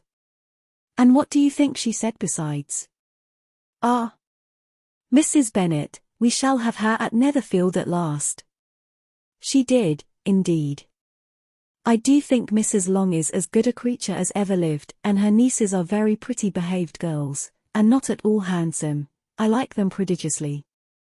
Mrs. Bennet, in short, was in very great spirits. She had seen enough of Bingley's behaviour to Jane to be convinced that she would get him at last, and her expectations of advantage to her family, when in a happy humour, were so far beyond reason, that she was quite disappointed at not seeing him there again the next day, to make his proposals. "It has been a very agreeable day," said Miss Bennet to Elizabeth. "The party seemed so well selected, so suitable one with the other. I hope we may often meet again." Elizabeth smiled. "Lizzie, you must not do so. You must not suspect me. It mortifies me. I assure you that I have now learnt to enjoy his conversation as an agreeable and sensible young man without having a wish beyond it. I am perfectly satisfied, from what his manners now are, that he never had any design of engaging my affection. It is only that he is blessed with greater sweetness of address, and a stronger desire of generally pleasing, than any other man." "You are very cruel," said her sister, "you will not let me smile, and are provoking me to it every moment. How hard it is in some cases to be believed, and how impossible in others. But why should you wish to persuade me that I feel more than I acknowledge? That is a question which I hardly know how to answer. We all love to instruct, though we can teach only what is not worth knowing. Forgive me, and if you persist in indifference, do not make me your confidant." Chapter 55. A few days after this visit, Mr. Bingley called again, and alone. His friend had left him that morning for London, but was to return home in 10 days' time. He sat with them above an hour, and was in remarkably good spirits. Mrs. Bennet invited him to dine with them, but, with many expressions of concern, he confessed himself engaged elsewhere. "Next time you call," said she, "I hope we shall be more lucky. He should be particularly happy at any time, etc., etc., and if she would give him leave, would take an early opportunity of waiting on them. "Can you come tomorrow?" Yes, he had no engagement at all for tomorrow, and her invitation was accepted with alacrity. He came, and in such very good time, that the ladies were none of them dressed. In ran Mrs. Bennet to her daughter's room, in her dressing gown, and with her hair half finished, crying out, "My dear Jane, make haste and hurry down. He is come, Mr. Bingley is come. He is, indeed. Make haste, make haste. Here, Sarah, come to Miss Bennet this moment, and help her on with her gown. Never mind Miss Lizzie's hair." "We will be down as soon as we can," said Jane, "but I dare say Kitty is forwarder than either of us, for she went upstairs half an hour ago." "Oh! Hang Kitty! What has she to do with it? Come, be quick, be quick. Where is your sash, my dear?" But when her mother was gone, Jane would not be prevailed on to go down without one of her sisters. The same anxiety to get them by themselves was visible again in the evening. After tea, Mr. Bennet retired to the library, as was his custom, and Mary went upstairs to her instrument. 2 obstacles of the 5 being thus removed, Mrs. Bennet sat looking and winking at Elizabeth and Catherine for a considerable time, without making any impression on them. Elizabeth would not observe her, and when at last Kitty did, she very innocently said, "What is the matter, mamma? What do you keep winking at me for? What am I to do?" "Nothing, child, nothing. I did not wink at you." She then sat still 5 minutes longer, but unable to waste such a precious occasion, she suddenly got up, and saying to Kitty, "Come here, my love, I want to speak to you," took her out of the room. Jane instantly gave a look at Elizabeth which spoke her distress at such premeditation, and her entreaty that she would not give in to it. In a few minutes, Mrs. Bennet half opened the door and called out, "Lizzie, my dear, I want to speak with you." Elizabeth was forced to go. "We may as well leave them by themselves, you know," said her mother as soon as she was in the hall. "Kitty and I are going upstairs to sit in my dressing room." Elizabeth made no attempt to reason with her mother, but remained quietly in the hall till she and Kitty were out of sight, then returned into the drawing room. Mrs. Bennet's schemes for this day were ineffectual. Bingley was everything that was charming, except the professed lover of her daughter.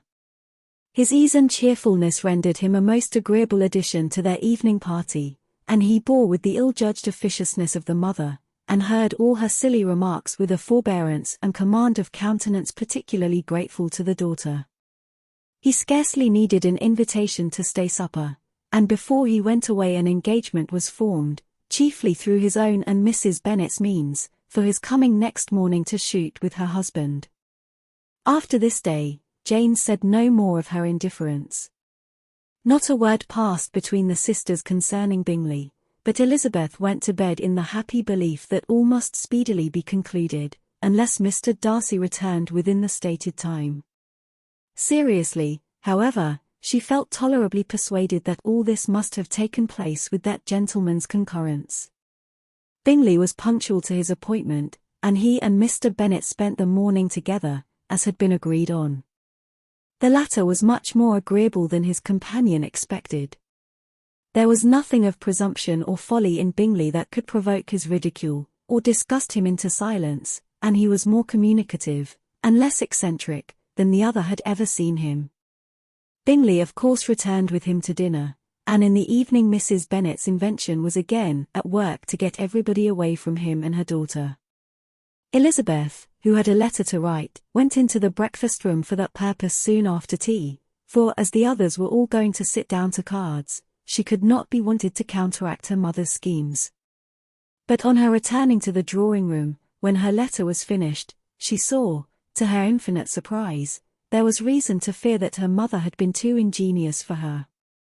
On opening the door, she perceived her sister and Bingley standing together over the hearth, as if engaged in earnest conversation, and had this led to no suspicion, the faces of both, as they hastily turned round and moved away from each other, would have told it all. Their situation was awkward enough, but hers she thought was still worse. Not a syllable was uttered by either, and Elizabeth was on the point of going away again, when Bingley, who as well as the other had sat down, suddenly rose, and, whispering a few words to her sister, ran out of the room. Jane could have no reserves from Elizabeth, where confidence would give pleasure, and, instantly embracing her, acknowledged, with the liveliest emotion, that she was the happiest creature in the world. "'Tis too much," she added, "by far too much. I do not deserve it." "Oh, why is not everybody as happy?" Elizabeth's congratulations were given with a sincerity, a warmth, a delight, which words could but poorly express. Every sentence of kindness was a fresh source of happiness to Jane.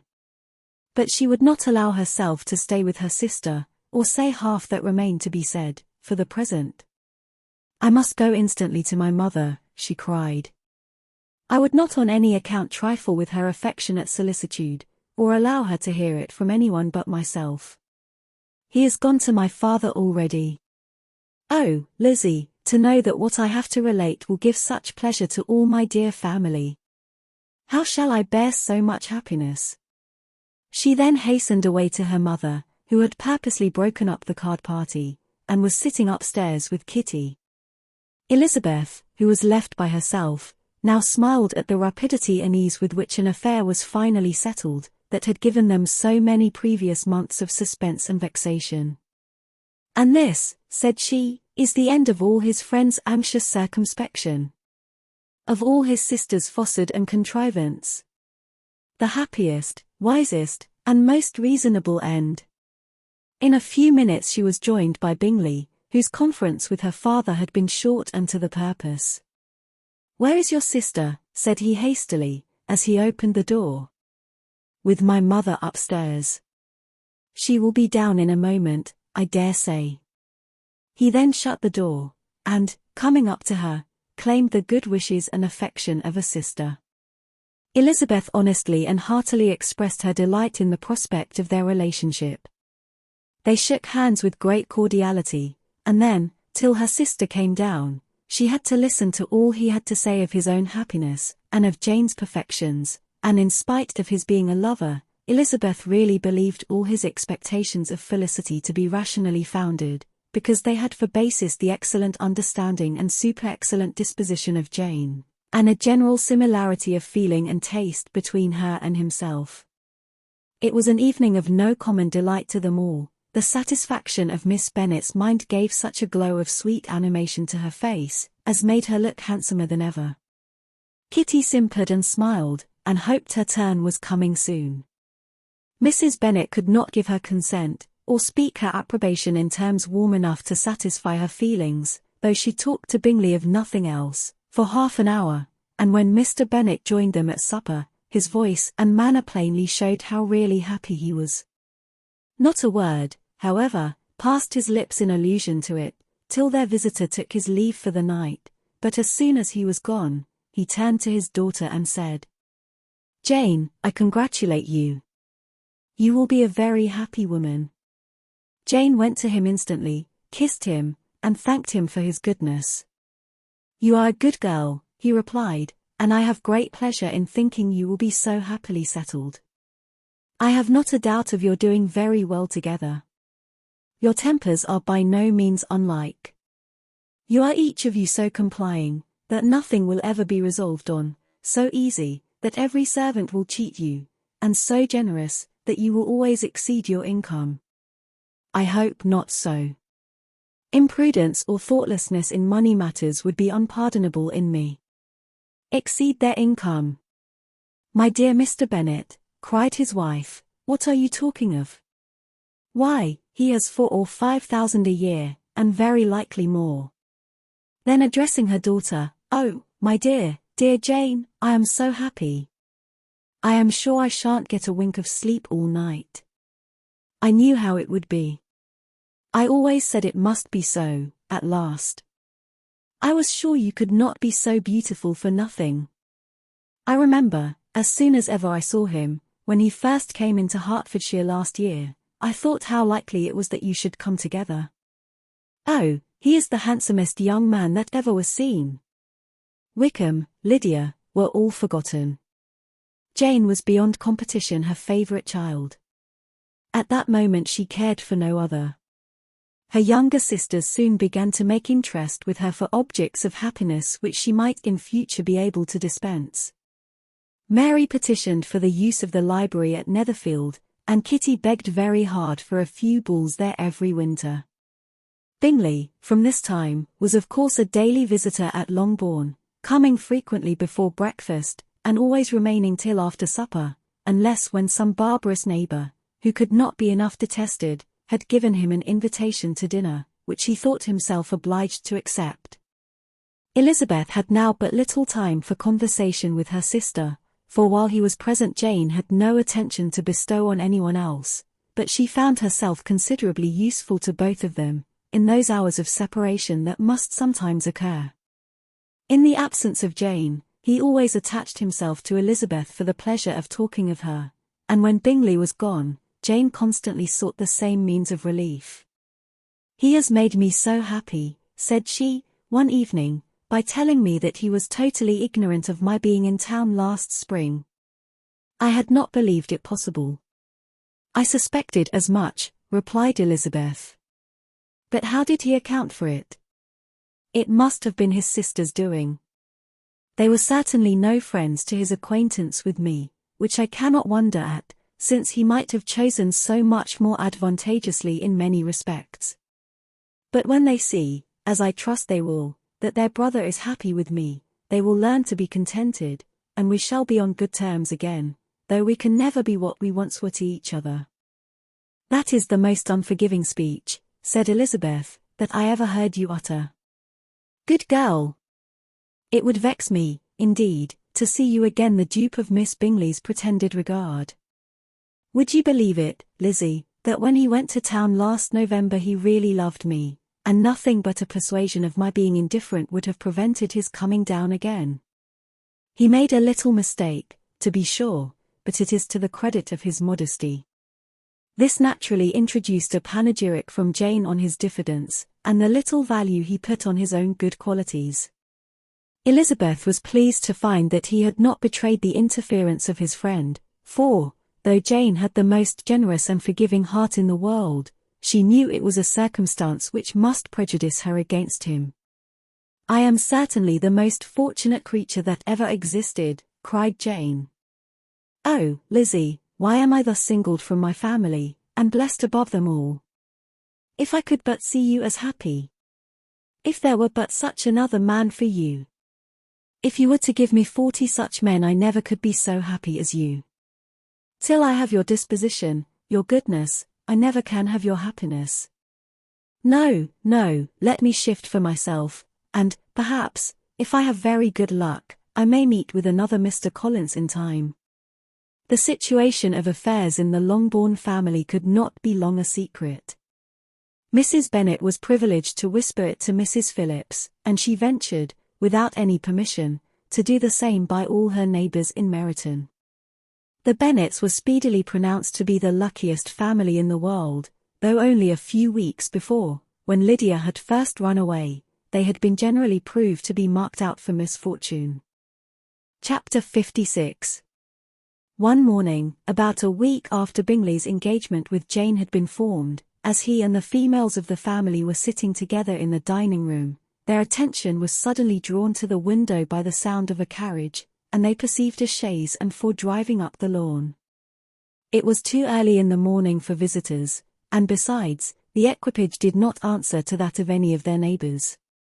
The horses were post, and neither the carriage, nor the livery of the servant who preceded it, were familiar to them. As it was certain, however, that somebody was coming, Bingley instantly prevailed on Miss Bennet to avoid the confinement of such an intrusion, and walk away with him into the shrubbery. They both set off, and the conjectures of the remaining three continued, though with little satisfaction, till the door was thrown open, and their visitor entered. It was Lady Catherine de Bourgh. They were of course all intending to be surprised, but their astonishment was beyond their expectation, and on the part of Mrs. Bennet and Kitty, though she was perfectly unknown to them, even inferior to what Elizabeth felt. She entered the room with an air more than usually ungracious, made no other reply to Elizabeth's salutation than a slight inclination of the head, and sat down without saying a word.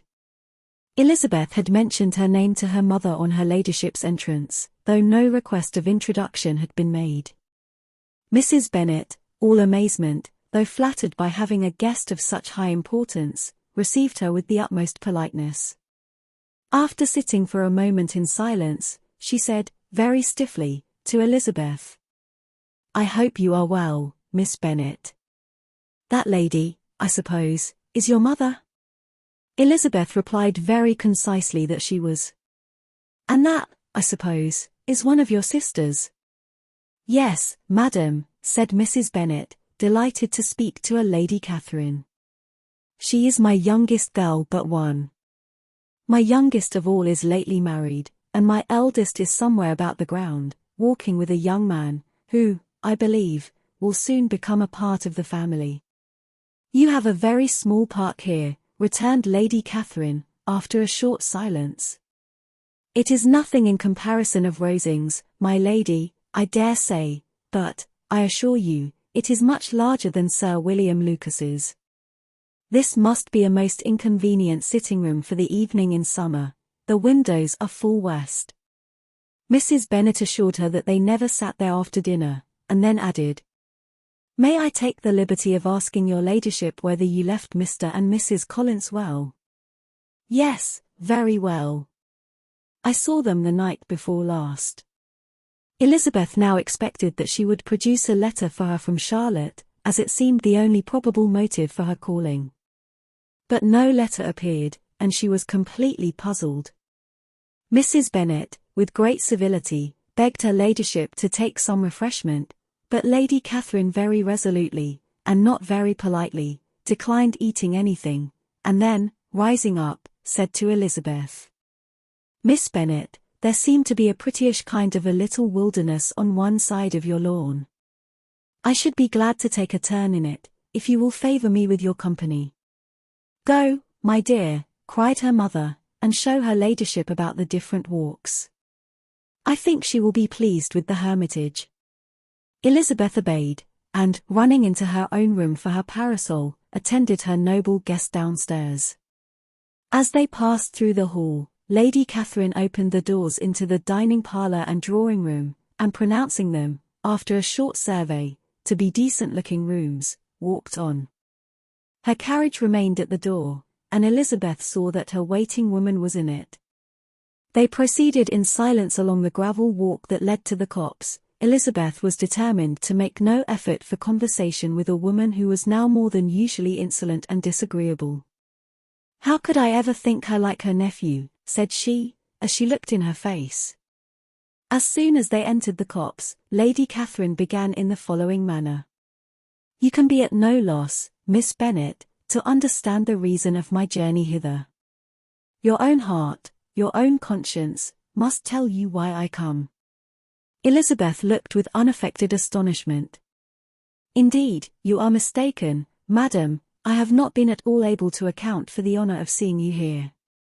"Miss Bennet," replied her ladyship, in an angry tone, "you ought to know that I am not to be trifled with. But however insincere you may choose to be, you shall not find me so. My character has ever been celebrated for its sincerity and frankness, and in a cause of such moment as this, I shall certainly not depart from it. A report of a most alarming nature reached me 2 days ago. I was told that not only your sister was on the point of being most advantageously married, but that Miss Elizabeth Bennet would, in all likelihood, be soon afterwards united to my nephew, my own nephew, Mr. Darcy. Though I know it must be a scandalous falsehood, though I would not injure him so much as to suppose the truth of it possible, I instantly resolved on setting off for this place, that I might make my sentiments known to you." "If you believed it impossible to be true," said Elizabeth, colouring with astonishment and disdain, "I wonder you took the trouble of coming so far. What could your ladyship propose by it?" "At once to insist upon having such a report universally contradicted." "You're coming to Longbourn, to see me and my family," said Elizabeth coolly, will be rather a confirmation of it if, indeed, such a report is in existence. If, do you then pretend to be ignorant of it? Has it not been industriously circulated by yourselves? Do you not know that such a report is spread abroad? I never heard that it was. And can you likewise declare that there is no foundation for it? I do not pretend to possess equal frankness with your ladyship. You may ask questions which I shall not choose to answer. This is not to be borne. Miss Bennet, I insist on being satisfied. Has my nephew, made you an offer of marriage? Your ladyship has declared it to be impossible. It ought to be so, it must be so, while he retains the use of his reason. But your arts and allurements may, in a moment of infatuation, have made him forget what he owes to himself and to all his family. You may have drawn him in. If I have, I shall be the last person to confess it. Miss Bennet, do you know who I am? I have not been accustomed to such language as this. I am almost the nearest relation he has in the world, and am entitled to know all his dearest concerns. But you are not entitled to know mine, nor will such behavior as this ever induce me to be explicit. Let me be rightly understood. This match, to which you have the presumption to aspire, can never take place. No, never. Mr. Darcy is engaged to my daughter. Now, what have you to say? Only this, that if he is so, you can have no reason to suppose he will make an offer to me. Lady Catherine hesitated for a moment, and then replied. The engagement between them is of a peculiar kind. From their infancy, they have been intended for each other. It was the favourite wish of his mother, as well as of hers. While in their cradles we planned the union, and now, at the moment when the wishes of both sisters would be accomplished, is their marriage to be prevented by a young woman of inferior birth, of no importance in the world, and wholly unallied to the family. Do you pay no regard to the wishes of his friends, to his tacit engagement with Mr. Burr? Are you lost to every feeling of propriety and delicacy? Have you not heard me say, that from his earliest hours he was destined for his cousin? Yes, and I had heard it before. But what is that to me? If there is no other objection to my marrying your nephew, I shall certainly not be kept from it by knowing that his mother and aunt wished him to marry Mr. Burr. You both did as much as you could in planning the marriage. Its completion depended on others. If Mr. Darcy is neither by honour nor inclination confined to his cousin, why is not he to make another choice? And if I am that choice, why may not I accept him? Because honour, decorum, prudence, nay, interest, forbid it. Yes, Miss Bennet, interest, for do not expect to be noticed by his family or friends, if you wilfully act against the inclinations of all. You will be censured, slighted, and despised, by everyone connected with him. Your alliance will be a disgrace, your name will never even be mentioned by any of us. These are heavy misfortunes, replied Elizabeth. But the wife of Mr. Darcy must have such extraordinary sources of happiness necessarily attached to her situation, that she could, upon the whole, have no cause to repine. Obstinate, headstrong girl! I am ashamed of you. Is this your gratitude for my attentions to you last spring? Is nothing due to me on that score? Let us sit down. You are to understand, Miss Bennet, that I came here with the determined resolution of carrying my purpose, nor will I be dissuaded from it. I have not been used to submit to any person's whims. I have not been in the habit of brooking disappointment. That will make your ladyship's situation at present more pitiable, but it will have no effect on me. I will not be interrupted. Hear me in silence. My daughter and my nephew are formed for each other. They are descended, on the maternal side, from the same noble line, and, on the father's, from respectable, honourable, and ancient, though untitled, families. Their fortune on both sides is splendid. They are destined for each other by the voice of every member of their respective houses, and what is to divide them, the upstart pretensions of a young woman without family, connections, or fortune. Is this to be endured? But it must not, shall not be. If you were sensible of your own good, you would not wish to quit the sphere in which you have been brought up. In marrying your nephew, I should not consider myself as quitting that sphere. He is a gentleman, I am a gentleman's daughter, so far we are equal. True. You are a gentleman's daughter. But what was your mother? Who are your uncles and aunts? Do not imagine me ignorant of their condition.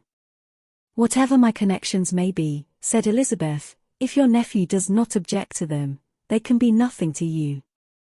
Tell me, once for all, are you engaged to him?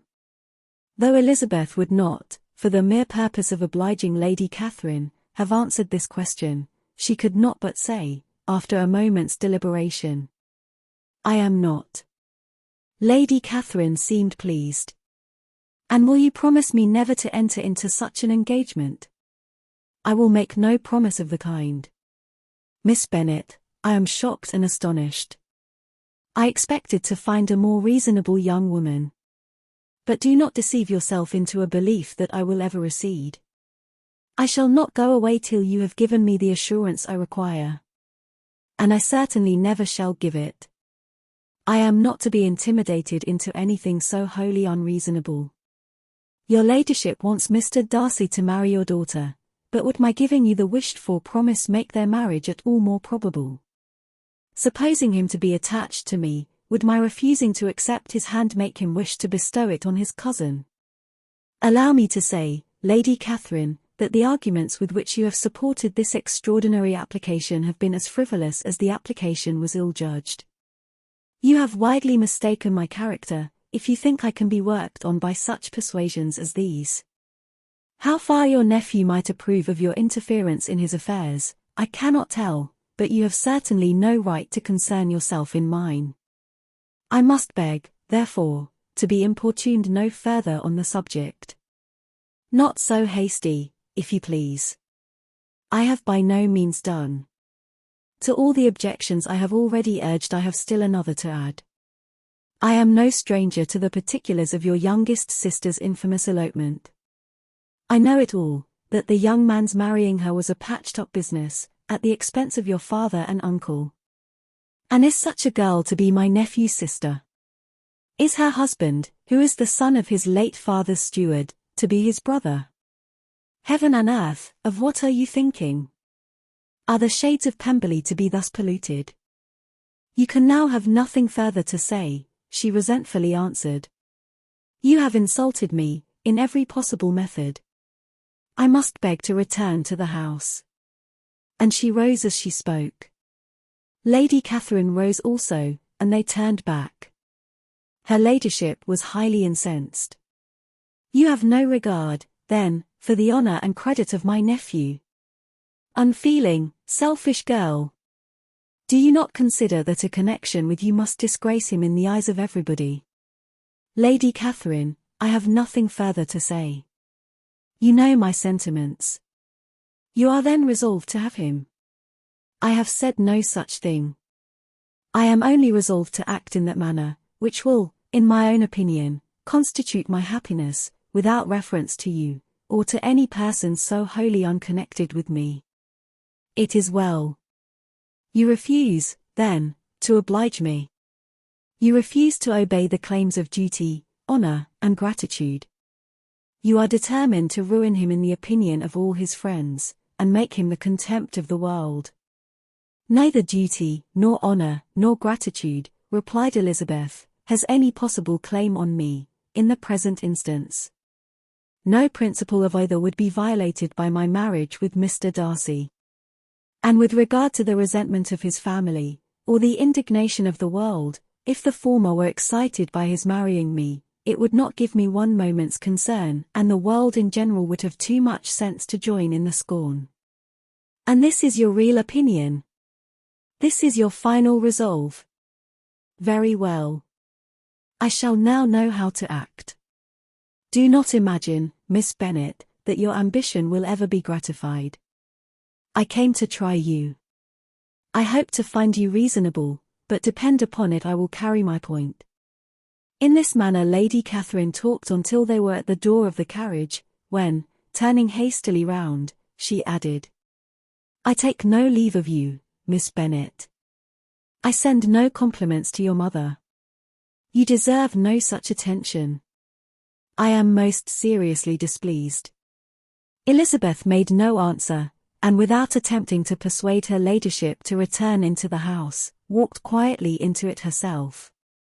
She heard the carriage drive away as she proceeded upstairs. Her mother impatiently met her at the door of her dressing-room, to ask why Lady Catherine would not come in again and rest herself. She did not choose it, said her daughter, she would go. She is a very fine-looking woman. And her calling here was prodigiously civil. For she only came, I suppose, to tell us the Collinses were well. She is on her road somewhere, I dare say, and so, passing through Meryton, thought she might as well call on you. I suppose she had nothing particular to say to you, Lizzie. Elizabeth was forced to give in to a little falsehood here, for to acknowledge the substance of their conversation was impossible. Chapter 57. The discomposure of spirits which this extraordinary visit threw Elizabeth into could not be easily overcome, nor could she for many hours learn to think of it less than incessantly. Lady Catherine, it appeared, had actually taken the trouble of this journey from Rosings for the sole purpose of breaking off her supposed engagement with Mr. Darcy. It was a rational scheme, to be sure. But from what the report of their engagement could originate, Elizabeth was at a loss to imagine, till she recollected that his being the intimate friend of Bingley, and her being the sister of Jane, was enough, at a time when the expectation of one wedding made everybody eager for another, to supply the idea. She had not herself forgotten to feel that the marriage of her sister must bring them more frequently together.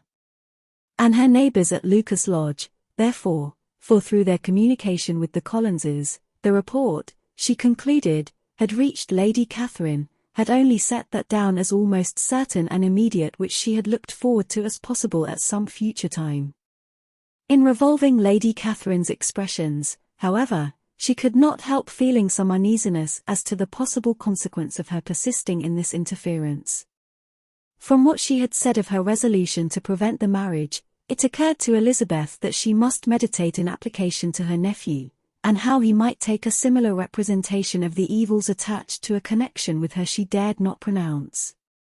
She knew not the exact degree of his affection for his aunt, or his dependence on her judgment, but it was natural to suppose that he thought much higher of her ladyship than she could do, and it was certain, that in enumerating the miseries of a marriage with one whose immediate connections were so unequal to his own, his aunt would address him on his weakest side.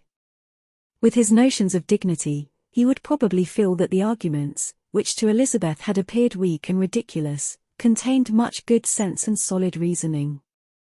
If he had been wavering before, as to what he should do, which had often seemed likely, the advice and entreaty of so near a relation might settle every doubt, and determine him at once to be as happy as dignity unblemished could make him.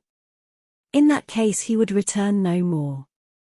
Lady Catherine might see him in her way through town, and his engagement to Bingley of coming again to Netherfield must give way. If, therefore, an excuse for not keeping his promise should come to his friend within a few days, she added, I shall know how to understand it. I shall then give over every expectation, every wish of his constancy. If he is satisfied with only regretting me, when he might have obtained my affections in hand, I shall soon cease to regret him at all. The surprise of the rest of the family, on hearing who their visitor had been, was very great, but they obligingly satisfied it with the same kind of supposition which had appeased Mrs. Bennet's curiosity, and Elizabeth was spared from much teasing on the subject. The next morning, as she was going downstairs, she was met by her father, who came out of his library with a letter in his hand. Lizzie, said he, I was going to look for you, come into my room. She followed him thither, and her curiosity to know what he had to tell her was heightened by the supposition of its being in some manner connected with the letter he held. It suddenly struck her that it might be from Lady Catherine, and she anticipated with dismay all the consequent explanations. She followed her father to the fireplace, and they both sat down. He then said, "I have received a letter this morning that has astonished me exceedingly. As it principally concerns yourself, you ought to know its contents. I did not know before that I had 2 daughters on the brink of matrimony. Let me congratulate you on a very important conquest." The color now rushed into Elizabeth's cheeks in the instantaneous conviction of its being a letter from the nephew, instead of the aunt, and she was undetermined whether most to be pleased that he explained himself at all, or offended that his letter was not rather addressed to herself, when her father continued, "You look conscious. Young ladies have great penetration in such matters as these, but I think I may defy even your sagacity to discover the name of your admirer. This letter is from Mr. Collins." "From Mr. Collins? And what can he have to say?" "Something very much to the purpose, of course. He begins with congratulations on the approaching nuptials of my eldest daughter, of which, it seems, he has been told by some of the good-natured, gossiping Lucases. I shall not sport with your impatience by reading what he says on that point. What relates to yourself is as follows. Having thus offered you the sincere congratulations of Mrs. Collins and myself on this happy event, let me now add a short hint on the subject of another, of which we have been advertised by the same authority. Your daughter Elizabeth, it is presumed, will not long bear the name of Bennet, after her eldest sister has resigned it, and the chosen partner of her fate may be reasonably looked up to as one of the most illustrious personages in this land. Can you possibly guess, Lizzie, who is meant by this? This young gentleman is blessed, in a peculiar way, with everything the heart of mortal can most desire: splendid property, noble kindred, and extensive patronage. Yet, in spite of all these temptations, let me warn my cousin Elizabeth, and yourself, of what evils you may incur by a precipitate closure with this gentleman's proposals, which, of course, you will be inclined to take immediate advantage of. Have you any idea, Lizzie, who this gentleman is? But now it comes out.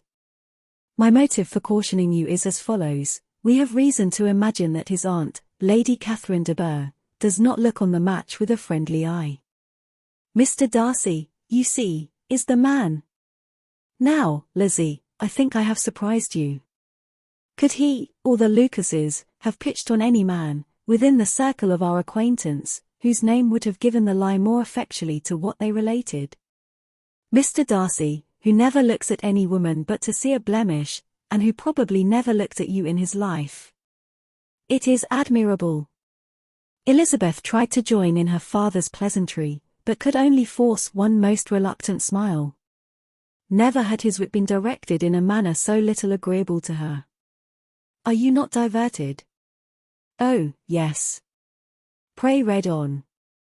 After mentioning the likelihood of this marriage to her ladyship last night, she immediately, with her usual condescension, expressed what she felt on the occasion, when it became apparent that, on the score of some family objections on the part of my cousin, she would never give her consent to what she termed so disgraceful a match. I thought it my duty to give the speediest intelligence of this to my cousin, that she and her noble admirer may be aware of what they are about, and not run hastily into a marriage which has not been properly sanctioned. Mr. Collins, moreover, adds, I am truly rejoiced that my cousin Lydia's sad business has been so well hushed up, and am only concerned that their living together before the marriage took place should be so generally known. I must not, however, neglect the duties of my station, or refrain from declaring my amazement at hearing that you received the young couple into your house as soon as they were married. It was an encouragement of vice, and had I been the rector of Longbourn, I should very strenuously have opposed it. You ought certainly to forgive them as a Christian, but never to admit them in your sight, or allow their names to be mentioned in your hearing. That is his notion of Christian forgiveness. The rest of his letter is only about his dear Charlotte's situation, and his expectation of a young olive branch. But, Lizzie, you look as if you did not enjoy it. You are not going to be missish, I hope, and pretend to be affronted at an idle report. For what do we live, but to make sport for our neighbours, and laugh at them in our turn? "Oh," cried Elizabeth, "I am exceedingly diverted. But it is so strange." "Yes, that is what makes it amusing. Had they fixed on any other man it would have been nothing, but his perfect indifference and your pointed dislike make it so delightfully absurd. Much as I abominate writing, I would not give up Mr. Collins's correspondence for any consideration. Nay, when I read a letter of his, I cannot help giving him the preference even over Wickham, much as I value the impudence and hypocrisy of my son-in-law." "And pray, Lizzie, what said Lady Catherine about this report? Did she call to refuse her consent?" To this question his daughter replied only with a laugh, and as it had been asked without the least suspicion, she was not distressed by his repeating it. Elizabeth had never been more at a loss to make her feelings appear what they were not. It was necessary to laugh when she would rather have cried. Her father had most cruelly mortified her by what he said of Mr. Darcy's indifference, and she could do nothing but wonder at such a want of penetration, or fear that, perhaps, instead of his seeing too little, she might have fancied too much. Chapter 58. Instead of receiving any such letter of excuse from his friend, as Elizabeth half expected Mr. Bingley to do, he was able to bring Darcy with him to Longbourn before many days had passed after Lady Catherine's visit. The gentleman arrived early, and, before Mrs. Bennet had time to tell him of their having seen his aunt, of which her daughter sat in momentary dread, Bingley, who wanted to be alone with Jane, proposed their all walking out. It was agreed to. Mrs. Bennet was not in the habit of walking, Mary could never spare time, but the remaining 5 set off together. Bingley and Jane, however, soon allowed the others to outstrip them. They lagged behind, while Elizabeth, Kitty, and Darcy were to entertain each other. Very little was said by either. Kitty was too much afraid of him to talk, Elizabeth was secretly forming a desperate resolution, and, perhaps, he might be doing the same. They walked towards the Lucases, because Kitty wished to call upon Maria, and as Elizabeth saw no occasion for making it a general concern, when Kitty left them she went boldly on with him alone. Now was the moment for her resolution to be executed, and while her courage was high, she immediately said, "Mr. Darcy, I am a very selfish creature, and for the sake of giving relief to my own feelings care not how much I may be wounding yours. I can no longer help thanking you for your unexampled kindness to my poor sister. Ever since I have known it I have been most anxious to acknowledge to you how gratefully I feel it. Were it known to the rest of my family I should not have merely my own gratitude to express." "I am sorry, exceedingly sorry," replied Darcy, in a tone of surprise and emotion, "that you have ever been informed of what may, in a mistaken light, have given you uneasiness. I did not think Mrs. Gardiner was so little to be trusted. You must not blame my aunt. Lydia's thoughtlessness first betrayed to me that you had been concerned in the matter, and, of course, I could not rest till I knew the particulars. Let me thank you again and again, in the name of all my family, for that generous compassion which induced you to take so much trouble, and bear so many mortifications, for the sake of discovering them." "If you will thank me," he replied, "let it be for yourself alone. That the wish of giving happiness to you might add force to the other inducements which led me on, I shall not attempt to deny. But your family owe me nothing. Much as I respect them, I believe I thought only of you." Elizabeth was too much embarrassed to say a word. After a short pause, her companion added, "You are too generous to trifle with me. If your feelings are still what they were last April, tell me so at once. My affections and wishes are unchanged, but one word from you will silence me on this subject forever." Elizabeth, feeling all the more than common awkwardness and anxiety of his situation, now forced herself to speak, and immediately, though not very fluently, gave him to understand that her sentiments had undergone so material a change since the period to which he alluded, as to make her receive with gratitude and pleasure his present assurances. The happiness which this reply produced was such as he had probably never felt before, and he expressed himself on the occasion as sensibly and as warmly as a man violently in love can be supposed to do. Had Elizabeth been able to encounter his eyes, she might have seen how well the expression of heartfelt delight diffused over his face became him. But though she could not look, she could listen, and he told her of feelings which, in proving of what importance she was to him, made his affection every moment more valuable. They walked on without knowing in what direction. There was too much to be thought, and felt, and said, for attention to any other objects. She soon learnt that they were indebted for their present good understanding to the efforts of his aunt, who did call on him in her return through London, and there relate her journey to Longbourn, its motive, and the substance of her conversation with Elizabeth, dwelling emphatically on every expression of the latter, which, in her ladyship's apprehension, peculiarly denoted her perverseness and assurance, in the belief that such a relation must assist her endeavours to obtain that promise from her nephew which she had refused to give. But, unluckily for her ladyship, its effect had been exactly contrariwise. "It taught me to hope," said he, "as I had scarcely ever allowed myself to hope before. I knew enough of your disposition to be certain, that had you been absolutely, irrevocably decided against me, you would have acknowledged it to Lady Catherine frankly and openly." Elizabeth coloured and laughed as she replied, "Yes, you know enough of my frankness to believe me capable of that. After abusing you so abominably to your face, I could have no scruple in abusing you to all your relations. What did you say of me that I did not deserve? For though your accusations were ill-founded, formed on mistaken premises, my behaviour to you at the time had merited the severest reproof. It was unpardonable. I cannot think of it without abhorrence. We will not quarrel for the greater share of blame annexed to that evening," said Elizabeth.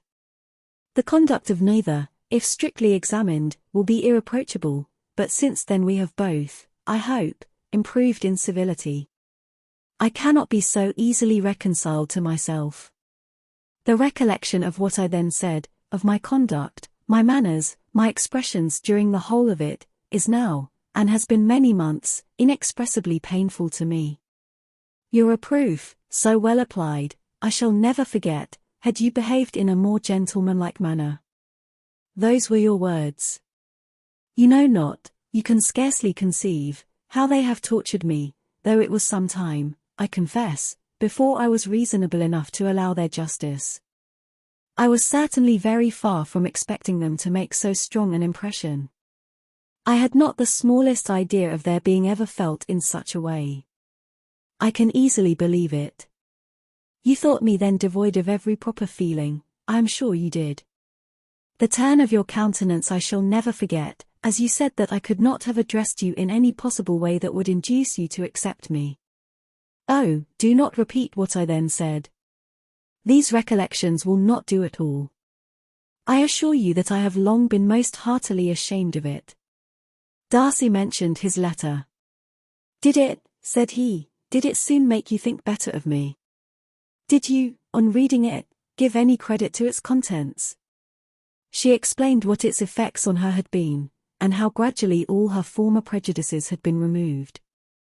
"I knew," said he, "that what I wrote must give you pain, but it was necessary. I hope you have destroyed the letter. There was one part, especially the opening of it, which I should dread your having the power of reading again. I can remember some expressions which might justly make you hate me. The letter shall certainly be burnt, if you believe it essential to the preservation of my regard, but, though we have both reason to think my opinions not entirely unalterable, they are not, I hope, quite so easily changed as that implies." "When I wrote that letter," replied Darcy, "I believed myself perfectly calm and cool, but I am since convinced that it was written in a dreadful bitterness of spirit. The letter, perhaps, began in bitterness, but it did not end so. The adieu is charity itself. But think no more of the letter. The feelings of the person who wrote and the person who received it are now so widely different from what they were then, that every unpleasant circumstance attending it ought to be forgotten. You must learn some of my philosophy. Think only of the past as its remembrance gives you pleasure. I cannot give you credit for any philosophy of the kind. Your retrospections must be so totally void of reproach, that the contentment arising from them is not of philosophy, but, what is much better, of ignorance. But with me, it is not so. Painful recollections will intrude, which ought not to be repelled. I have been a selfish being all my life, in practice, though not in principle. As a child I was taught what was right, but I was not taught to correct my temper. I was given good principles, but left to follow them in pride and conceit. Unfortunately an only son, for many years an only child, I was spoiled by my parents, who, though good themselves, my father particularly, all that was benevolent and amiable, allowed, encouraged, almost taught me to be selfish and overbearing, to care for none beyond my own family circle, to think meanly of all the rest of the world, to wish at least to think meanly of their sense and worth compared with my own. Such I was, from 8 to 28, and such I might still have been but for you, dearest, loveliest Elizabeth. What do I not owe you?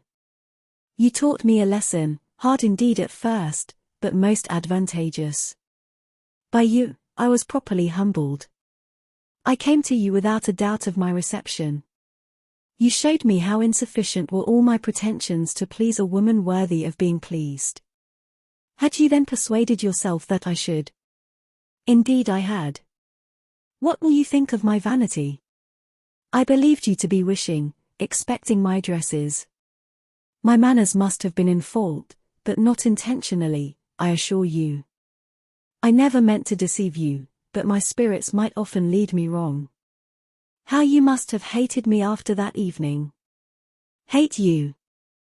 I was angry, perhaps, at first, but my anger soon began to take a proper direction. I am almost afraid of asking what you thought of me when we met at Pemberley. You blamed me for coming?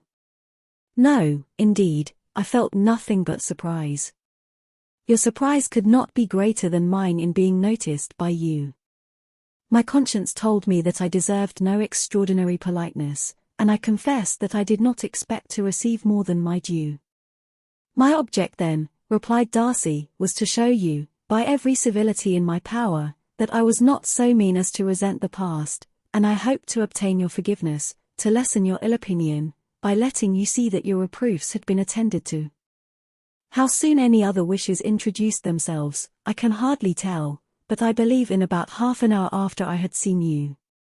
He then told her of Georgiana's delight in her acquaintance, and of her disappointment at its sudden interruption, which naturally leading to the cause of that interruption, she soon learnt that his resolution of following her from Derbyshire in quest of her sister had been formed before he quitted the inn, and that his gravity and thoughtfulness there had arisen from no other struggles than what such a purpose must comprehend.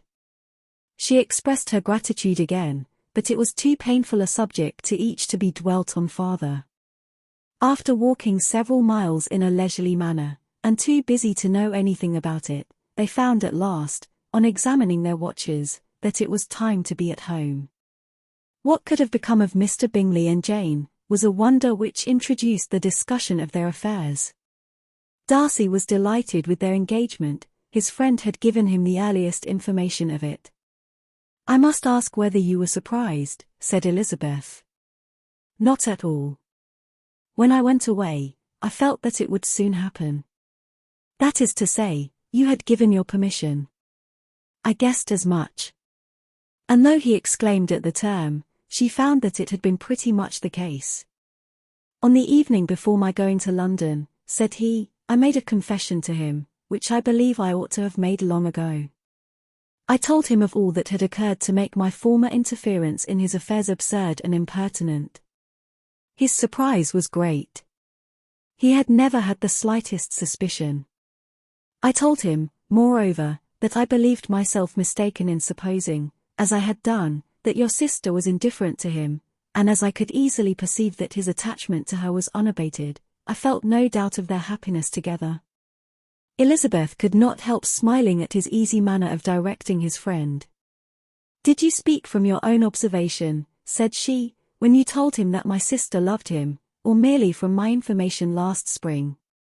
From the former.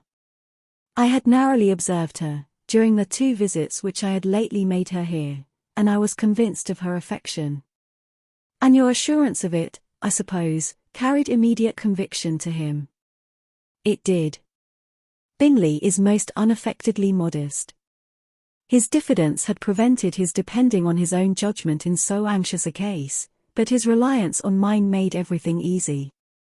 I was obliged to confess one thing, which for a time, and not unjustly, offended him.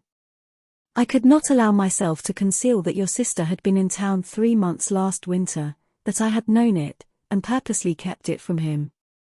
He was angry. But his anger, I am persuaded, lasted no longer than he remained in any doubt of your sister's sentiments. He has heartily forgiven me now. Elizabeth longed to observe that Mr. Bingley had been a most delightful friend, so easily guided that his worth was invaluable, but she checked herself. She remembered that he had yet to learn to be laughed at, and it was rather too early to begin. In anticipating the happiness of Bingley, which of course was to be inferior only to his own, he continued the conversation till they reached the house. In the hall they parted. Chapter 59. My dear Lizzie, where can you have been walking to, was a question which Elizabeth received from Jane as soon as she entered the room, and from all the others when they sat down to table. She had only to say in reply, that they had wandered about till she was beyond her own knowledge. She coloured as she spoke, but neither that, nor anything else, awakened a suspicion of the truth. The evening passed quietly, unmarked by anything extraordinary. The acknowledged lovers talked and laughed, the unacknowledged were silent. Darcy was not of a disposition in which happiness overflows in mirth, and Elizabeth, agitated and confused, rather knew that she was happy than felt herself to be so, for, besides the immediate embarrassment, there were other evils before her. She anticipated what would be felt in the family when her situation became known. She was aware that no one liked him but Jane, and even feared that with the others it was a dislike which not all his fortune and consequence might do away. At night she opened her heart to Jane. Though suspicion was very far from Miss Bennet's general habits, she was absolutely incredulous here. You are joking, Lizzie. This cannot be. Engaged to Mr. Darcy? No, no, you shall not deceive me, I know it to be impossible. This is a wretched beginning, indeed. My sole dependence was on you, and I am sure nobody else will believe me, if you do not. Yet, indeed, I am in earnest. I speak nothing but the truth. He still loves me, and we are engaged. Jane looked at her doubtingly. Oh, Lizzie! It cannot be. I know how much you dislike him. You know nothing of the matter. That is all to be forgot. Perhaps I did not always love him so well as I do now, but in such cases as these a good memory is unpardonable. This is the last time I shall ever remember it myself. Miss Bennet still looked all amazement. Elizabeth again, and more seriously, assured her of its truth. Good heaven! Can it be really so? Yet now I must believe you, cried Jane. My dear, dear Lizzie, I do congratulate you, but are you certain, forgive the question, are you quite certain that you can be happy with him? There can be no doubt of that.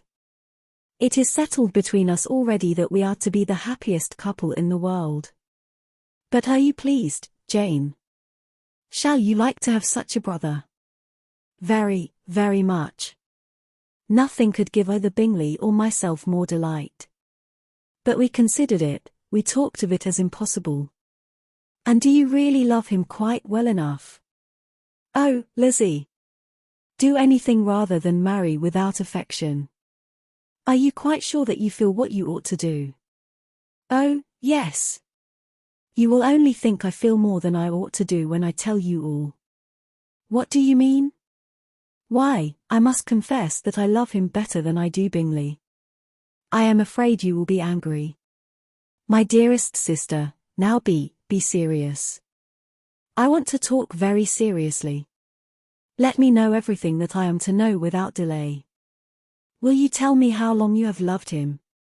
It has been coming on so gradually, that I hardly know when it began, but I believe I must date it from my first seeing his beautiful grounds at Pemberley.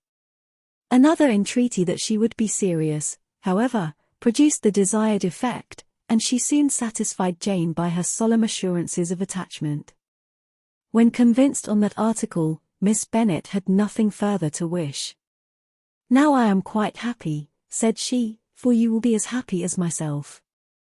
I always had a value for him.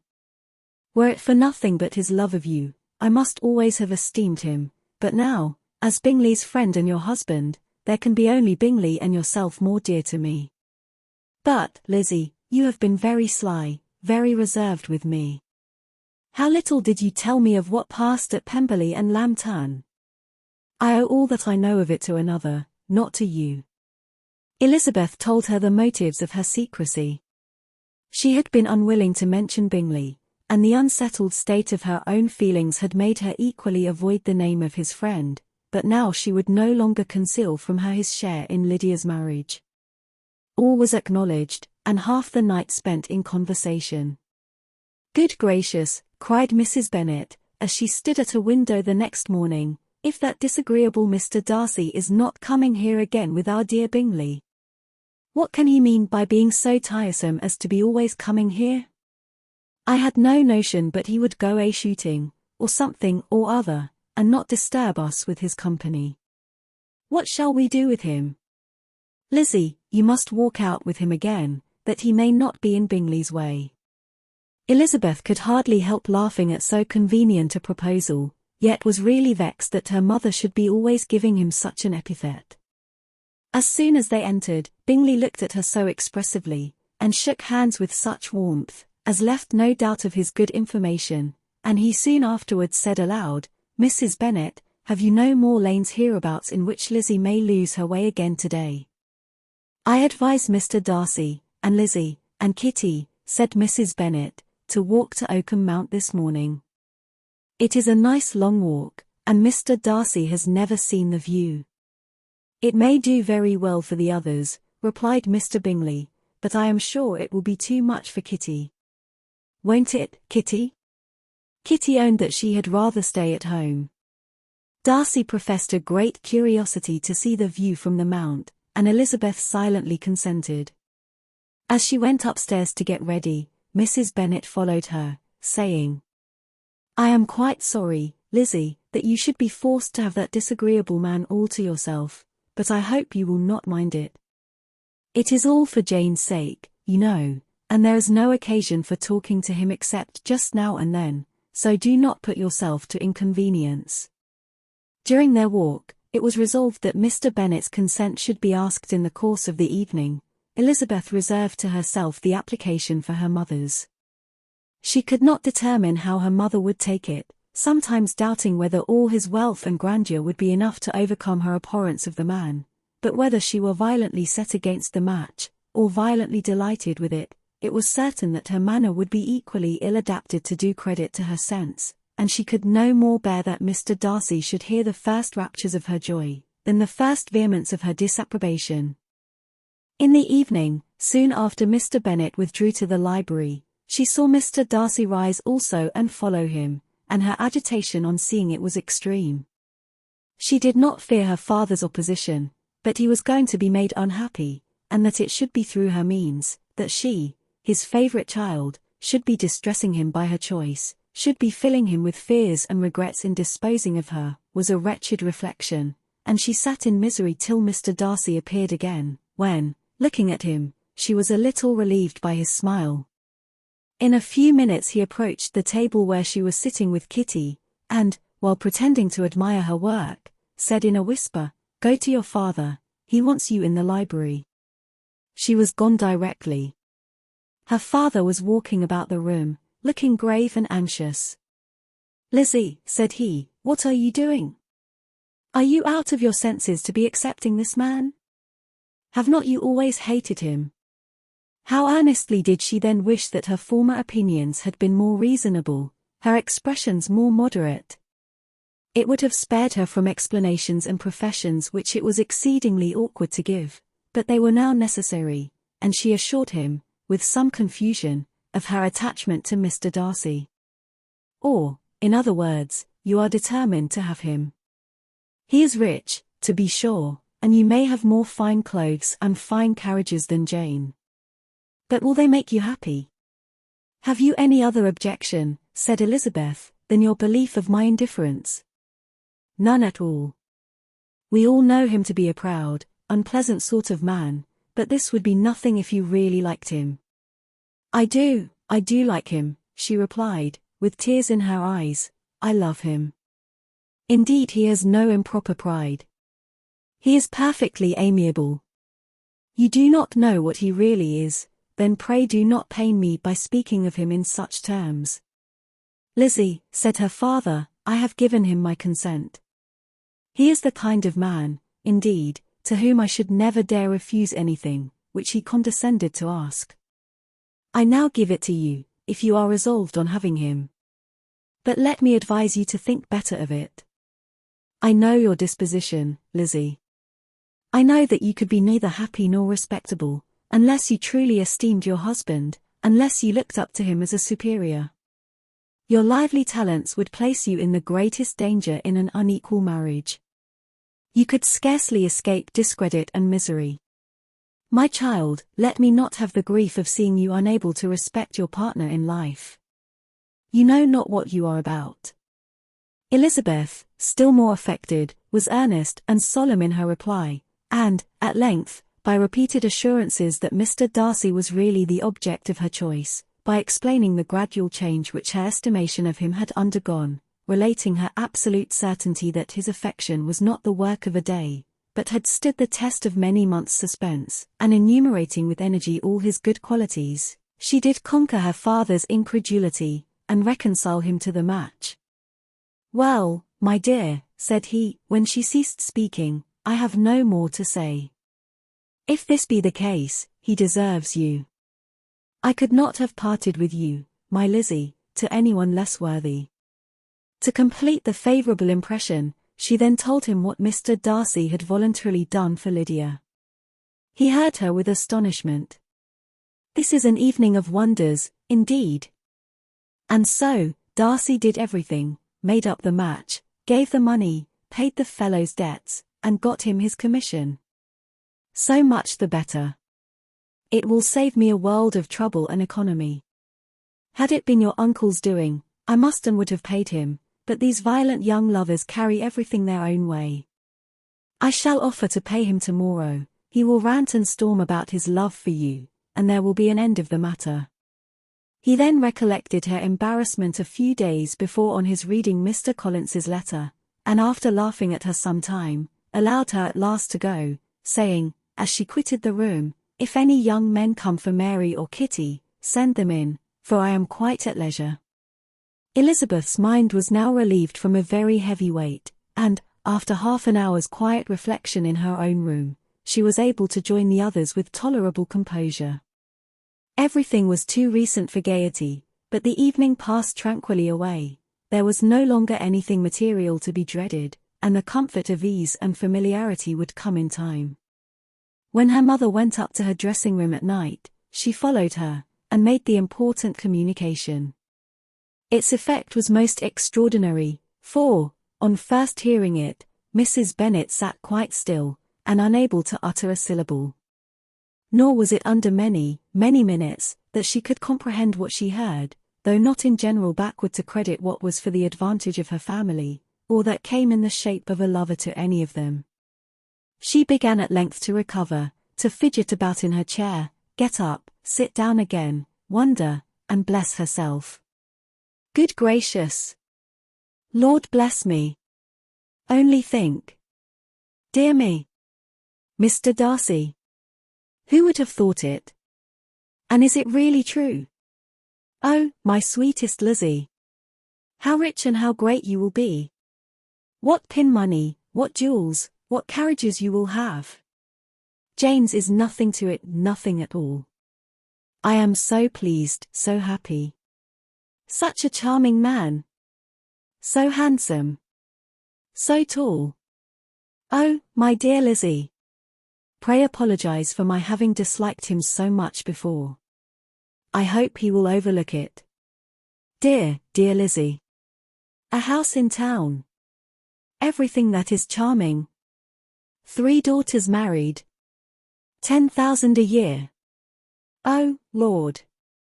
What will become of me? I shall go distracted. This was enough to prove that her approbation need not be doubted, and Elizabeth, rejoicing that such an effusion was heard only by herself, soon went away. But before she had been 3 minutes in her own room, her mother followed her. "My dearest child," she cried, "I can think of nothing else. 10,000 a year, and very likely more. 'Tis as good as a lord. And a special license, you must and shall be married by a special license. But, my dearest love, tell me what dish Mr. Darcy is particularly fond of, that I may have it tomorrow." This was a sad omen of what her mother's behavior to the gentleman himself might be, and Elizabeth found that, though in the certain possession of his warmest affection, and secure of her relations' consent, there was still something to be wished for. But the morrow passed off much better than she expected, for Mrs. Bennet luckily stood in such awe of her intended son-in-law, that she ventured not to speak to him, unless it was in her power to offer him any attention, or mark her deference for his opinion. Elizabeth had the satisfaction of seeing her father taking pains to get acquainted with him, and Mr. Bennet soon assured her that he was rising every hour in his esteem. "I admire all my 3 sons-in-law highly," said he. "Wickham, perhaps, is my favourite, but I think I shall like your husband quite as well as Jane's." Chapter 60. Elizabeth's spirits soon rising to playfulness again, she wanted Mr. Darcy to account for his having ever fallen in love with her. "How could you begin?" said she. "I can comprehend your going on charmingly, when you had once made a beginning, but what could set you off in the first place? I cannot fix on the hour, or the spot, or the look, or the words, which laid the foundation. It is too long ago. I was in the middle before I knew that I had begun. My beauty you had early withstood, and as for my manners, my behavior to you was at least always bordering on the uncivil, and I never spoke to you without rather wishing to give you pain than not. Now, be sincere, did you admire me for my impertinence? For the liveliness of your mind I did. You may as well call it impertinence at once. It was very little less.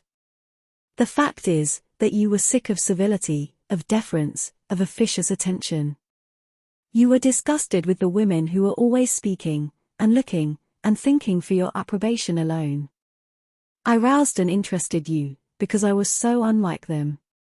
Had you not been really amiable you would have hated me for it, but in spite of the pains you took to disguise yourself, your feelings were always noble and just, and in your heart you thoroughly despised the persons who so assiduously courted you. There I have saved you the trouble of accounting for it, and really, all things considered, I begin to think it perfectly reasonable. To be sure you know no actual good of me, but nobody thinks of that when they fall in love. Was there no good in your affectionate behaviour to Jane, while she was ill at Netherfield? Dearest Jane! Who could have done less for her? But make a virtue of it by all means. My good qualities are under your protection, and you are to exaggerate them as much as possible, and, in return, it belongs to me to find occasions for teasing and quarrelling with you as often as may be, and I shall begin directly, by asking you what made you so unwilling to come to the point at last. What made you so shy of me, when you first called, and afterwards dined here? Why, especially, when you called, did you look as if you did not care about me? Because you were grave and silent, and gave me no encouragement. But I was embarrassed. And so was I. You might have talked to me more when you came to dinner. A man who had felt less might. How unlucky that you should have a reasonable answer to give, and that I should be so reasonable as to admit it. But I wonder how long you would have gone on, if you had been left to yourself. I wonder when you would have spoken if I had not asked you. My resolution of thanking you for your kindness to Lydia had certainly great effect. Too much, I am afraid, for what becomes of the moral, if our comfort springs from a breach of promise, for I ought not to have mentioned the subject. This will never do. You need not distress yourself. The moral will be perfectly fair. Lady Catherine's unjustifiable endeavours to separate us were the means of removing all my doubts. I am not indebted for my present happiness to your eager desire of expressing your gratitude. I was not in a humour to wait for an opening of yours.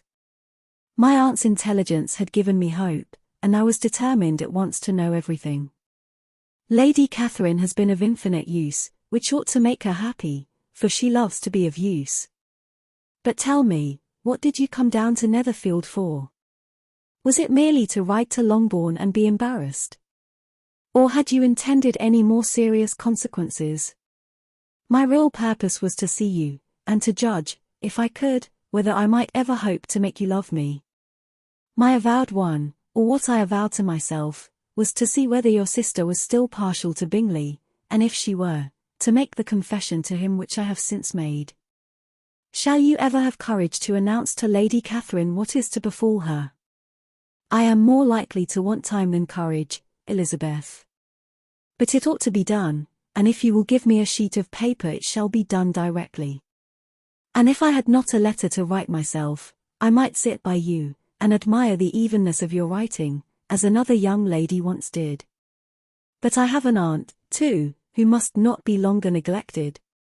From an unwillingness to confess how much her intimacy with Mr. Darcy had been overrated, Elizabeth had never yet answered Mrs. Gardiner's long letter, but now, having that to communicate which she knew would be most welcome, she was almost ashamed to find that her uncle and aunt had already lost 3 days of happiness, and immediately wrote as follows.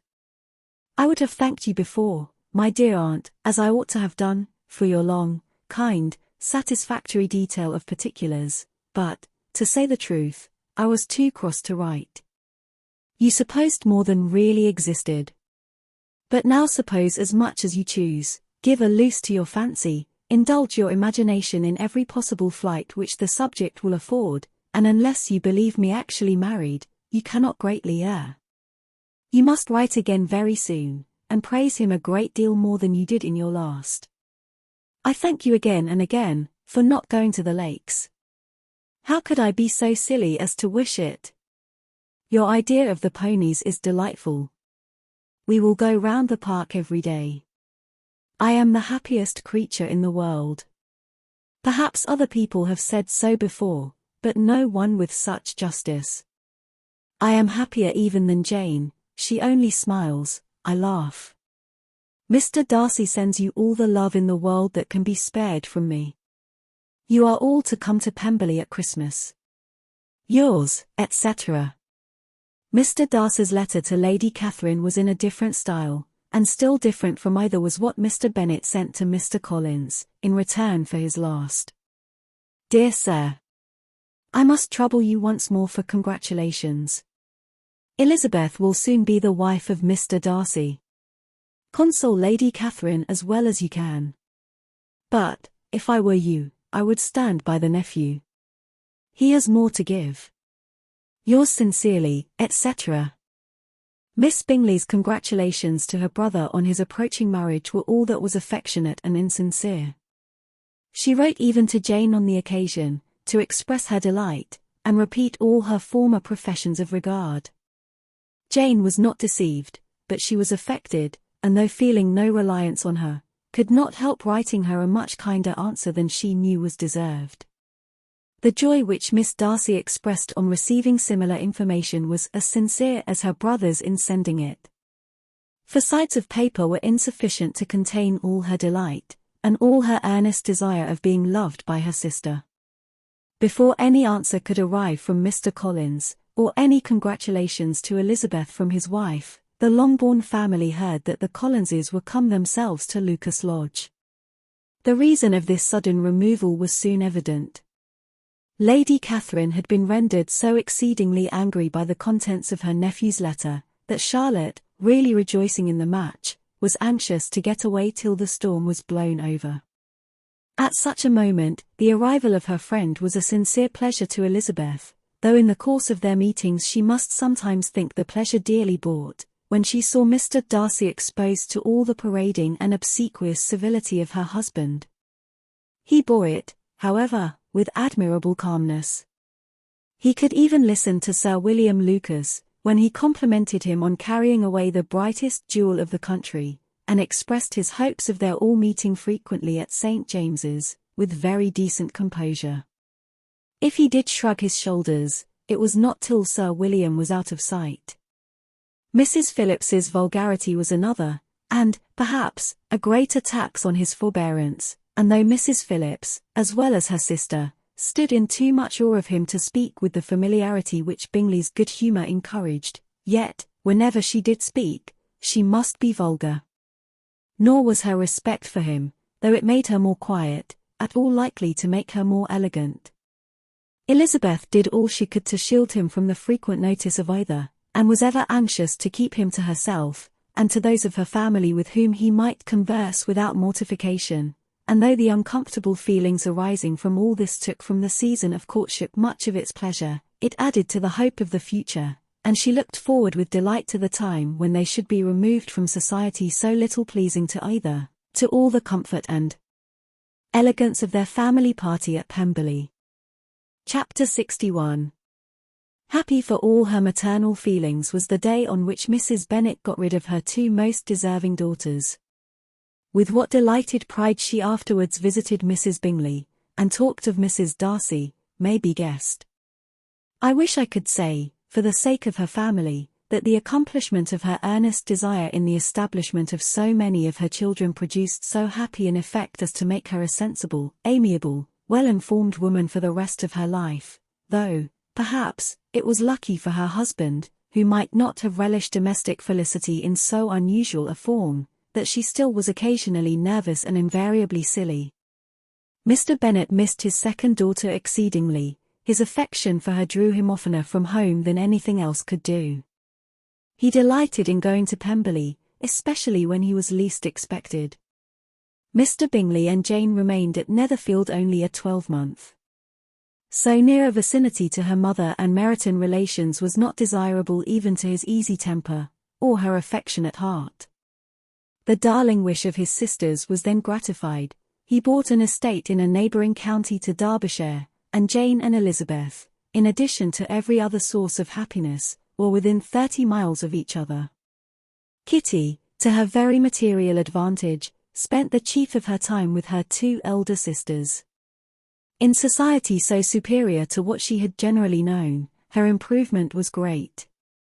She was not of so ungovernable a temper as Lydia, and, removed from the influence of Lydia's example, she became, by proper attention and management, less irritable, less ignorant, and less insipid. From the further disadvantage of Lydia's society she was of course carefully kept, and though Mrs. Wickham frequently invited her to come and stay with her, with the promise of balls and young men, her father would never consent to her going. Mary was the only daughter who remained at home, and she was necessarily drawn from the pursuit of accomplishments by Mrs. Bennet's being quite unable to sit alone. Mary was obliged to mix more with the world, but she could still moralize over every morning visit, and as she was no longer mortified by comparisons between her sister's beauty and her own, it was suspected by her father that she submitted to the change without much reluctance. As for Wickham and Lydia, their characters suffered no revolution from the marriage of her sisters. He bore with philosophy the conviction that Elizabeth must now become acquainted with whatever of his ingratitude and falsehood had before been unknown to her, and, in spite of everything, was not wholly without hope that Darcy might yet be prevailed on to make his fortune. The congratulatory letter which Elizabeth received from Lydia on her marriage explained to her that, by his wife at least, if not by himself, such a hope was cherished. The letter was to this effect. My dear Lizzie, I wish you joy. If you love Mr. Darcy half so well as I do my dear Wickham, you must be very happy. It is a great comfort to have you so rich, and when you have nothing else to do, I hope you will think of us. I am sure Wickham would like a place at court very much, and I do not think we shall have quite money enough to live upon without some help. Any place would do of about 300 or 400 a year, but, however, do not speak to Mr. Darcy about it, if you had rather not. Yours, etc. As it happened that Elizabeth had much rather not, she endeavoured in her answer to put an end to every entreaty and expectation of the kind. Such relief, however, as it was in her power to afford, by the practice of what might be called economy in her own private expenses, she frequently sent them. It had always been evident to her that such an income as theirs, under the direction of two persons so extravagant in their wants, and heedless of the future, must be very insufficient to their support, and whenever they changed their quarters, either Jane or herself were sure of being applied to for some little assistance towards discharging their bills. Their manner of living, even when the restoration of peace dismissed them to a home, was unsettled in the extreme. They were always moving from place to place in quest of a cheap situation, and always spending more than they ought. His affection for her soon sunk into indifference, hers lasted a little longer, and, in spite of her youth and her manners, she retained all the claims to reputation which her marriage had given her. Though Darcy could never receive him at Pemberley, yet, for Elizabeth's sake, he assisted him further in his profession. Lydia was occasionally a visitor there, when her husband was gone to enjoy himself in London or Bath, and with the Bingleys they both of them frequently stayed so long, that even Bingley's good humour was overcome, and he proceeded so far as to talk of giving them a hint to be gone. Miss Bingley was very deeply mortified by Darcy's marriage, but as she thought it advisable to retain the right of visiting at Pemberley, she dropped all her resentment, was fonder than ever of Georgiana, almost as attentive to Darcy as heretofore, and paid off every arrear of civility to Elizabeth. Pemberley was now Georgiana's home, and the attachment of the sisters was exactly what Darcy had hoped to see. They were able to love each other, even as well as they intended. Georgiana had the highest opinion in the world of Elizabeth, though at first she often listened with an astonishment bordering on alarm at her lively, sportive manner of talking to her brother. He, who had always inspired in herself a respect which almost overcame her affection, she now saw the object of open pleasantry. Her mind received knowledge which had never before fallen in her way. By Elizabeth's instructions she began to comprehend that a woman may take liberties with her husband, which a brother will not always allow in a sister more than 10 years younger than himself. Lady Catherine was extremely indignant on the marriage of her nephew, and as she gave way to all the genuine frankness of her character, in her reply to the letter which announced its arrangement, she sent him language so very abusive, especially of Elizabeth, that for some time all intercourse was at an end. But at length, by Elizabeth's persuasion, he was prevailed on to overlook the offence, and seek a reconciliation, and, after a little further resistance on the part of his aunt, her resentment gave way, either to her affection for him, or her curiosity to see how his wife conducted herself, and she condescended to wait on them at Pemberley, in spite of that pollution which its woods had received, not merely from the presence of such a mistress, but the visits of her uncle and aunt from the city. With the Gardiners they were always on the most intimate terms. Darcy, as well as Elizabeth, really loved them, and they were both ever sensible of the warmest gratitude towards the persons who, by bringing her into Derbyshire, had been the means of uniting them.